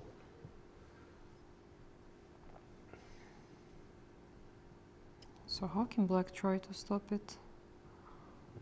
Actually, Rook E7 is maybe a bigger threat. Yeah, to start with Rook E7 and Rook H1, So is it possible to play Rook C1, there is Rook D3, right? That's one of the kind of part of the problem. Yeah. Again, D2 lost after check and Rook H1. King D8 doesn't really help you. King D8, same Rook H1. Yeah. Don't need to look for any kind of discovered checks if I see this Rook H1, Rook H8 checkmate. This is, I suspect that this sequence played by Vidit is just brilliant, honestly. I mean, this A4 and first Bishop A4, F6. so D3 can be hanging. Yeah, that's very important. This is like study-like thing. A4 and then precisely Bishop F6. E5, Bishop G5. Maybe attack the bishop again. Rook G6. I'm not very happy about it, but at least not to get checkmated immediately. But then my D pawn was nothing, right? It's not promoting. Yeah. No, now Rook A7 again. I don't know why do I like this. Wait, Rook A7, maybe I'm winning material with Knight C5. Oh no, but there is Rook H1. There is still Rook H1 and a threat of a checkmate. Yeah. Rook A7, once again, when you play Rook A7, the bigger threat is not to take the bishop, but to go Rook H1. Yes. Brilliant. because I also thought, like, if I'm afraid of knight c5, I have this, so that knight c5 will be met with a check. But you're absolutely right. Yeah, knight c5, after all that, loses apparently to rook h1. H1, rook g8, and I don't know. I mean, there should be many ways to win. And bishop e7 looks, yeah. Bishop e7 was one of them, right? Even though there is d2, yeah. d2.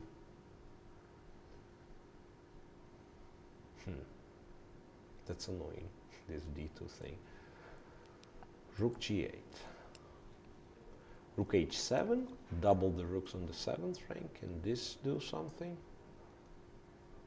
It feels like it should be very easily winning. It probably is. No, this yeah, is it, yeah. And after bishop c6, rook e7 wins. Yeah. Oof. Okay, so he's still thinking, right? Bishop g5. Yeah, he's got the time. The question is if he's got the move. No, but he played e5 very, very quickly. Maybe realizing that's the only move, and then hoping for white to go wrong somehow. And d3 is free to take, right? I mean, if, let's say, black spends the whole move protecting against rook e7, first of all, I don't see how you do it. But even if, let's say, a passive move like rook e6, you can still take a7, or if nothing better, you can also take d3. And it's extra exchange, it's black king under attack. Okay, so is there something else instead of rook g6? Don't see really. Okay, so rook e7 is a threat, and then rook h1.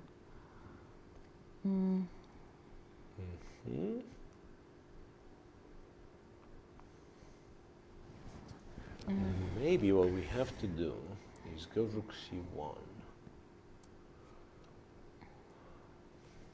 No, then as you said, white can just take on d3 at least. Yeah, and I was hoping maybe there is, but there is absolutely nothing, no contemplate. Likely hoping for this and then somehow, but yeah, this will fall apart this way or another. Yeah. Takes, and even the rook is hanging now. That's hopeless. Check, king g3. The king is still checkmated, and a7 is hanging, and everything against black.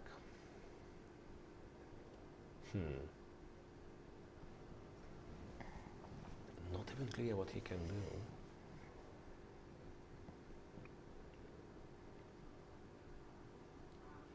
Maybe to move knight, but yeah. Moving the knight to some square, like knight c. Okay, knight c. Yeah, but let's say rook h1. Same thing. Check and rook h1 all the time. Yeah. Check. Here I mean, I can go king d8, but it doesn't change anything. Still rook h1, right? Yeah. Okay, actually on rook, let's say king f8, there is rook g6 on rook h1. But okay, of course. Yeah, you're right. There is rook g6, check rook g8. I actually might have it in other lines as well. I mean, this is one of the resources that black can use. It's kind of king f8, and he's not checkmated. Yes. Yeah, you're right. So, d2. We go d2. After this check and king f8, we are saying rook h1, we have rook g6. And this is correct. The thing after d2 is that we can go back to this plan, right? Or check, and now I'm getting confused. Okay, let's say check here. Oh, but then rook c1. Yeah. So I have to do for this. I have to go for this. Oh, no, this looks but really I bad. liked it. I liked it more with the pawn on g5. But maybe this is still maybe this is still like good for white, yeah. Here though, I would believe in some chances at least, like knight c4, rook c2 check, you know, maybe d-pawn will start running somewhere. So it doesn't look as convincing. I mean, if I'm playing with white, it doesn't look that convincing to me. He did play knight c5. So we do get this position then. After the check, he's planning this. After rook h1, he's planning this. G6. G6. What happens if I take this guy? D2, right? So D2 is a threat, actually. D2. No, rook e5. I don't like D2, to be honest. I think white's winning by going a check. King goes wherever it goes. Bishop c5, d1, right, and just take. I think take all the pawns is the best. So take on d5 and then give a check after bishop b3, right, and take a7. Okay, rook dh1 was played. Rook h1 immediately, okay, and king f8 immediately. So this might be sort of a better way, right? So now I'm not forced to go to e7. I can actually take the pawn. That's clever. Hang on, but why didn't he go rook g6?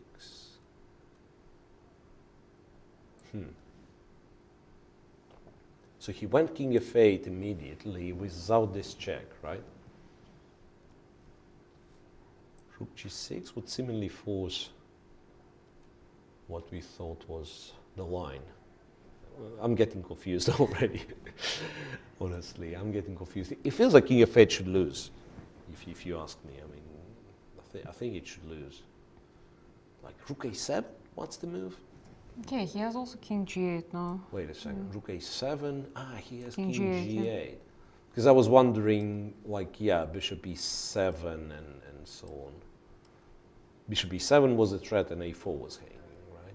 King g8, yes, agreed. King g8 is a thing. No, the annoying thing is, like, even if he, let's say, somehow manages to play d2, d1 as we checked, like, it might simply lose. Yeah. This, not really, yeah, right? Because he kind of still keeps the correct pawns. No, let's say if he ends up with bishop, knight against the bishop or something. But even these opposite colors, if I would have my bishop elsewhere, like attack the e5 pawn and e4, you know, I don't know how to make it, but say, still, yeah, like bishop on a1. I don't know how it ends up being there, right? So, I mean, black goes e4 and you go f4. And this is much closer to white being winning, yeah, because you put the bishop on d4. Yeah, I know how to make it. So in this position, just go f4 and go e4 for black. Black is very generous. He goes e4. And he doesn't. I mean, this is, I think, might be just winning. Because, yeah, you have two connected passed pawns, and also very likely that if you play f5 and king g5, you might not need the g pawn, right? Yeah. It's just that's one remote scenario that might happen. Yeah, rook a7, king g8. But of course, now white is looking for something more convincing. So what were we checking here? I got a bit tired. Yeah, bishop e7 was the try, but then of course the scenario where white was winning was totally made up by me. Yeah, it's not happening. Yeah. The kind of, I mean, after rook a5, well, technically it does resemble the scenario a little, right? Rook a5 and then, I mean, in the right moment, let's describe, I mean, that's my favorite chess expression, in the right moment, as commentators say. In the right moment, I will play f4. The thing is, this right moment will never come, probably. There won't be a right moment for f4. Right? No, how is the position, let's say f4 I push.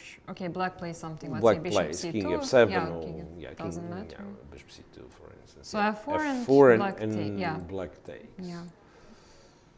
Once again, depends on like if let's say if these are getting or not getting blocked, because I think like one more move like g4 f5 should be lost. Yeah. g4 f5 should be lost. So maybe in hindsight, maybe it's better to say play king f7, keep the bishop on d1, so not that allow if f4, g4, yeah, if f4, then the bishop is kind of already on its place.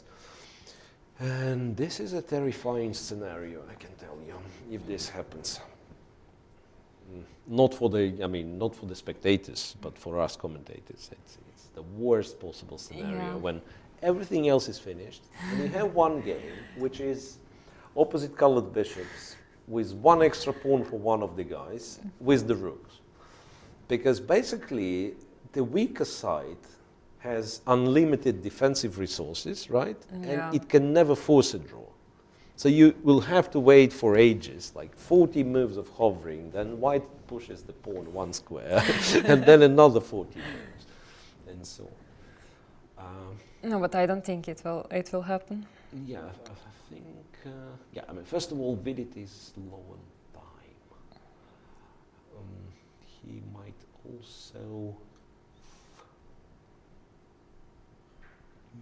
what I was saying, he might also find some more convincing way, even though I don't see it for the time being. No, there's also some idea, let's say, to play e4. Yeah. Brilliant. Brilliant. But okay, what's the idea? Just to okay, on the first side I thought bishop e3 just to, bishop e3 to threaten to take. But since I'm no longer getting checkmated, can I play bishop c2? Also, I can't take because of d2 in the end. The end or immediately? Yeah, maybe d2 immediately. Because honestly, if you take, I think this is not a bad chance for white. Takes here, the king is still terribly weak. Rooks are not coming off. I think it might be that white just wins. Might be the white just wins. I mean, black is lucky not to get checkmated, and if he's not getting checkmated, it's almost guaranteed he loses one of the pawns he has to protect with bishop or the rook, right? So you use one of the pieces and then the pawn falls. But yeah, if we come back to bishop c5, d2 seems to work, because it's either checkmate in 2 or d2 works, right? Yeah. d1 being the next move. And I don't see any checkmate in 2, to be honest. And yeah, let's not forget the bishop is still hanging, kind of. No, this works. Okay, see, he took complex. on e4, d4.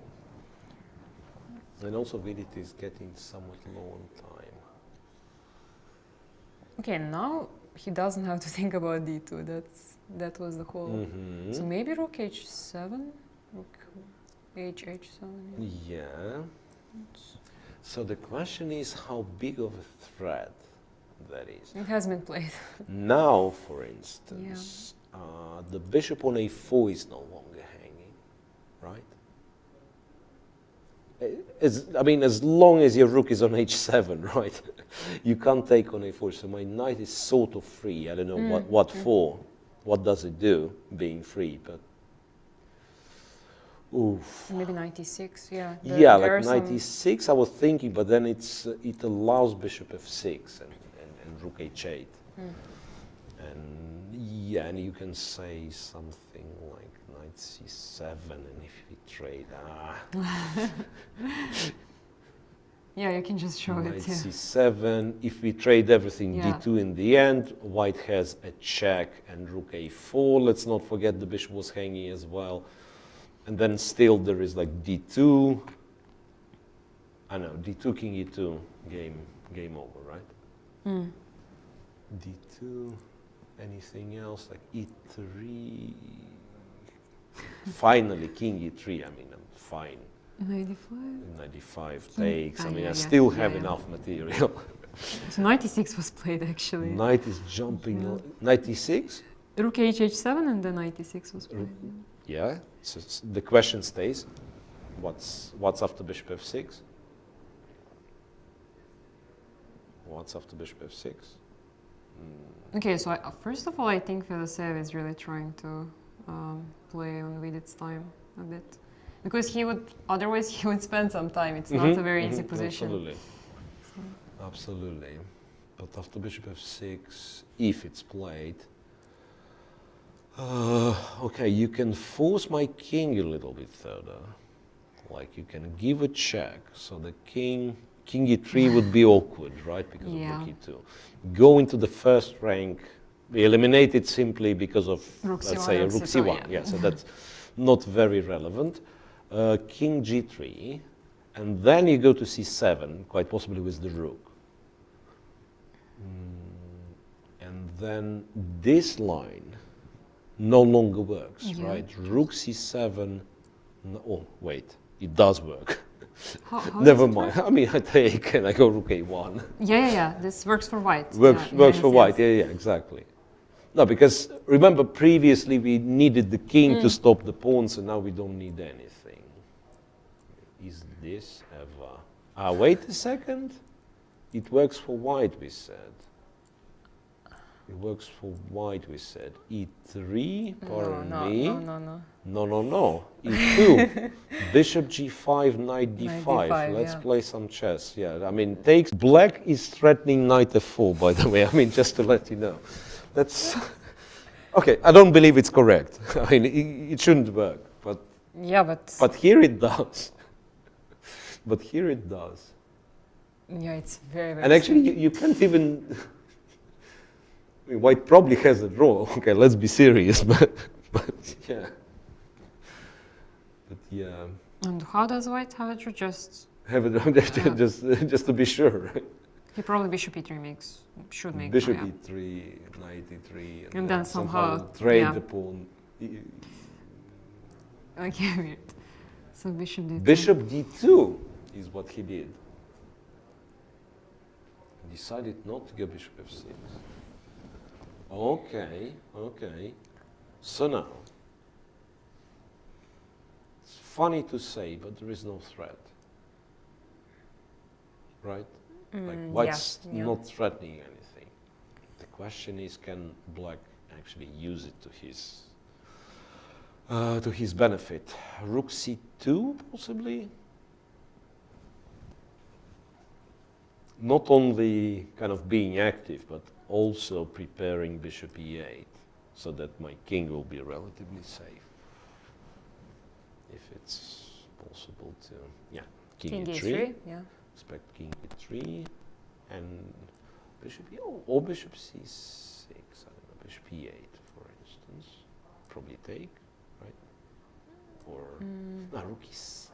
Yeah, there is rook e7 wins. Yeah. No.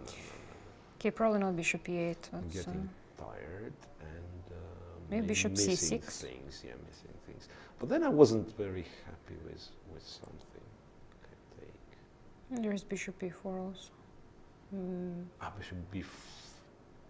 Bishop e4 for black. Yeah. I think he'll get checkmated somehow. Like even king takes, rook takes, and there's knight f8, right? Yeah. Okay, he played rook c2. We'll see. Rook c2. Not that white can do an awful lot. Has to go king e3. Well, king e1 technically is an alternative, but what's the point? Yeah, there is e3 as well. No, king e3 is logical and should be played, yes. Now, you know what? We were just talking about how white has no threats whatsoever. Why don't we take the pawn on f3 first? Okay, so I thought the threat might be rook b7. But at the very least we have knight f8, right? Okay. So you don't play rook b7 when I can take on g2. I mean, that's my point. So probably you just have to take back. But then it's not that many pawns left, right? I can see the scenario where like the last pawn falls and the only kind of the only hope is to checkmate the black king. Okay, so it was played. E3, G3 played. Fedoseev is fighting like a lion, I have to say.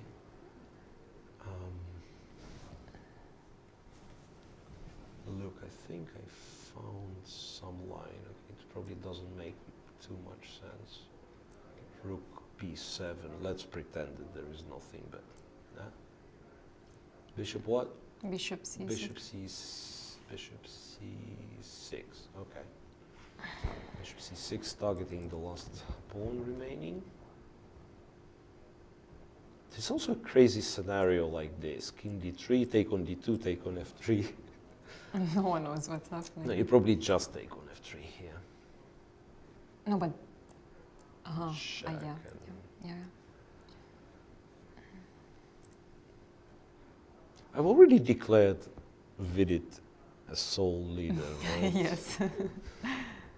And you know what? I was absolutely right. No, because even if because he makes I don't draw. think Yeah. I don't think he can lose. But he didn't win this game, by no means. Yeah, he didn't win this game yet. Okay, rook to E7.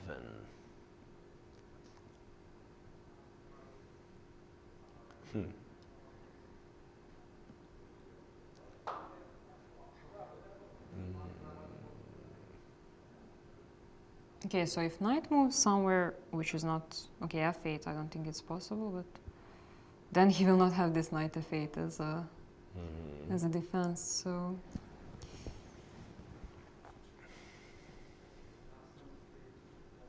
Bishop C6. Okay, no checks for now, right? Like knight F4. And then you take on if... Actually have this... But even rook E5, I mean, I can't find any counterplay there. Yeah. It's like almost there, right? Knight G2, King D3, and then you were supposed to give check from G6, then it would work. But we are getting closer and closer to these study-like positions. Like, you know, there will be no pawns, and then exactly. there's some weird checkmate with pieces hanging in the air. Or like the other thought that I had, that maybe like knight on G2, bishop on G6, and white is still winning with some like domination stuff. Yeah. And it's different when you know it's a study. It's easier to find. No, but really, what should be the move? What should be the setup? Okay, Maybe they made some moves. Maybe there is no solution, I don't know. Knight C5. But this feels so wrong, to be honest. It's easy to criticize, of course, yeah, but why I mean it feels so wrong, the distance between the knight and the king is one square on the diagonal. And I was told it's very hard to come up with a check. With a check, Yeah.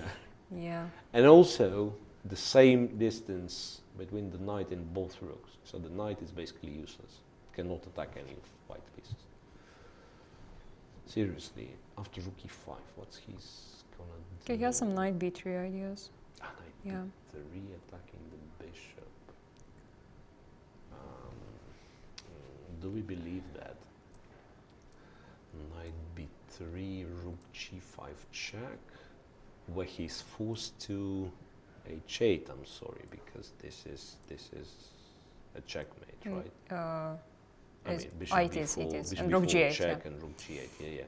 So he's forced to h8, and this is I something that I find hard to believe. Yeah, I find hard to believe that black is. No, if white could play rook a1, it would be. I mean, I think you win like this. I don't know why I want it to be study-like. Maybe you don't win like bishop this. d5? Rook d5, yeah. Bishop d5, I thought you don't have checks, so I just have to threaten a checkmate, rook like a4, rook a4 or yeah. something. Yeah. Rook a4, rook h2, though. No. And then rook d5. Yeah, the rook d5 is possible. Yeah. Yeah, I mean, I actually kind of lured you into this, discussing some stupid studies. Rook d5 is a resource. And then Rook this, G6, yes, and knight is jumping, and, you know, here we go. Okay, so they played some Yeah, they moves. played some moves. Rook C7 and Bishop B7. Was that?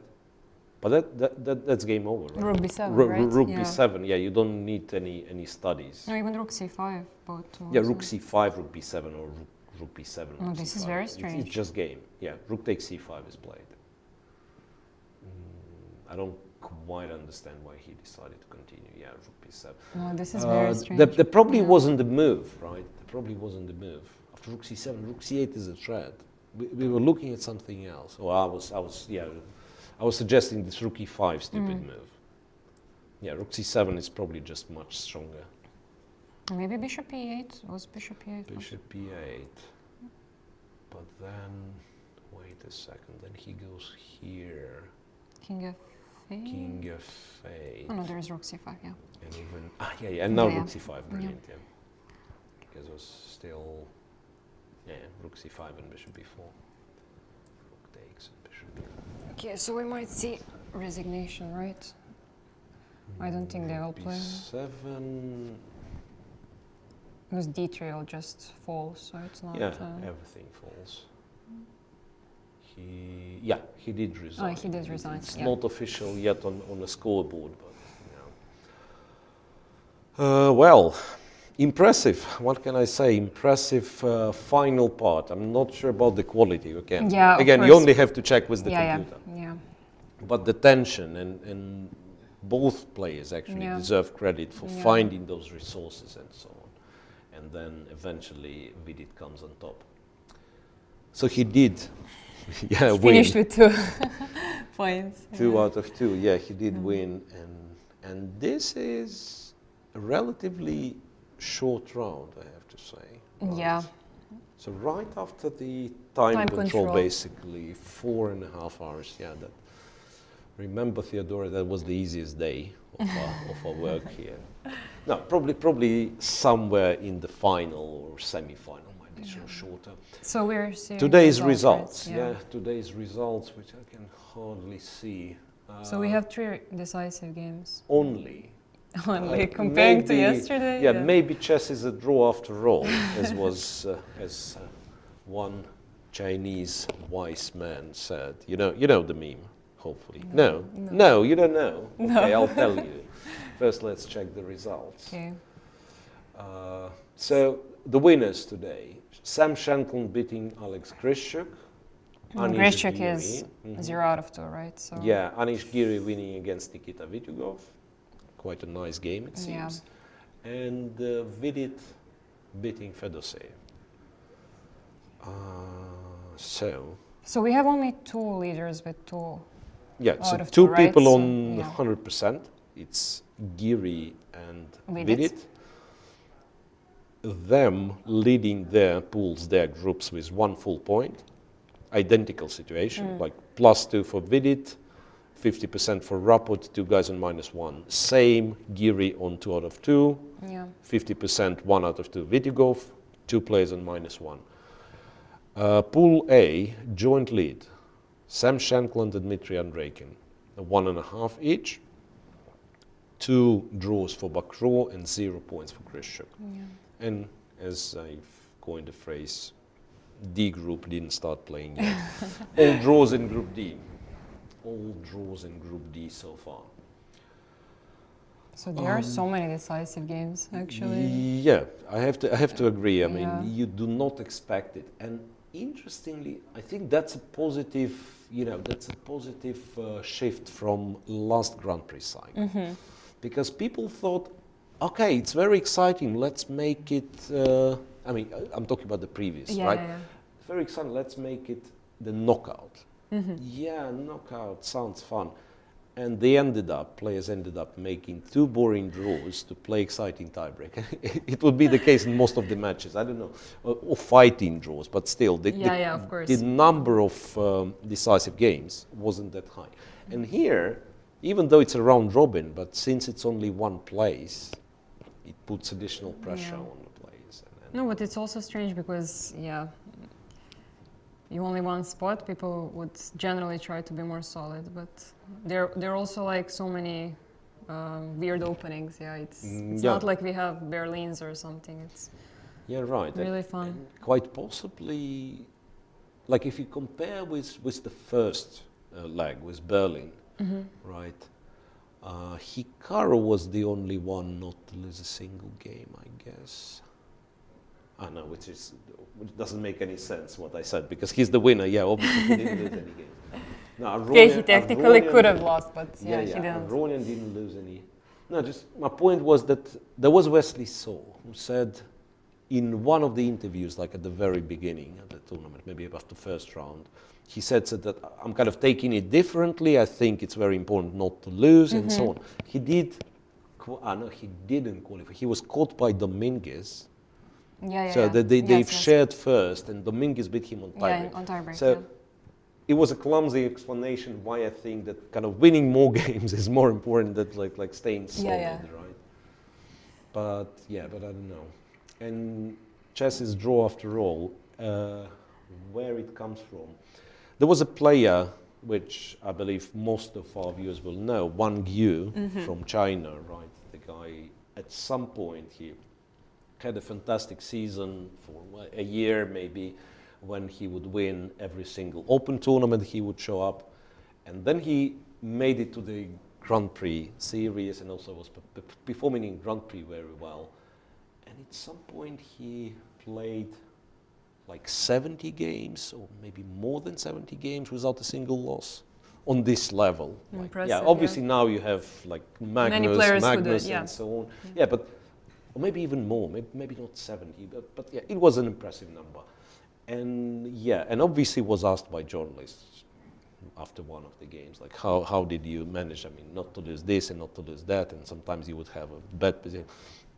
And the guy, he smiled, he said, maybe chess is a draw after all. I mean, and it became some sort of a viral meme, and especially... No, I heard it, but I didn't know where does it come from. Especially if, like, if you save some bad position or something.